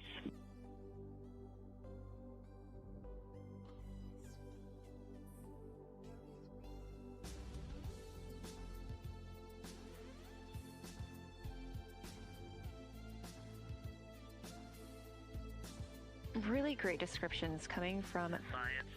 The window team is hitting all the targets. They are on the plan and starting the discussion of the Terminator. And boy, I'm loving the Terminator. I think I know it's not purely a moon feature, but what it does to the features of the moon, to the terrain, I've probably spent the most time describing into my recordings and thinking about and looking at the Terminator. There's just so much magic in the Terminator.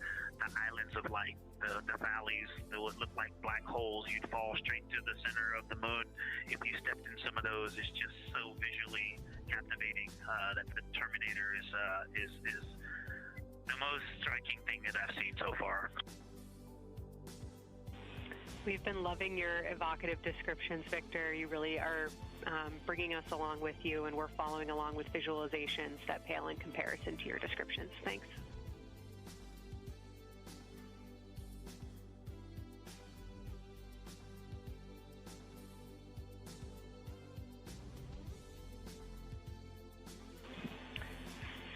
Integrity Science, one more question on a status of what the window team chose to observe for crew choice.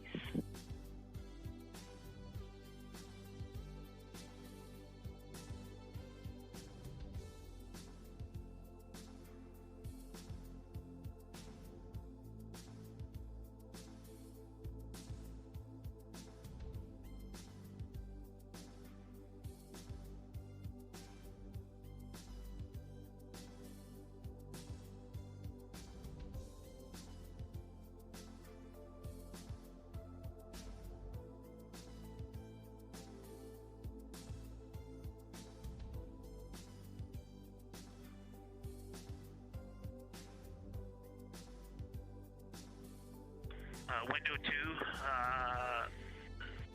talked about Vavilov, looked for suspended dust, and the Terminator. And Window 3 about the experience and about the three-dimensionality of the moon this close. Wonderful. And another observation about Oriental, I would say, is the features going off to the southwest, the two large, almost look like scratches in the surface. I don't know if they're rays or canyons or collapsed lava tubes, but two distinct features that are almost parallel going off southwest from Oriental Basin. They are the first thing that made me notice parallax of our trajectory looking out at Oriental. That and in the inner walls of the east side of the crater rings, you really get a sense that we're flying over something with elevation and terrain, and they look different from this orientation. Love to hear it, Victor. And you had it that those chains are actually crater rays, secondary craters formed from the formation of Oriental.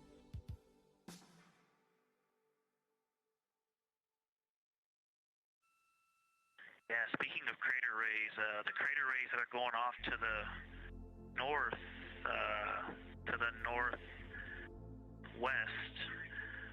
that run off toward Hertzsprung and I believe toward Vavilov. I'm not looking at it right now, but those crater rays are very interesting. They're all very small. I know you've imaged this, but they're all small and they look like, you know, a big impact launched rocks and things that made smaller impacts down the way.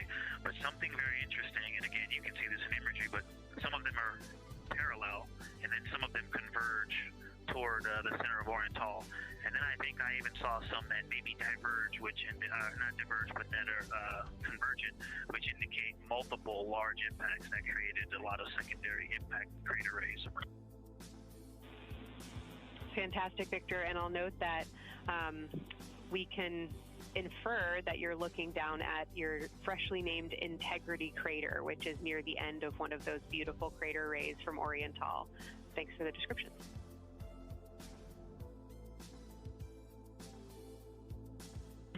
Yeah, you're welcome. And Integrity is easily identifiable with the naked eye from this point.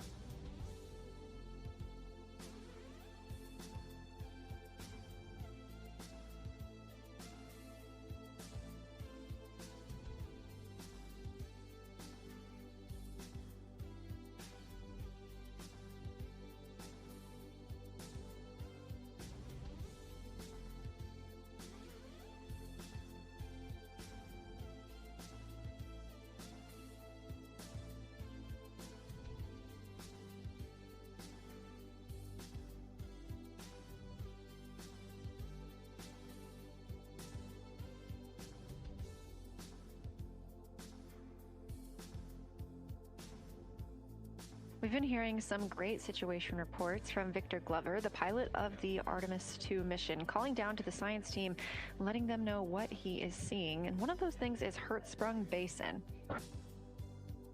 If you look just to the right of the Terminator, that is the difference between light and darkness on the moon. You can see what he's describing when he says Hertzsprung Basin and how it looks a little bit paved in the middle there. It's almost in the very center of the moon in this view, coming from the Orion spacecraft and a camera mounted on its solar array.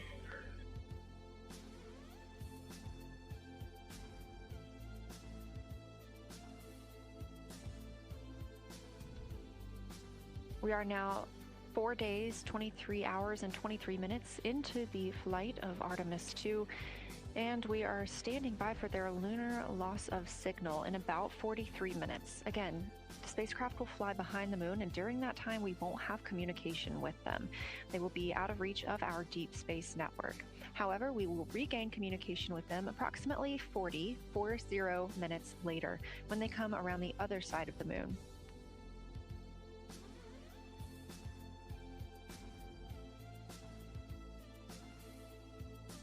The crew aboard the spacecraft are currently discussing the Terminator, that difference between day and night. The science team is interested in learning about the topography and the color of the lunar surface, and it's already been very interesting to hear that they have seen colors like greens and browns while looking at the moon. Some of the questions that they are hoping the crew will discuss are how do the quantities and sizes of craters and mountains vary along the terminator, and they are looking for the crew to describe the topography of features along or near the terminator. They're also looking for more information on any color or tone variations, and they're hoping that the crew will take images to illustrate their findings.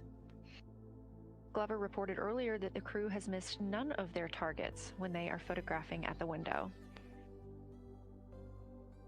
We aren't hearing the conversations that the crew is having right now, but these are being recorded to their personal computer devices, PCDs, and those will be sent down to the science team.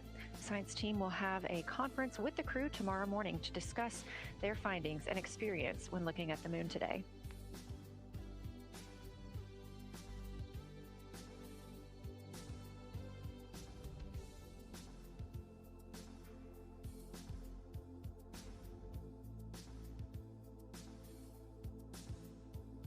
We have a few minutes left while the crew is discussing the terminator, and if you're just joining us, you're looking at a live view of the moon, our moon, from the Orion spacecraft and a camera on its solar array. Inside that spacecraft, 4 astronauts, Reed Wiseman, Victor Glover, Christina Cook, and Jeremy Hansen, the first 4 people to fly around the moon in over 50 years.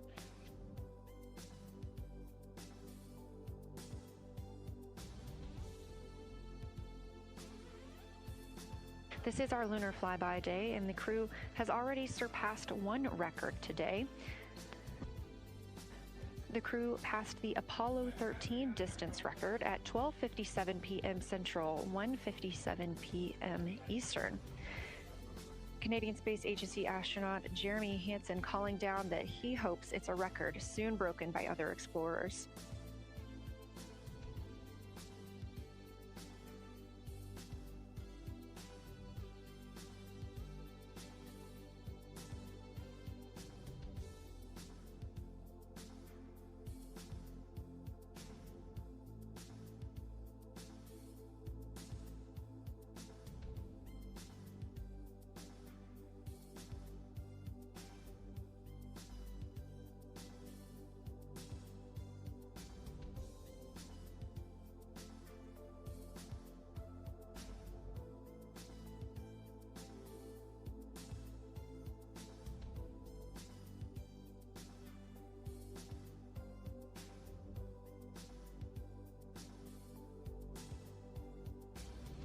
We are live in Artemis Mission Control in Houston, Texas, monitoring the flight of Artemis II.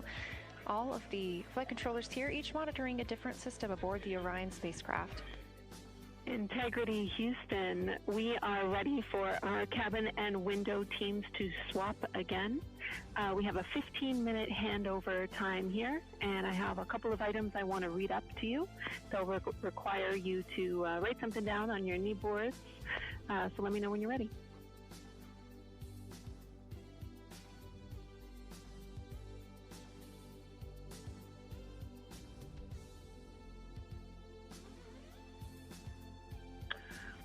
Okay, Houston, we are ready.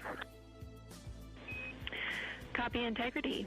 First of all, once you start this next shift here, during this lunar observation shift, we will begin our lunar LOS, so you can expect a call from me a few minutes prior reminding you. And second of all, Fido just sent us updated altitudes and METs for lunar closest approach and max Earth altitude. Let me know when you are ready to write those down. They differ slightly from Optimus.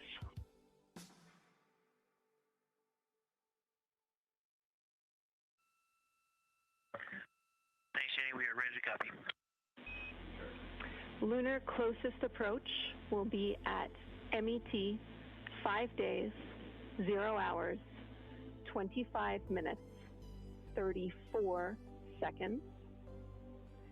And the altitude will be 4,067 statute miles.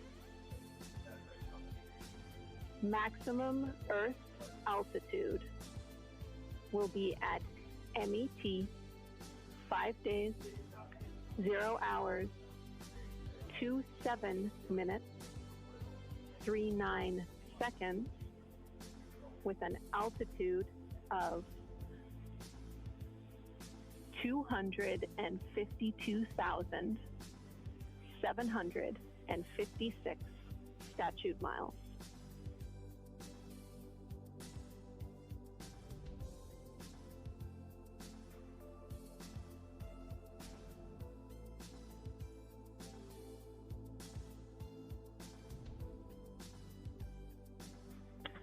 The crew really wants to ask for that in kilometers and in parsecs, but thank you for those.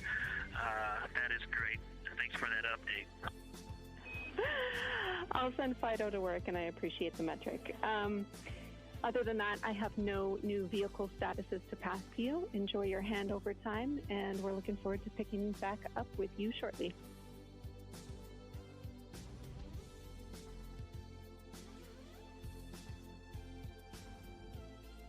All right, we'll talk to you shortly.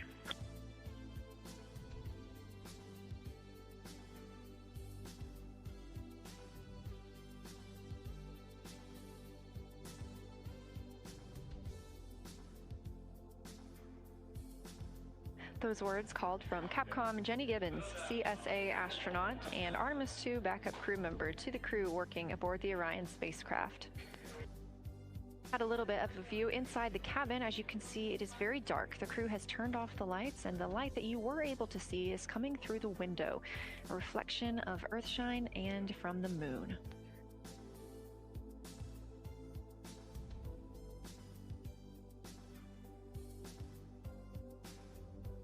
The crew is moving into their next observation block, meaning they are taking time to switch cabin and window teams. We've had Reed Wiseman and Jeremy Hansen at the windows taking pictures and making annotations and recording some audio files that will be downlinked later to the science team. Meanwhile, Victor Glover and Christina Cook were in the background serving as support. They were also timelined to enjoy a little bit of their midday meal. Now that we are swapping positions, the support team becomes Reed Wiseman and Jeremy Hansen.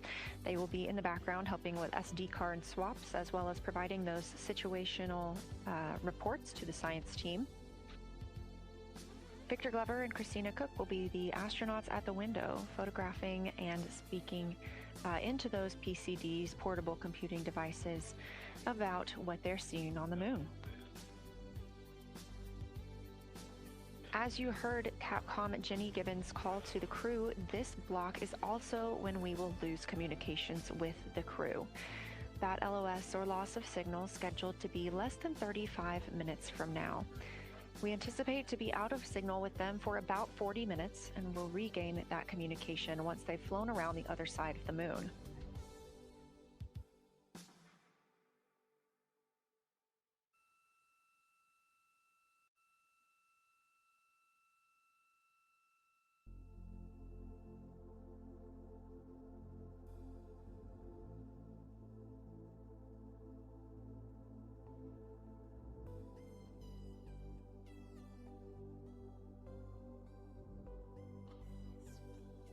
Now, even though the crew will be flying behind the moon, their observation period does not stop. They will still be taking pictures and making annotations of what they are seeing.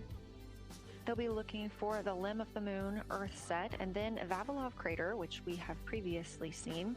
They'll swap positions at the window before moving into a crew choice option. They will get to pick things that are interesting to them on the surface, take pictures, and explain why they find them that way.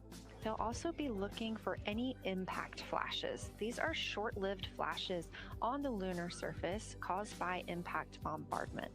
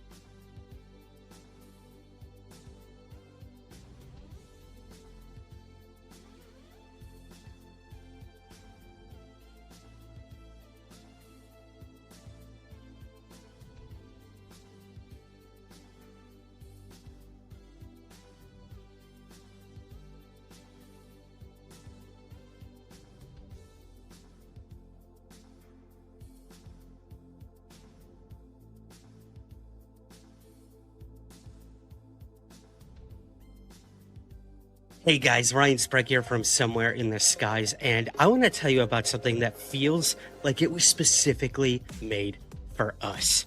Those of us who have followed every UFO headline, every whistleblower, every UFO sighting and close encounter that literally defined the past year in UFOs. And that is Anomalous Cards.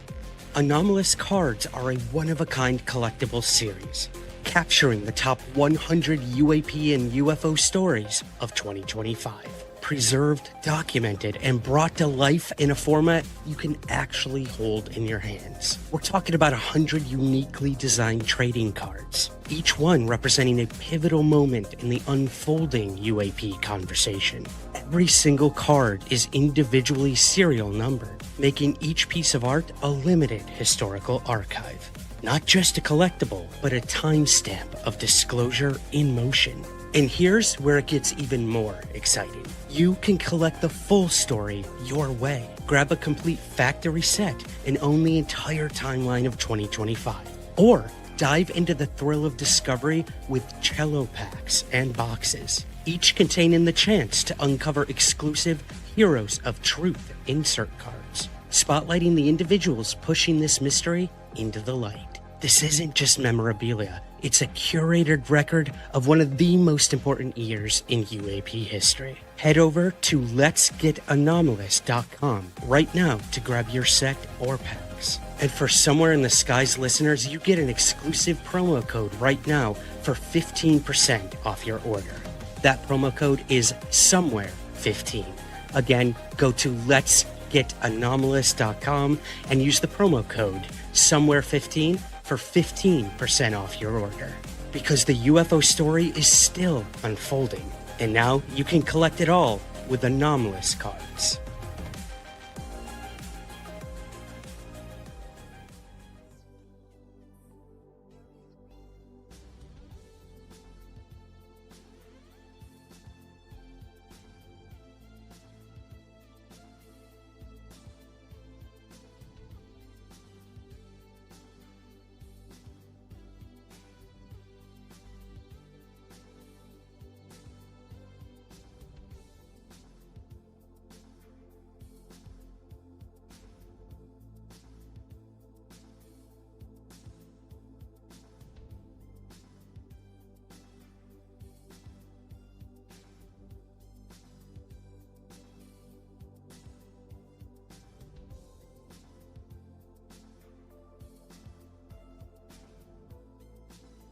This view inside the Orion spacecraft, and it's a little hard to make out, but on the left there, that is Jeremy Hansen just calling down some well wishes to his family, joining us in the viewing room and watching online.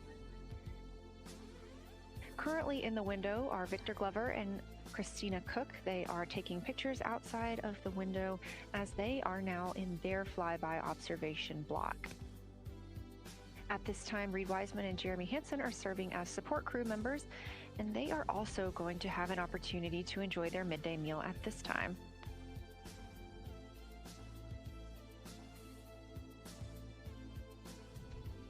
On the lunch menu today for Reed Wiseman and Jeremy Hansen, we have vegetarian chili, salmon croquettes, chicken with peanut sauce, sweet and savory kale, pickled beets, chocolate pudding, barbecued beef brisket, spaghetti and meat sauce, Italian vegetables, butternut squash, candy-coated chocolates, and maybe even a little bit of coffee.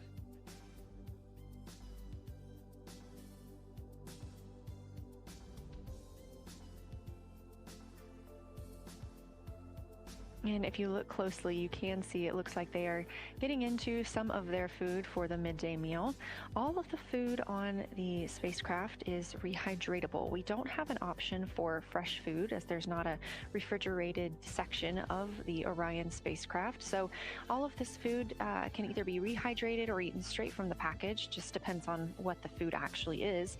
And for food that needs to be rehydrated, there is information on each package of how much water needs to fill that bag and what temperature it needs to be.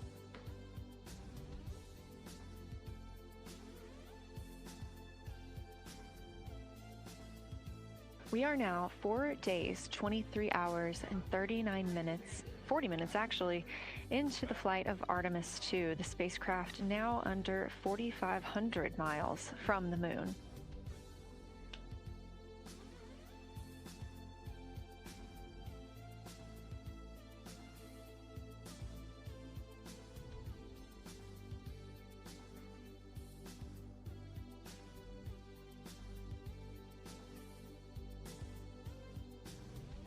We are now also under 30 minutes away from loss of signal with the astronauts. We will regain that communication about 40 minutes later. They will still be photographing the moon and documenting what they're seeing while they're behind the moon. And we especially look forward to potential Earthset and Earthrise views.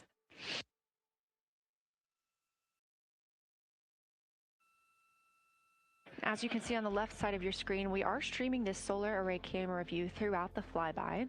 And the science team also plans to capture an occasional still photo with the solar array intermittently, perhaps one every 8 to 10 minutes. Still photos represent the highest resolution imagery from those GoPro cameras.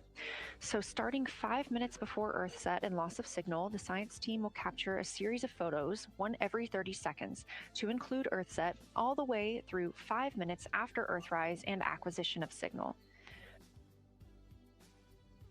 In order to capture these frequent photos, the solar array camera that we were streaming will need to switch to time-lapse photo mode. So during this time, the streaming video quality won't be as sharp as you have it right now, but we want to ensure that the science team captures the data that they need during these time frames. And we really look forward to seeing those higher resolution images once they're available. But with the view you are seeing right now, we are sharing bandwidth on the Orion spacecraft with every system that is keeping the spacecraft powered and the crew alive, especially the environmental control and life support system. As this is the first flight with crew, this is also the first flight of a life support system, keeping the crew healthy and safe on the way to the moon and the way home.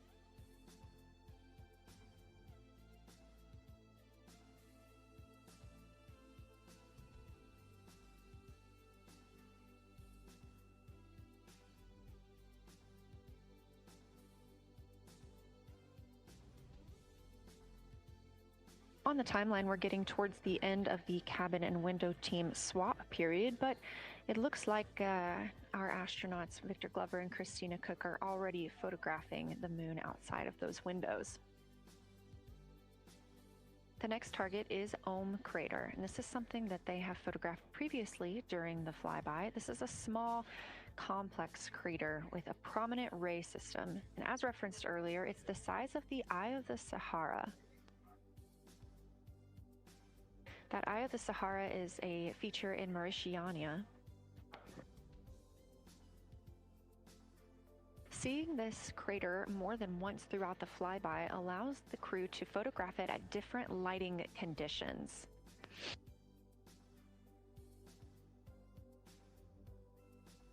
Those different lighting conditions help expose different portions of the target and can help the science team learn a little bit more about how it formed and what it is today.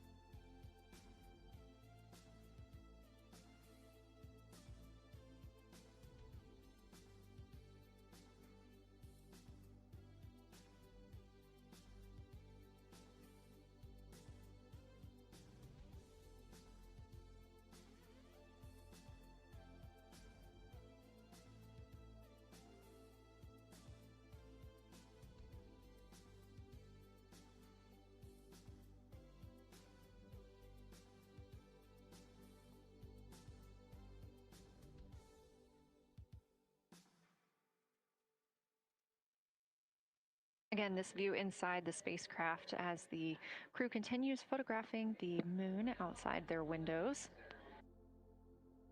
They have turned the lights off to allow them to better get photos of the moon, preventing any reflections from coming in from the spacecraft.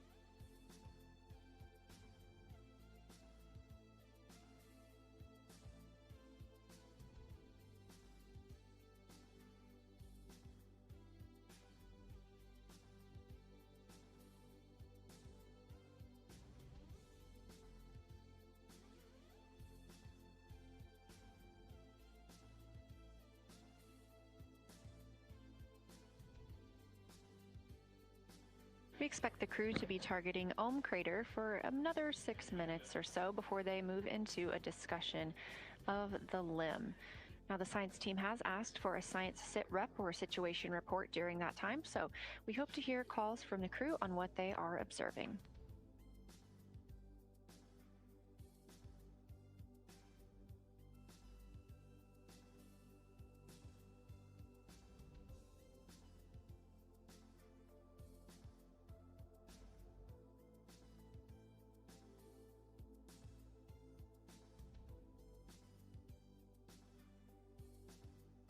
If you've been following along, at the start of the day, we did have much more of the moon visible. And even just an hour or so ago, we could see about half of the moon. We are now continuing to see more of the far side and that darkness where the moon is not reflecting light from the sun.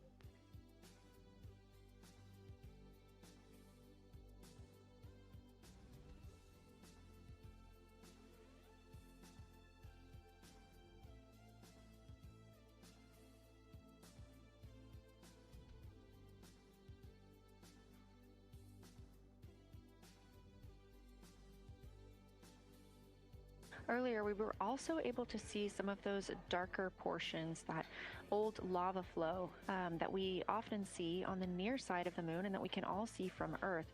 That has mostly gone away. We are now just seeing very little of Oriental. That's down to the bottom right of the moon. You can see just a small dark portion near the limb.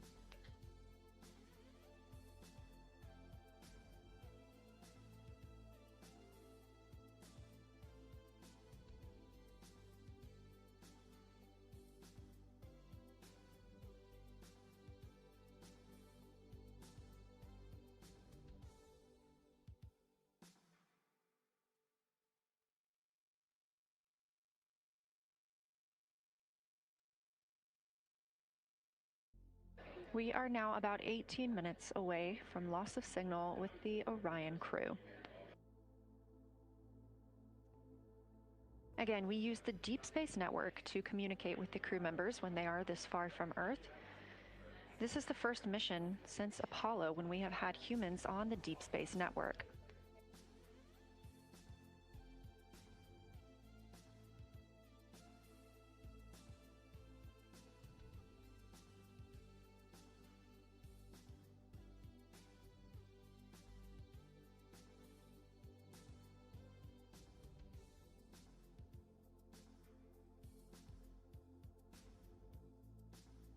As you recently heard Capcom Jenny Gibbons call to the crew, We expect their closest approach to the moon to be at MET, or mission elapsed time, of 5 days, 25 minutes, and 34 seconds.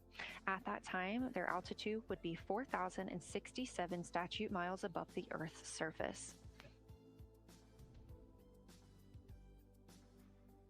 Just over 2 minutes later, they will reach their maximum distance from Earth at mission elapsed time 5 minutes, 5 days, 27 minutes, and 39 seconds.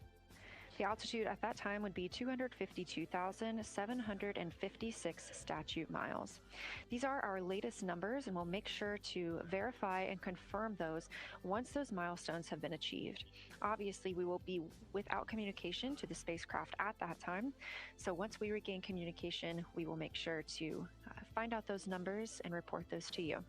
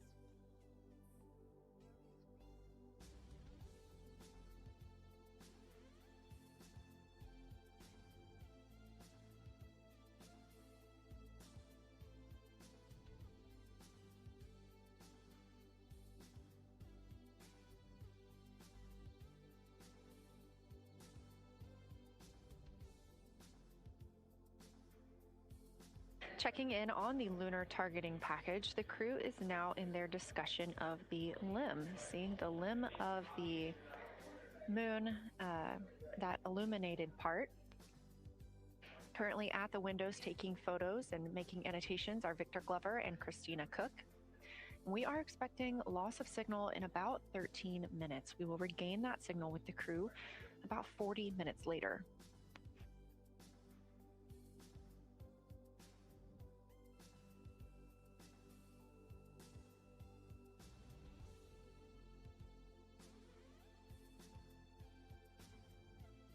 A milestone worth mentioning that this day marks the first time in more than 50 years that humans will observe the moon directly, a critical opportunity to practice how lunar science will be conducted during future Artemis missions.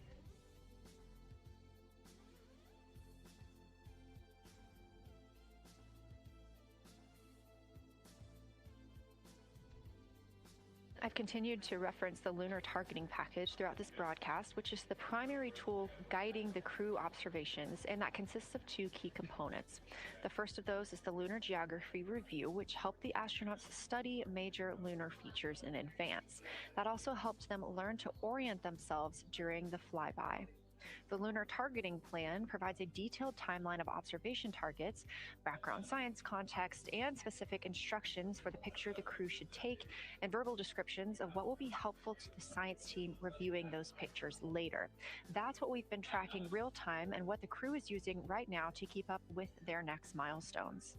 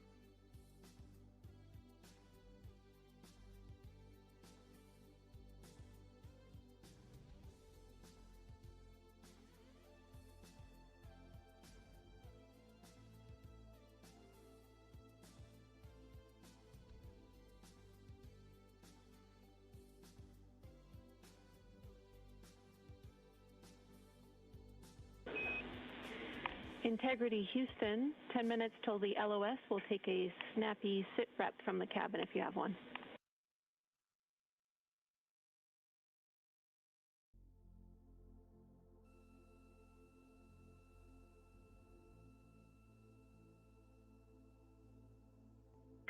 Okay, Jenny, that came, we missed most of that, but just a 10-minute warning, is that what you're saying?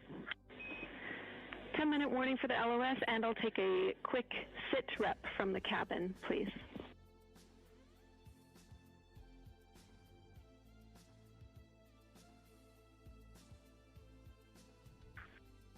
All right, cabin is still full of excitement. We've got Christina in window 2, Ike in Victor in window 3. Reed's actually been trying to get some images out of the docking tunnel. We can see the Earth and the Moon and part of the Moon out of the docking tunnel, which is pretty good. And I'm just grabbing some footage right now with our interior cameras.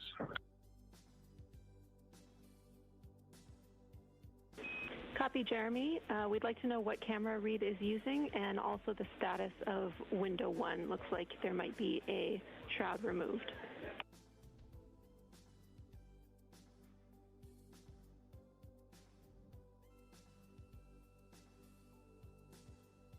Okay. Reed was using the Z9, and the T-shirt shroud is still on window 1, but we took the camera out of it. So maybe that's what you're noticing. But when I looked in there, I saw a lot of sunlight reflecting around. Copy. That makes a lot of sense to us, Jeremy. I want to remind you, coming up on this LOS, it will take sit reps in the blind. And as more and more of the moon is in darkness, we will take any report you have on impact flashes.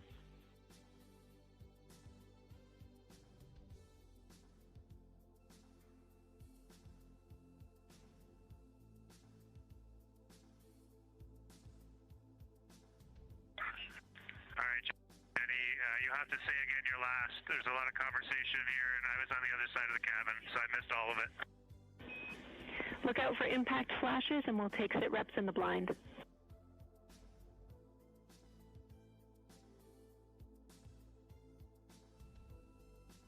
Okay, impact flashes, sit reps in the blind. We got it.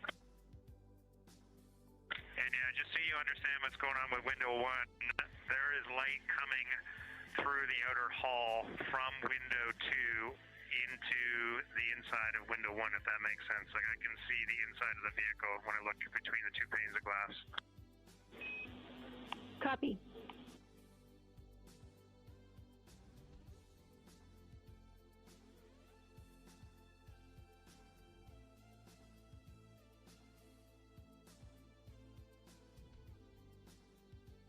You're getting your first live look at Orion, the moon, and the Earth. Everyone in this picture.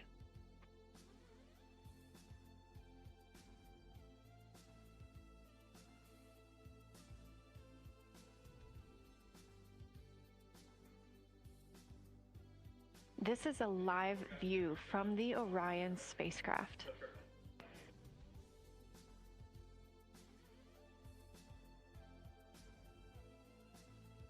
Currently aboard Orion, 4 crew members, Reed Wiseman, Victor Glover, Christina Cook, and Jeremy Hansen. And on the Earth, all of us, all of humanity. You can see the moon is starting to get a little bit dimmer as the astronauts are going to pass behind it. Now 6 minutes and 26 seconds away from that loss of signal. Again, we will be out of communication with them for about 40 minutes until they come around the other side of the moon and we can re-establish contact.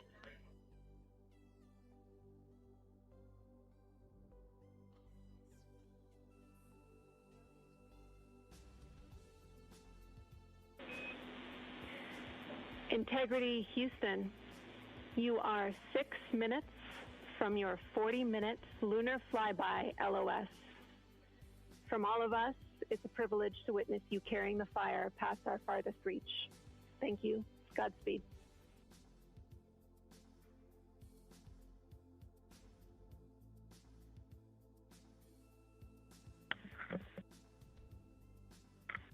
Thank you for that, Jenny.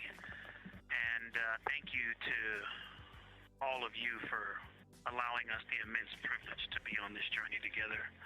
It's quite amazing. And as we go on this journey, thinking about the NASA mission to explore the unknown in air and space, to innovate for the benefit of humanity, and to inspire the world through discovery. And as you've gone along on this journey with us, hopefully we're doing just those things. And as we get close to the nearest point to the moon and farthest point from Earth, as we continue to unlock the mysteries of the cosmos, I would like to remind you of one of the most important mysteries there on Earth, and that's love.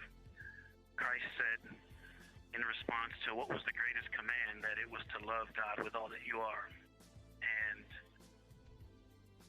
he also, being a great teacher, said the second is equal to it, and that is to love your neighbor as yourself. And so, as we prepare to go out of radio communication, we're still to feel your love from Earth, and to all of you down there on Earth and around Earth, we love you from the moon.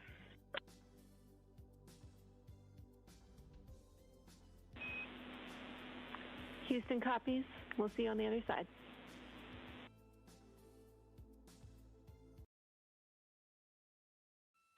We will see you on the other side.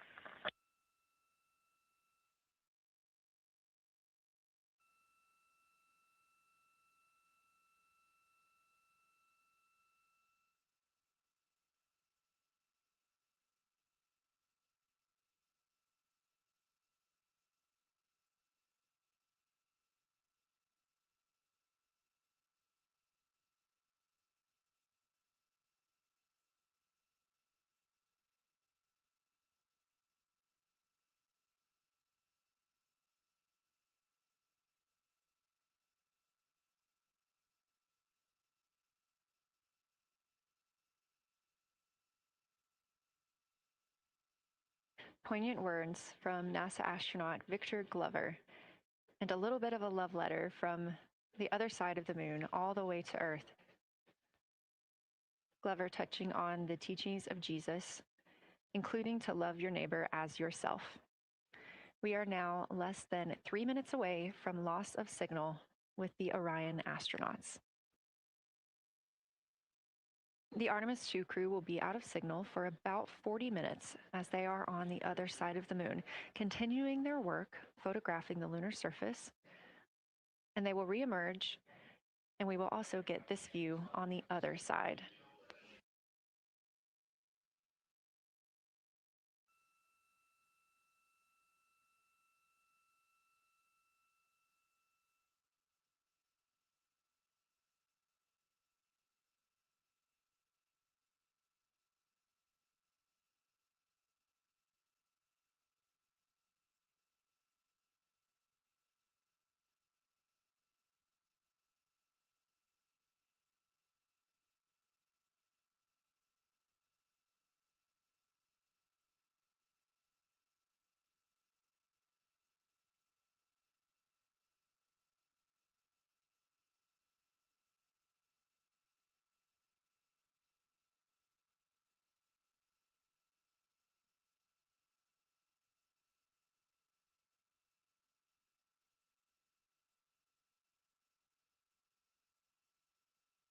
Just about a minute and a half now until we lose communication with the astronauts aboard Orion on the Artemis II mission. Now, 5 days and 6 minutes since their launch on April 1st. Again, we'll be out of communication for about 40 minutes. And this really beautiful view of a crescent moon and a crescent Earth. How great thou art.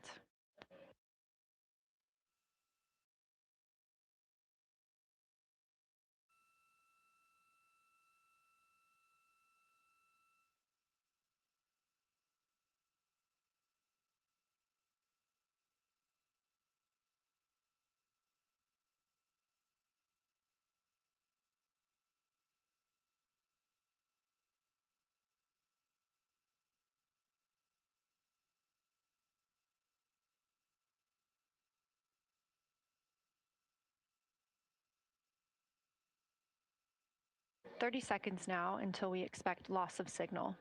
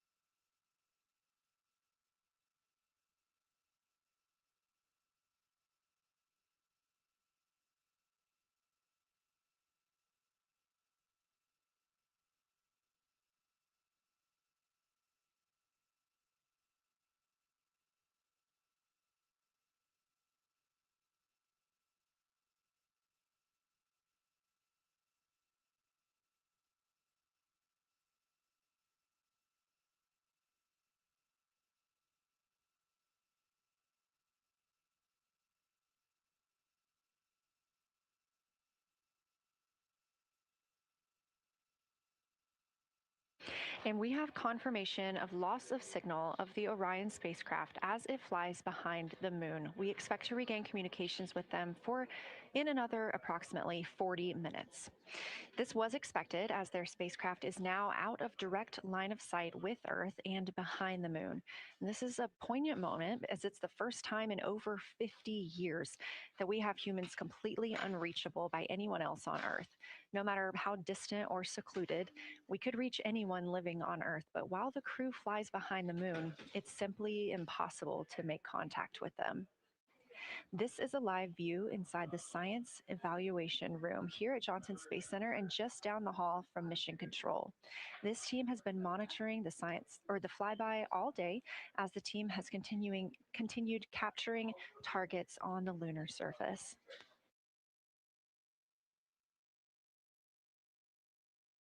We even got to see this team in action as they were helping the astronauts identify some of the features they were seeing on the moon but not expecting. There will be a couple of milestones during this loss of signal. The first will be when the astronauts make their closest approach of the moon. at MET 5 days, 25 minutes, and 34 seconds, when we expect they'll be 4,067 statute miles above the lunar surface. Their maximum Earth altitude will be reached just 2 minutes later, at 5 days, 27 minutes, and 39 seconds, when their altitude should be approximately 252,756 statute miles. Once those milestones are reached and we have confirmation, we will report the official numbers.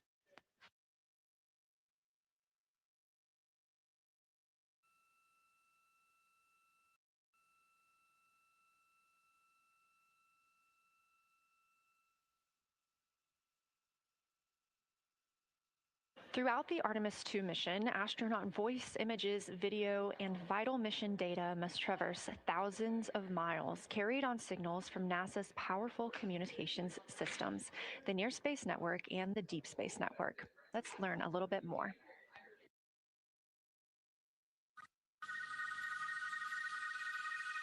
NASA's Artemis II will send 4 astronauts around the moon.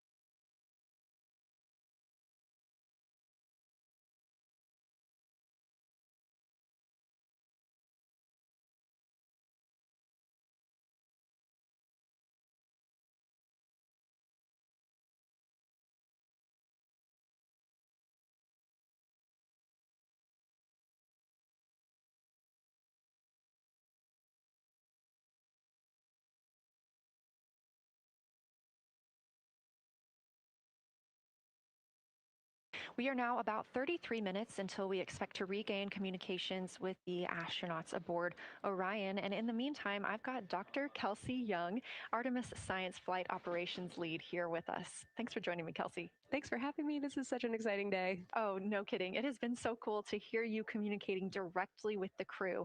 And I know that you have been preparing for this for years. So I am so excited for you and for your team. So just to get into that background a little bit, tell me about your background and what you've been doing on console. My background is as a field geologist. actually, I studied impact cratering in the field for my PhD. So all these descriptions of impact craters have me just absolutely swooning. How I got into this, though, is, during my PhD, I got an internship at NASA and ultimately never left to integrate science into flight operations. So we developed the Science Officer Console, for which this is the first mission we're supporting. We developed the Science Evaluation Room that's right upstairs. And so it's so gratifying to see this operation structure come to fruition, especially on a day like today. I would have to imagine so. And we've got a great view of the science evaluation room right now. Is there anything that has stood out to your team so far? Absolutely. So as you might have heard in some of the press briefings and content that we've been putting out, color and albedo were really exciting targets for us. We've heard several amazing color descriptions so far.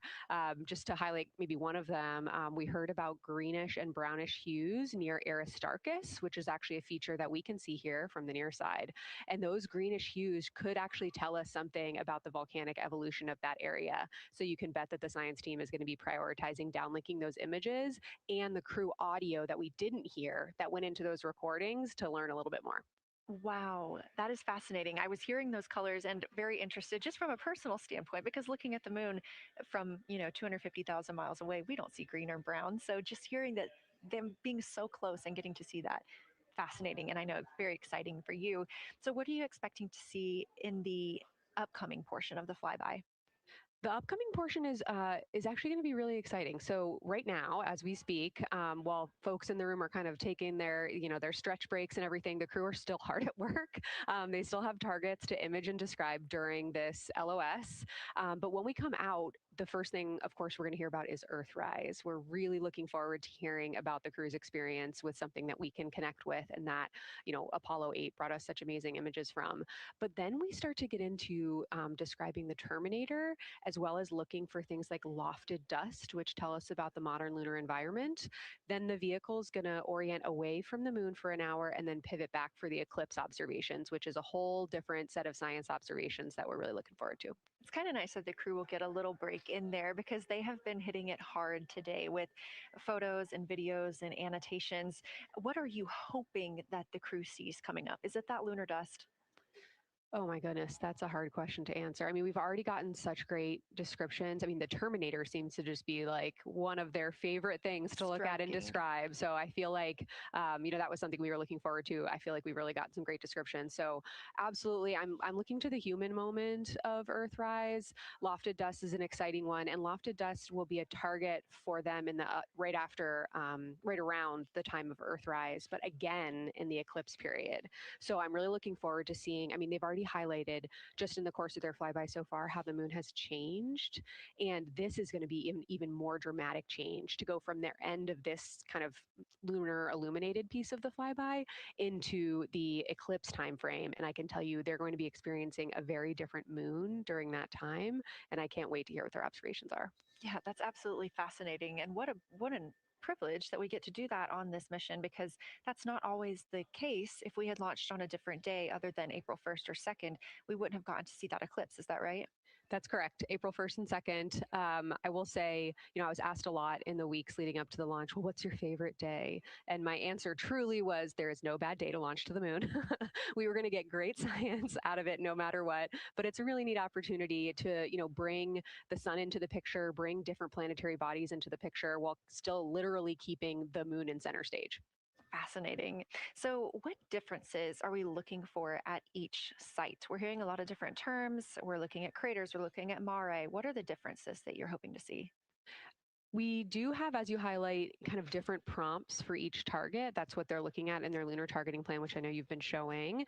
And we have even different prompts for the person with the really long lens on the camera versus the people with the unaided eye. And you've heard the crew talk about, oh my goodness, when I go from one to the other, I can really detect different nuances. And that's something that we experienced in simulations, but hearing them actually, see it for real has been really gratifying.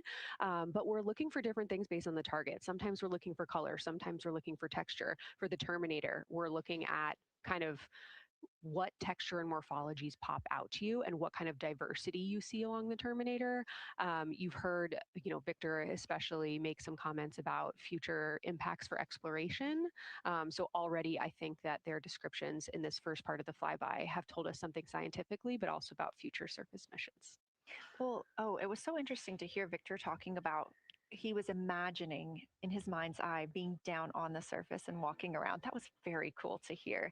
And when we're thinking about targets, I know some of them are determined based on the launch day because that determines the lunar illumination. So the ones that we're looking at today, how and why were these selected?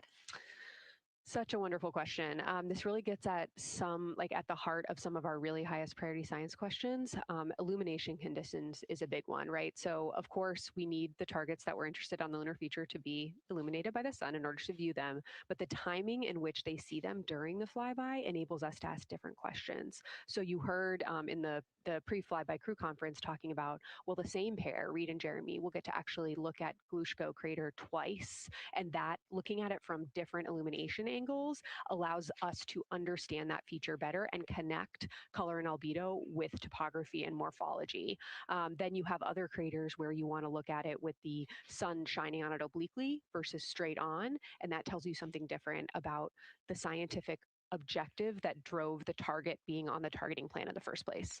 We've talked a little bit with the viewers today about how what the crew is able to capture in this short time frame of those craters in different lighting conditions could take years for something robotic to be able to do based on attitude maneuvers and where the sun is at. So can you just talk a little bit about the importance of having both the robotic operation and having the crew? Absolutely. We definitely don't want to minimize the impact of orbiting spacecraft. Lunar Reconnaissance Orbiter is the one that's often referenced. Data from LRO and its payloads have really been instrumental in getting us, frankly, to this point for Artemis II and future missions. But the human experience, the crew observations that we've already been hearing about, it is such a perfect complement to the orbiting spacecraft data because they are able to have this unique perspective. They are far enough away where they can make these contextual observations. You've already heard it. How many times have we heard the crew and their science sit reps say, if I track this feature from all the way up here in the northern hemisphere down to the southern hemisphere, here are comparisons I can make.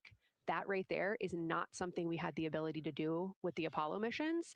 And it allows just literally in the blink of an eye to synthesize observations that it would take, a really significant effort to coordinate with different orbiting platforms. And they're making it like that. Wow. It has been very, very exciting to hear all of their calls so far. And so I've heard they were able to capture every single target so far too. Is that correct? I think that's correct. And I think it's important also to remember that, and I know the science team is anxiously awaiting this, we've been hearing from the crew members who are not at the forward windows, right? Those crew who are, really in the thick of the observations, they are recording minutes-long observations per target on their crew tablets. We will be getting those down starting here in a couple hours, and that's going to contain really meaty science information that we haven't heard live yet, and that's going to form the basis of my conversation with them tomorrow morning, where we're going to have a really deep dive into the science and absolutely nerd out about what they were able to do today. One of the most gratifying things for me today is hearing multiple crew members say, thank you for putting the discussion times in the targeting plan, because when we have had the ability to put multiple brains on a problem, we have elevated each other. And I'm looking forward to them, sleeping on it overnight and then us actually being able to really, truly have an elevated science discourse tomorrow. Well, we're looking forward to it too. And I cannot wait to hear everything that you guys get to learn overnight from some of those audio recordings and just everything that they'll be able to share tomorrow. So, Kelsey, I know you are very busy. You've done a great job today. And thank you so much for joining us for this interview. Thanks for having me. It's such an exciting day. We are now expecting acquisition of signal in about 24 minutes. As a reminder, the Orion spacecraft has flown around the other side of the moon where they are out of contact with our deep space network.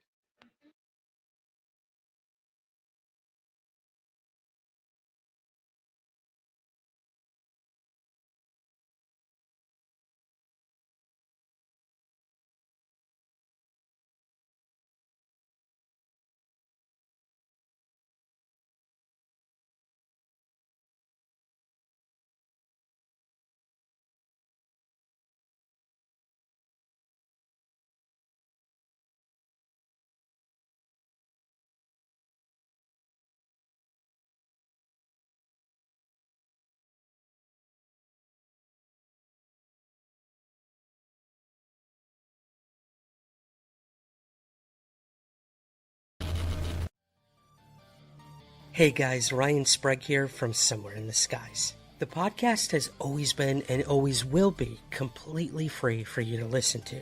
But creating it every week takes a lot of time, research, and resources. And to be honest, it's just never been free for me to create. That's why we built a few simple ways for you to help support the show and keep it going strong. You can join us over on Patreon or through Apple Premium.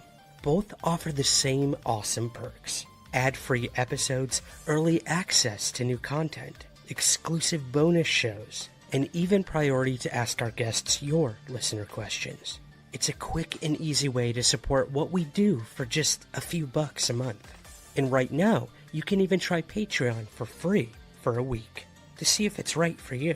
To learn more and to join, head over to patreon.com/somewhereskies. That's patreon.com/somewhereskies. Or hit that subscribe button right at the top of your Apple Podcast feed.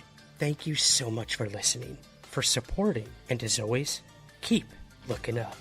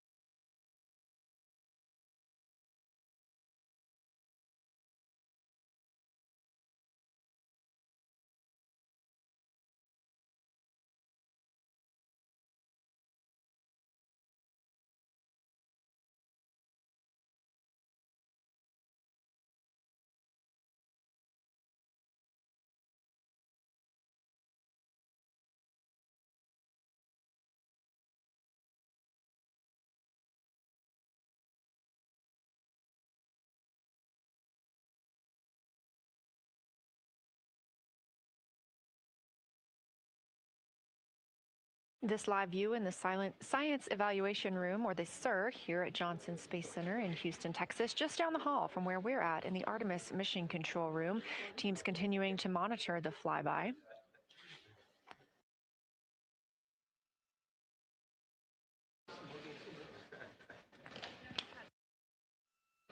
The crew continues their observations of the moon, even though they are out of touch with Earth. We expect to hear from them in 12 minutes and 26 seconds. Again, this is approximately 40 minutes loss of signal while they are out of reach of the Deep Space Network. Right now, they are imaging or attempting to image lofted lunar dust. Throughout our coverage, we've talked a lot about the science and engineering behind today's lunar flyby, but we also spoke to the crew about what the moon means to them and how they see its place in human history.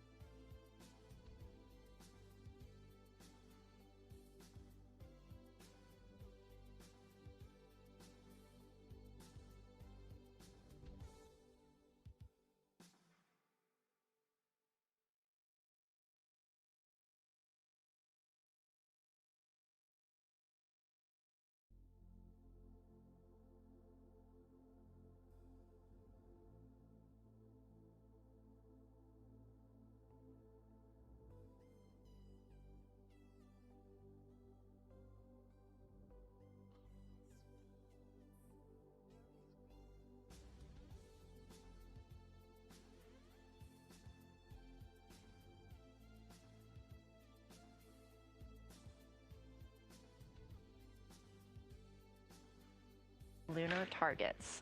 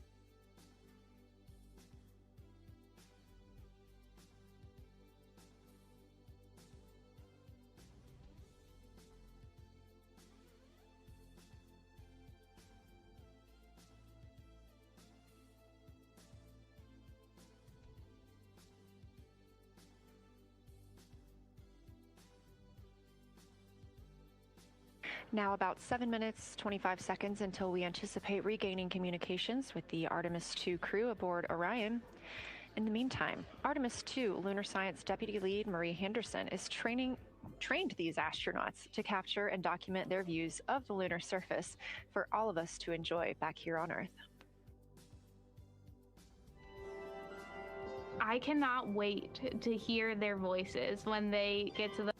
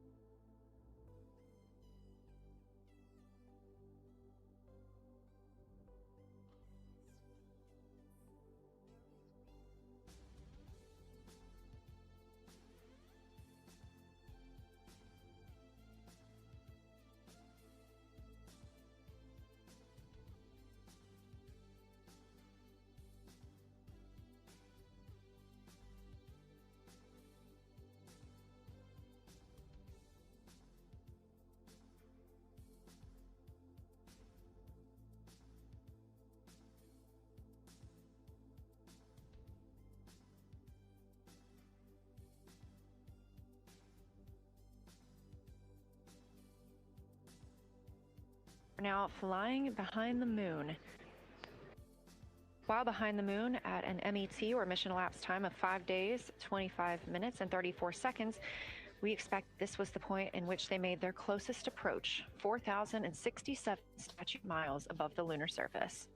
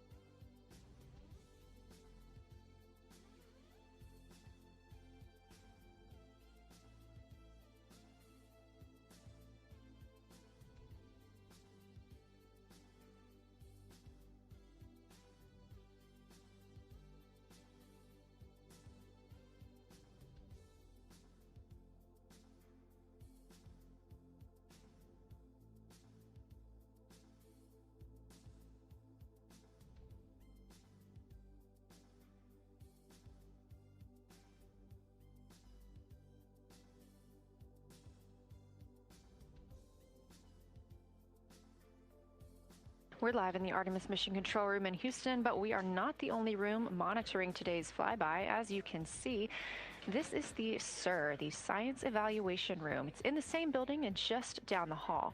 It's a multidisciplinary science team supporting the Artemis II crew in real time, including experts in lunar geology, impact cratering, volcanism, polar science, imaging, and visualization. You can see the SIR here. That's the Science Evaluation Room. It's embedded within Mission Control to provide science input during live operations like what we see today. But additionally, the Science Mission Operations Room is a back room that processes data, evaluates imagery, and supports rapid analysis. We also have our science officer, Kelsey Young, here on console today. She's serving as the primary interface between the science team and the flight controllers, ensuring science priorities are represented during mission execution.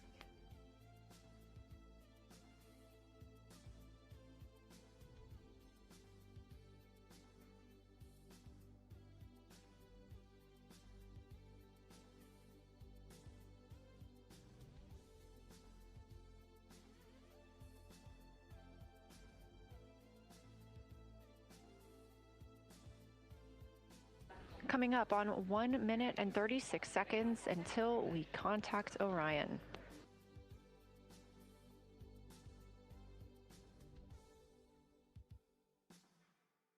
Meanwhile, aboard the spacecraft, the crew has continued executing their lunar flyby tasks. As we discussed earlier today, these activities have been precisely timelined, and this is the fourth of 5 blocks of time during which the crew will be observing the moon from Orion's windows. At this time, pilot Victor Glover and mission specialist Christina Cook are observing the moon at windows 2 and 3.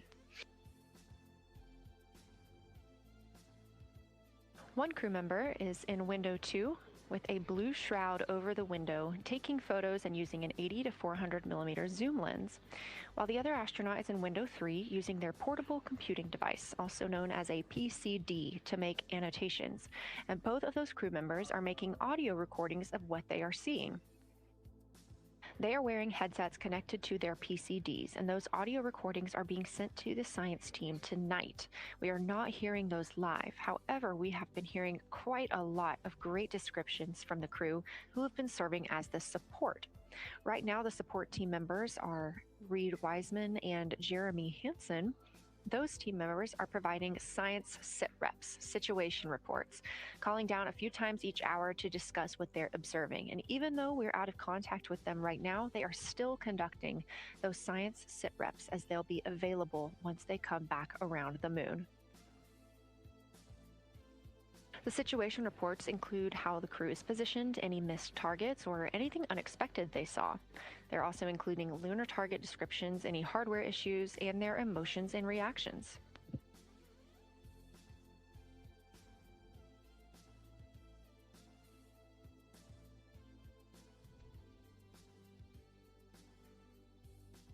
Again, we are standing by to acquire signal from the Orion spacecraft.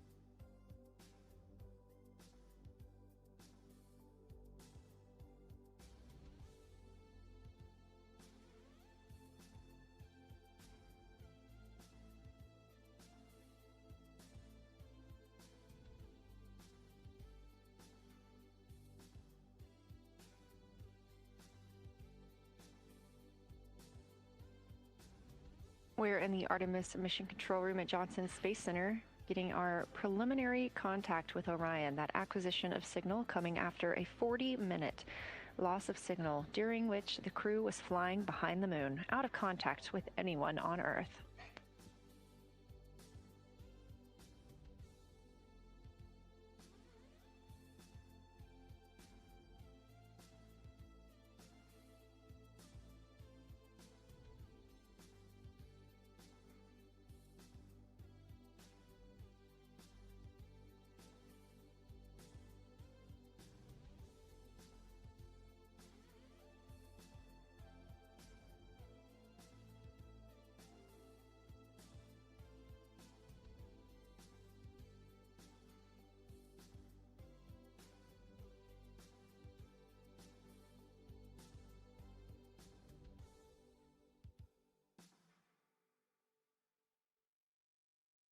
We are getting our first views from Orion after the loss of signal.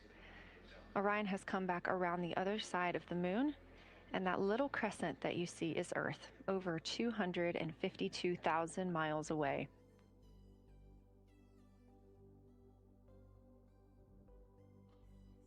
With this transit complete, lunar flyby continues, but Orion has also technically begun its journey home.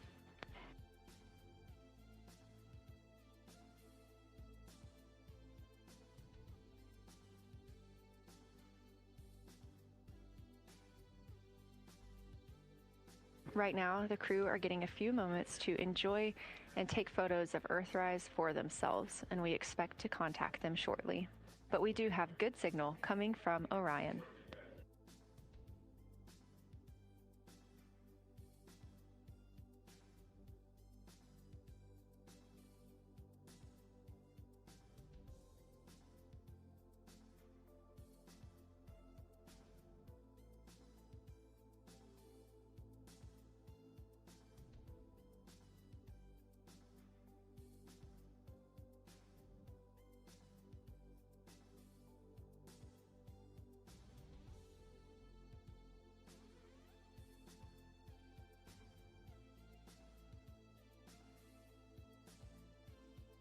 This view from inside the Orion spacecraft, all 4 astronauts now back on the other side of the moon and in contact with us on Earth. Their tasks for lunar flyby did not stop as they went behind the moon and out of contact with us. We anticipate during that time they were attempting to image some impact flashes, short-lived flashes on the lunar surface, which would be caused by impact bombardment and potentially even lofted lunar dust. Right now, of course, they are getting pictures of Earthrise. After this target, they will get a short observation break. It's about an hour long, actually. Houston, integrity, comm check. Integrity, we have you loud and clear. How many?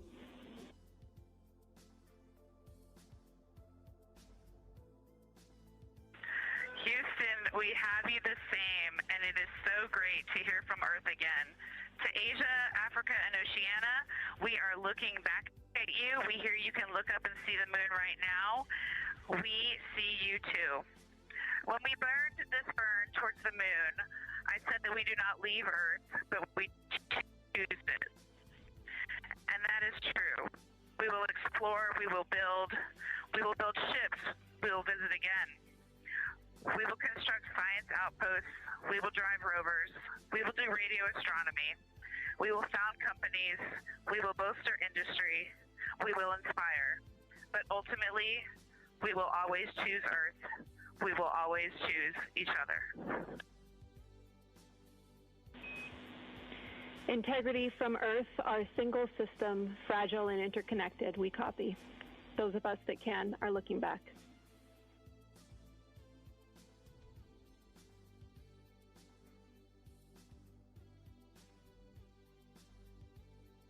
We are happy to say we copy.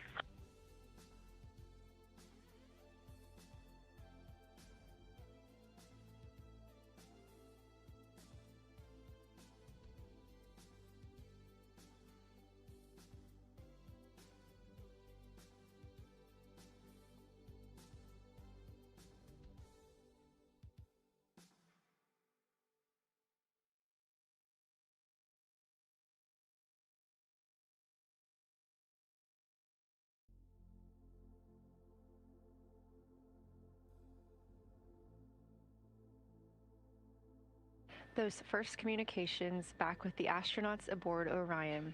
Christina Cook calling back to what she said just before translunar injection burn, that with this burn, we do not leave Earth, we choose it. The translunar injection burn served as not only what put them on this trajectory to fly around the moon, but what also committed them to splashing down in the Pacific Ocean on flight day 10.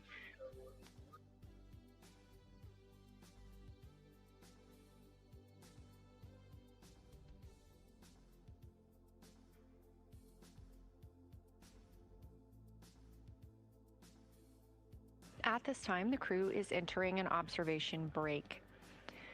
We expect this to last about an hour. And it's probably a welcomed break following their very, very busy day taking pictures, making annotations, making audio recordings, and communicating all of the wonderful things that they are seeing on the moon. This observation break is also partially due to the fact that we will be entering an eclipse later. This will be the first solar eclipse that humans have seen from the moon. The astronauts will need to wear eclipse glasses for the first 2 minutes until the sun is completely covered by the moon, and then they have additional targets that the science team is hoping that they will photograph. We will have communications with them during that eclipse timeframe. Because of that eclipse, Orion's attitude must be changed right now so that its solar arrays are in the sun. This will help it charge the batteries needed to power it through that eclipse time frame. This view on your screen is a visualization. The spacecraft now 4,224 miles away from the moon, and that number will now continue to grow, while the number of distance from Earth, 252,699 miles, will continue to shrink all the way until our crew is back home.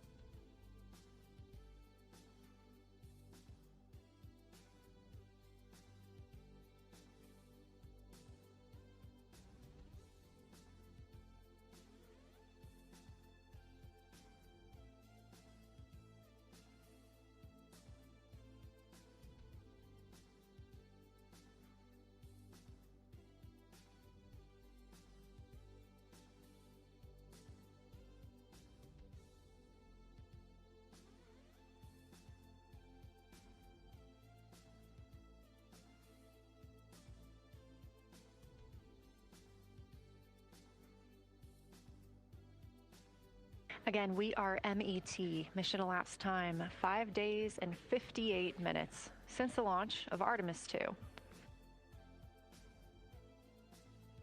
We have reestablished communications with the crew and the Orion spacecraft, now entering a little bit of a break while they are out of visibility, or the moon is out of their visibility. The spacecraft will be reoriented to view the moon ahead of an upcoming eclipse. This current attitude maneuver helps charge the solar arrays and batteries aboard Orion that will power them through the eclipse.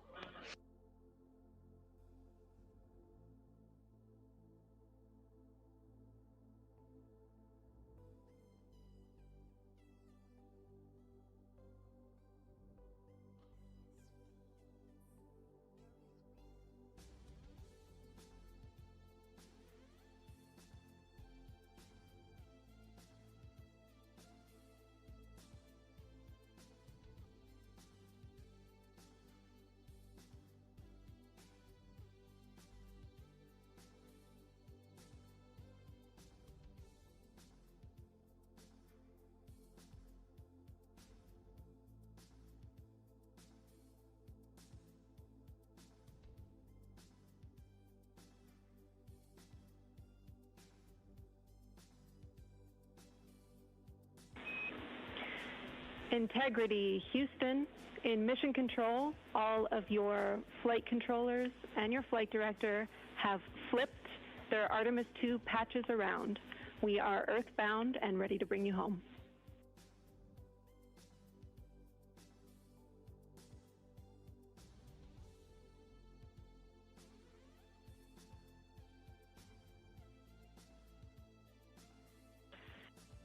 That's great.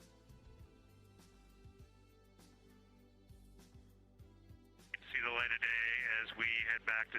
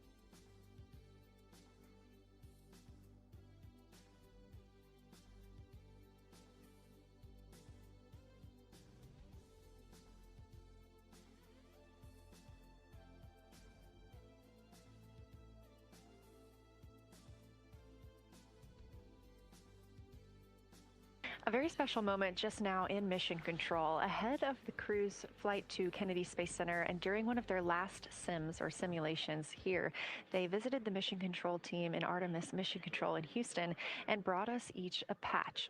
Everyone in the flight control room has had these on their signifiers at their console. On one side of the patch that you've probably seen is the moon with the Earth behind it. Now that we've passed behind the moon and we are returning home, the flight control team has instructed everyone in the room to switch their patch around so that the Earth is closer and the moon is behind us. We are really looking forward to seeing the Artemis II crew. And the Capcom, Jenny Gibbons, did call that update up to the crew that the flight control team here has turned their patches around, as was instructed by the crew during that last sim. And we are counting down the days until they get home.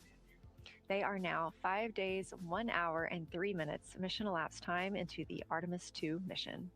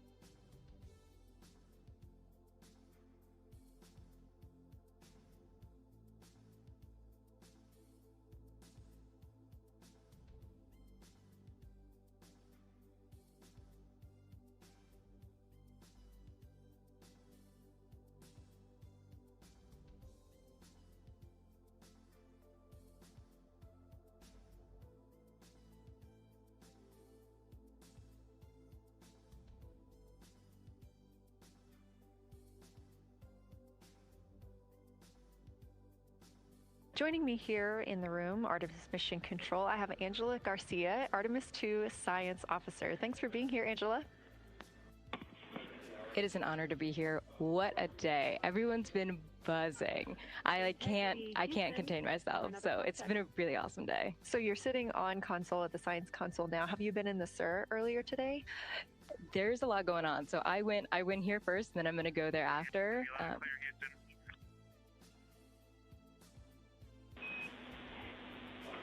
All right, Integrity, we hear you. That was a little clipped, but I think we have a better link now. We experienced some blockage from a solar array. We moved it, and we are in bias, tail to sun.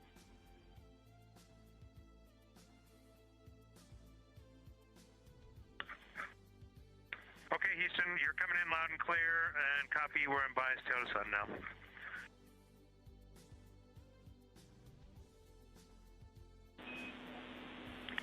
Affirm and Integrity, just so you know, we did not hear your response once we flipped our patches. Jeremy, we heard you call down, but you were clipped, and then we briefly lost comm. Glad we're back.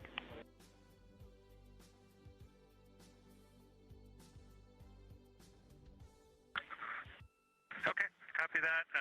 We were just excited that we got to share in that you, the MER, and Mission Control flipped your patches around, and that side of the patch is getting to see the light of day. Thanks for sharing that with us. Our pleasure.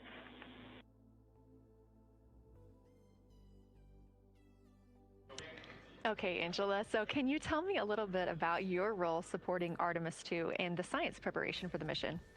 Yes, so I'm one of the 3 science officers. So Kelsey's been on console all day. I'll take over kind of closer to the end of the day. And then Trevor Graff is on the planning shift. And so it's the 3 of us in this 24-hour cycle supporting the mission. And so the science officer console is a brand new console to mission control. And it's not every day that you get a new discipline incorporated into mission control. So it's been such a significant milestone for us. And it's just a testament to like the commitment that the Flight Operations Directorate and NASA have, that they're going to be integrating science and maximizing science throughout Artemis. So it's really exciting. And then the science preparation. So I'm on the operations team, but I'm also on the training team. So all the incredible training and shout outs that you've gotten today, it warms my heart. It warms everybody's heart in the science evaluation worm. I promise you that. But so all the classroom training, the field training, the mission simulations, right? We were part of all of it. And, that is what we did to get the crew to be, they are a part of the science team, and they are the forefront, that nice edge. And they're just been doing such a great job today. I know. I imagine that you have to be pretty proud of them. Their reports have been fantastic. So I would like to know a little bit about how you have developed procedures for this crew. What kind of science activities are they carrying out inside the spacecraft? Yeah, so the procedure development has been a unique challenge. I would say the exploration science that we're doing is inherently pretty flexible, and operations is, I'd say, inherently has more structure and rigidity. And so to marry the two and to operationalize the science that we want to get done has been a challenge. But I think we've been able to go through these processes and create good products at the end and have a good plan. And yeah, it's been really great. What was the second part of your question? Just what kind of these science activities that they're performing, which of those have you really had a hand in? Yeah, so a lot of the procedures help organize what the crew is doing in the cabin. And I know we've talked a lot about, what they've been doing, and they've been doing a lot, and it's been a little dark, so I can re-explain what some of those things that they're doing. So the observation blocks are about an hour long, and the crew is organized, the 4 crew members are organized into 2 pairs of 2, the window team and the cabin team. And the lunar targeting package that you've been showing up, and that the crew have on their handheld tablets, is really the instructions for the window team. So the window team, 2 crew members are looking out the window. One has the camera with the long lens, one has, they're just looking out the window with their unaided eye, and they're taking these detailed observations. And then halfway in that observation block, they do the window team position swap. So that's what Capcom's been calling out, and they'll switch positions. So each crew member has a chance to have that long lens. And then that's just what the window team is doing. There's also the cabin team, where they also have duties that they're doing. We're asking a lot of the crew in this time. And then the cabin team, they have the interior camera, and they're taking images inside the cabin. They're also supporting the window team, where, you've heard some call outs where looking out at the bright moon and then looking inside the dark cabin and looking at their LED screen is a lot. So the cabin team is also helping support, target, and guide the window team into specific targets on their plan. They're also helping call out these science situational reps. So they're looking out a different window and listening in to what the crew who are really down and in the science on the window team are doing, and they're giving us insight. And those recordings that the window team is doing are going to be uplinked or downlinked overnight, and we're going to be able to chew on that data. But yeah, they're helping. They're doing a lot. And so making sure we have a plan that's flexible, but also make sure that we check off all those boxes was really important.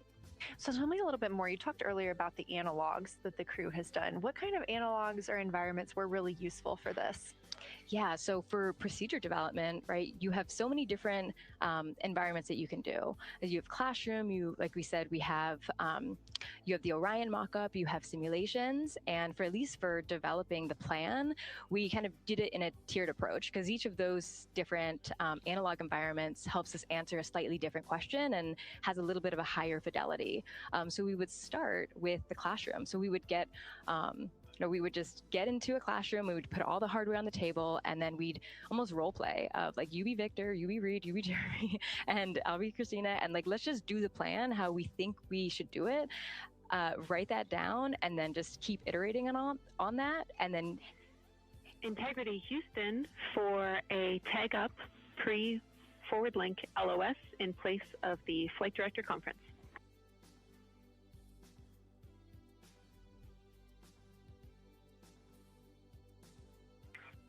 Okay, Jenny, we're ready.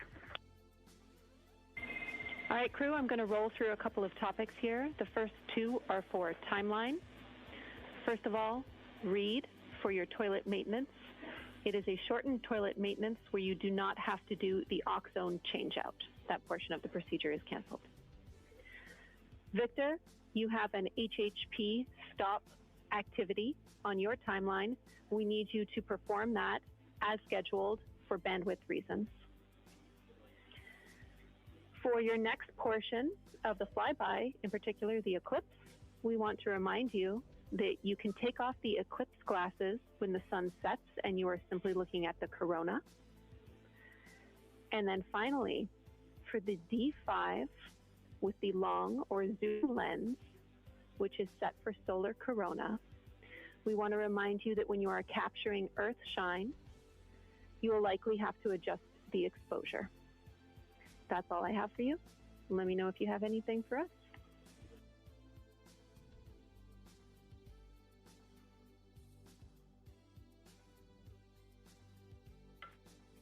Okay, so we copy all. Thanks for those words, Jimmy.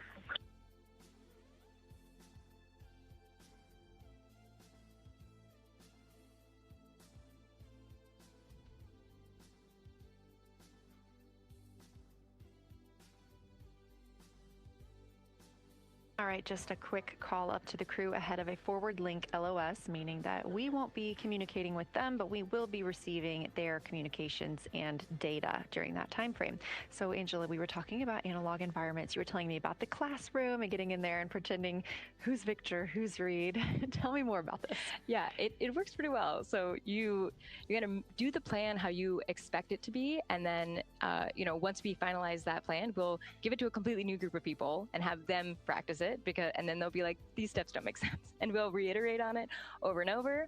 Then we'll take it to a higher fidelity environment like the Orion mockup, and we'll do the same thing because that volume is smaller, the window placement, their seating, what things have we forgotten with this addition of this environment.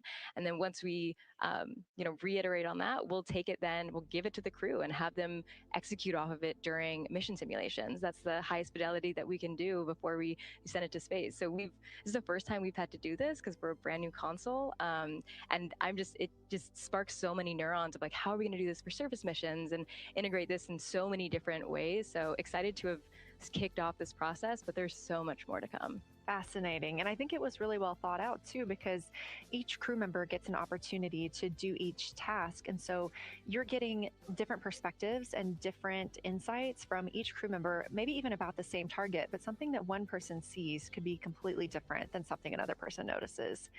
So we also know that Artemis II has traveled. They're now on their way home, but they traveled farther from the moon than the Apollo missions did. So what makes that vantage point scientifically interesting?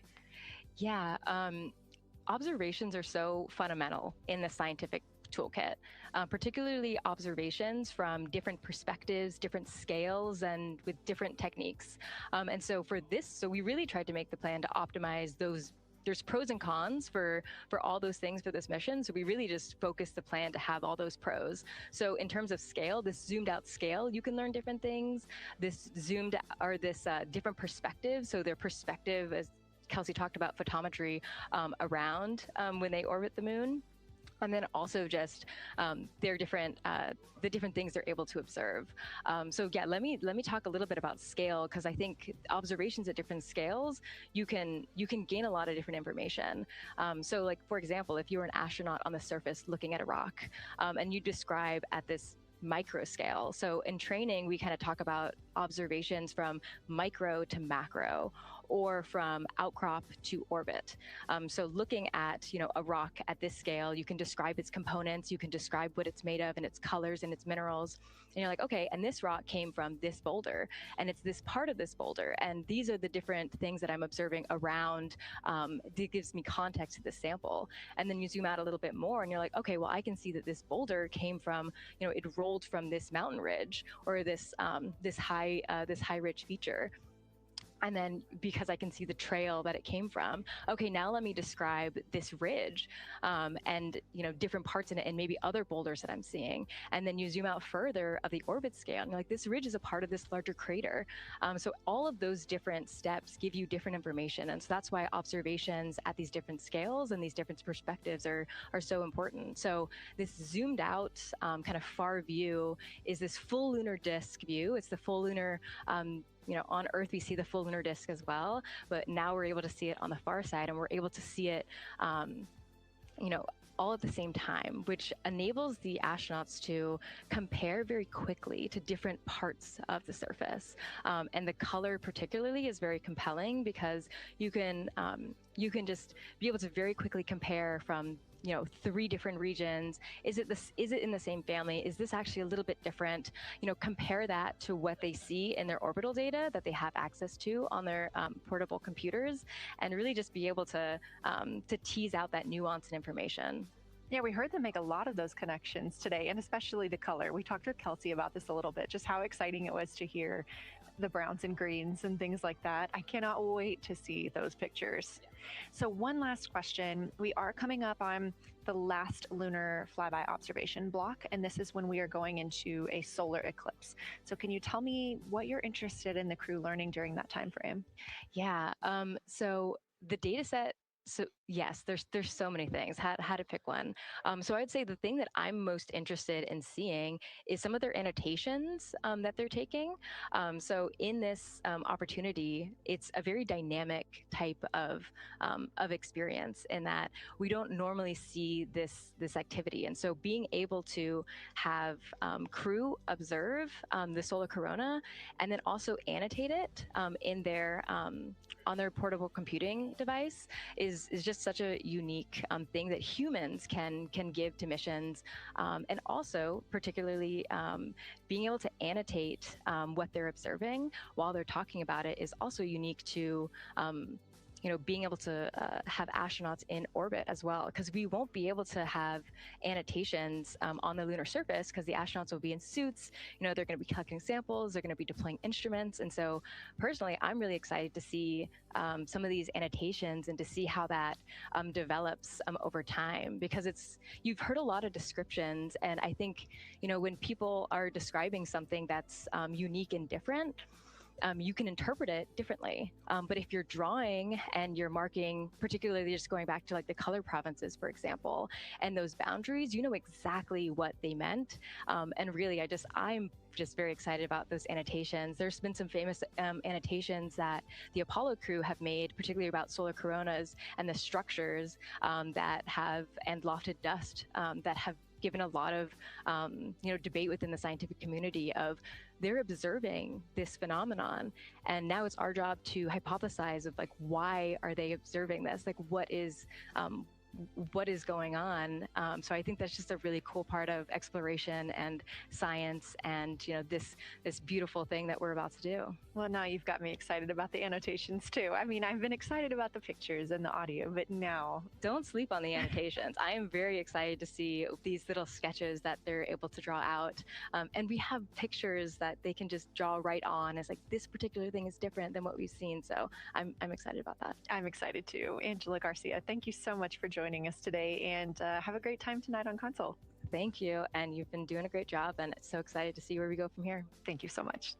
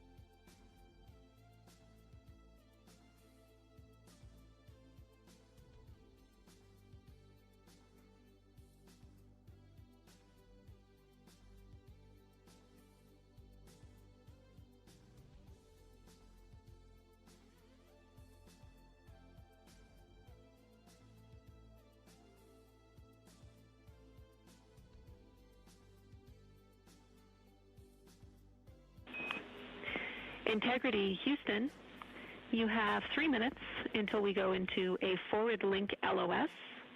We will be back up with you in about an hour during the eclipse on Madrid.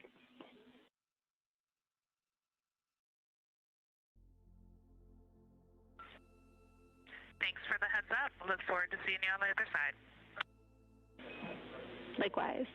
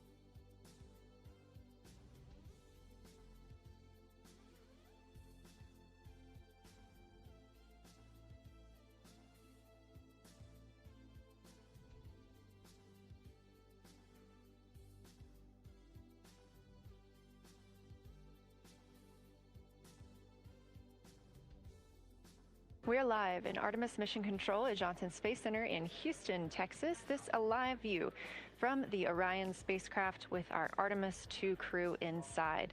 That's Reed Wiseman, Victor Glover, Christina Cook, and Jeremy Hansen.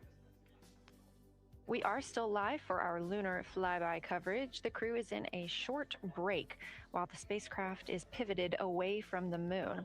We are going to be going into a solar eclipse. This is the first time anyone has ever seen a solar eclipse from the moon. So it's going to be a unique vantage point for our crew.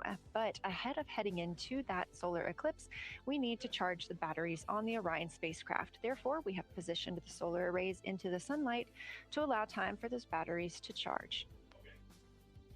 We will get back pointed at the moon just in time for that solar eclipse. We are also in a forward link LOS. What that means is essentially we cannot send calls or commands to the crew right now from the ground. However, we clearly get all of their data and communications. The spacecraft is now 4,632 miles away from the moon, and that number will only continue to grow as the distance from Earth shrinks, now 252,523 miles away. Our closest approach to the moon today was approximately 4,067 statute miles in altitude. Our maximum distance from the Earth is suspected to be 252,756 statute miles. Both of those moments came while Orion was flying in their loss of signal time frame behind the moon. The crew also set that new record today, beating the Apollo 13 record of distance from Earth. This is an animation or a visualization that you can track anytime, day or night, by visiting nasa.gov/track-Artemis. This shows you how the spacecraft is positioned as well as their distance and velocity, now traveling 930 miles per hour.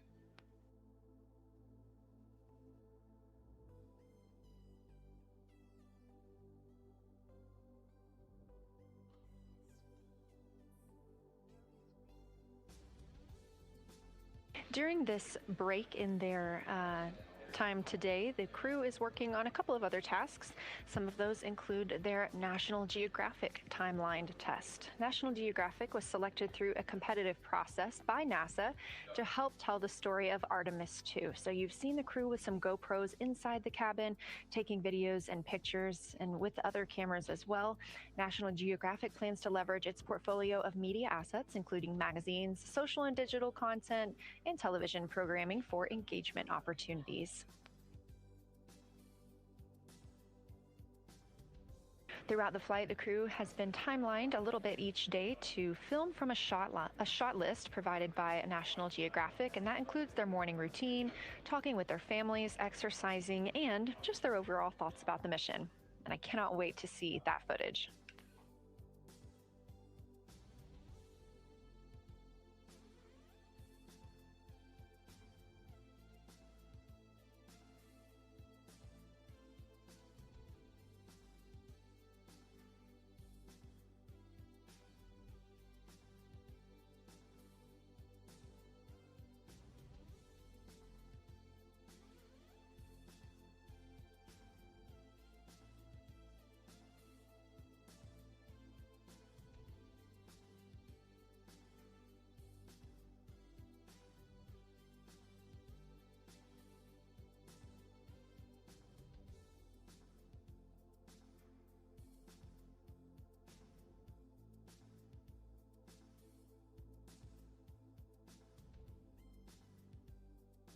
Teams on the ground reporting that the spacecraft is looking good and that the power aboard is good as well, all setting us up in a proper position before eclipse.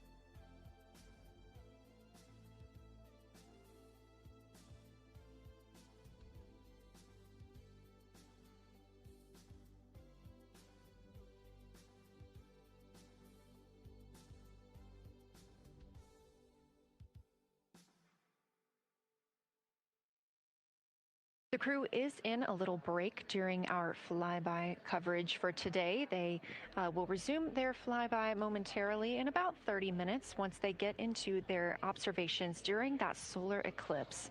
Now, the moon is our nearest celestial neighbor, orbiting Earth at less than 250,000 miles on average.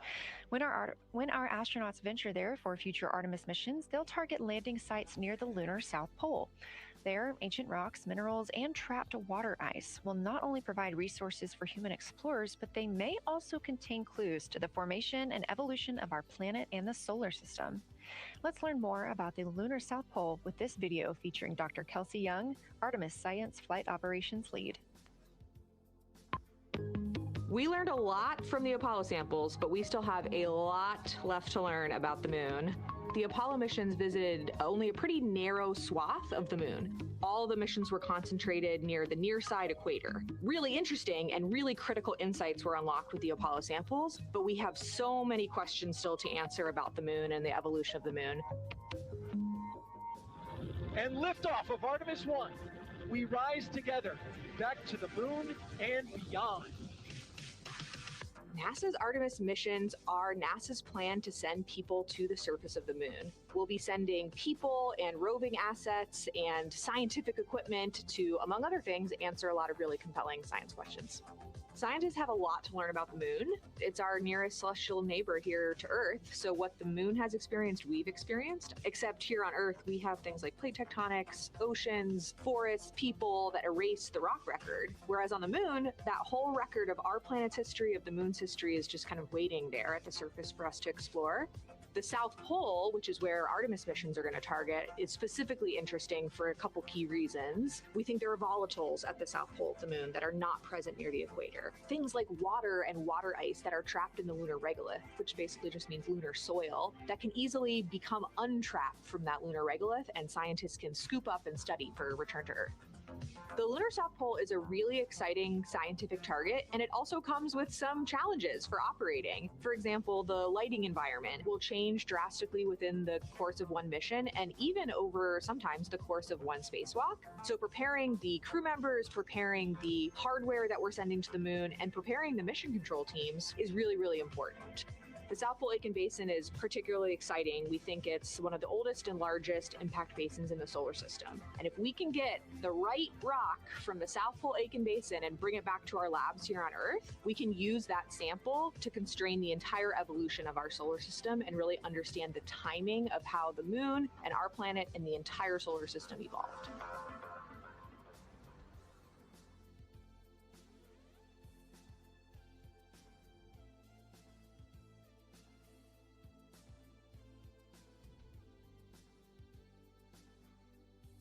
You're looking at a live view aboard the Orion spacecraft of the Artemis II crew, working in the middle of one of their breaks, or really their only break today during this lunar flyby period. Coming up next will be that solar eclipse.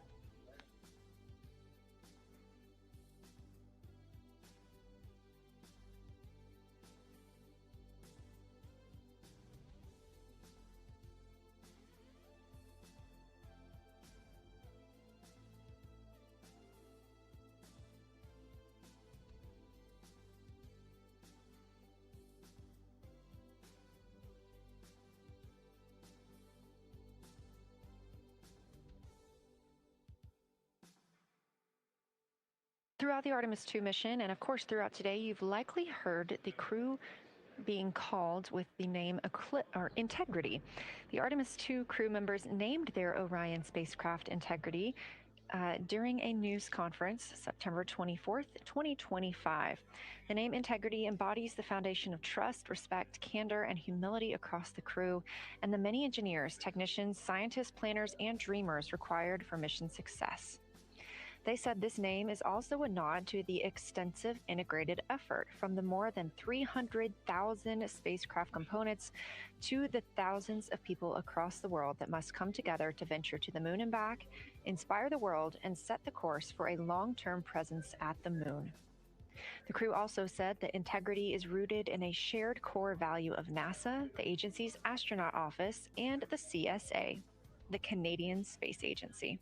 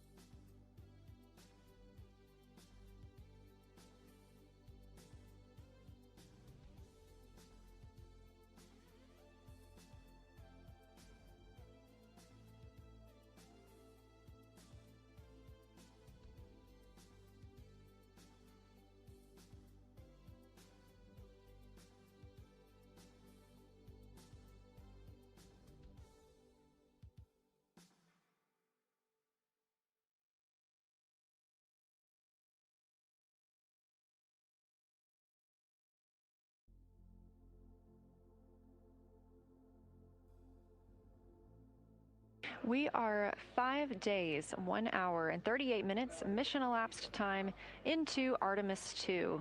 In this view on the screen, you can see the crew starting to.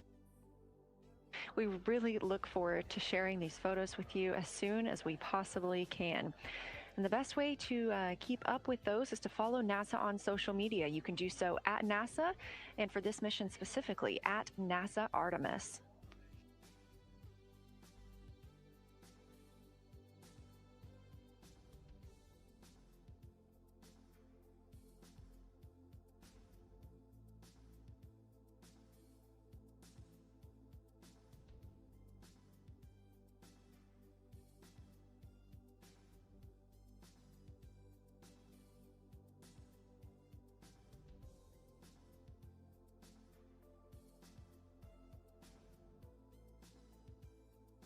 Again, we are in a forward link LOS, or forward link loss of signal with the crew, meaning that we're not able to communicate or send any commands to them right now as they were. This is a tracked event that occurs at times, but they could still provide communications down here to us. And we are obviously still receiving their video and their data.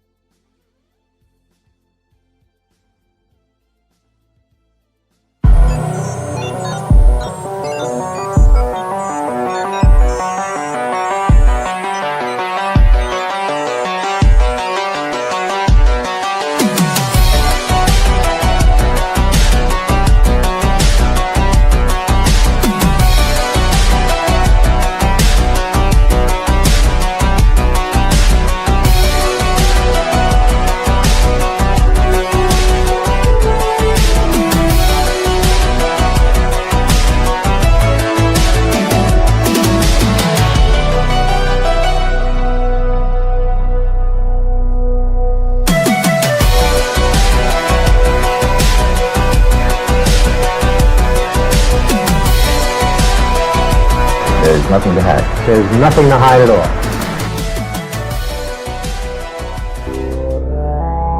Spectre Vision Radio.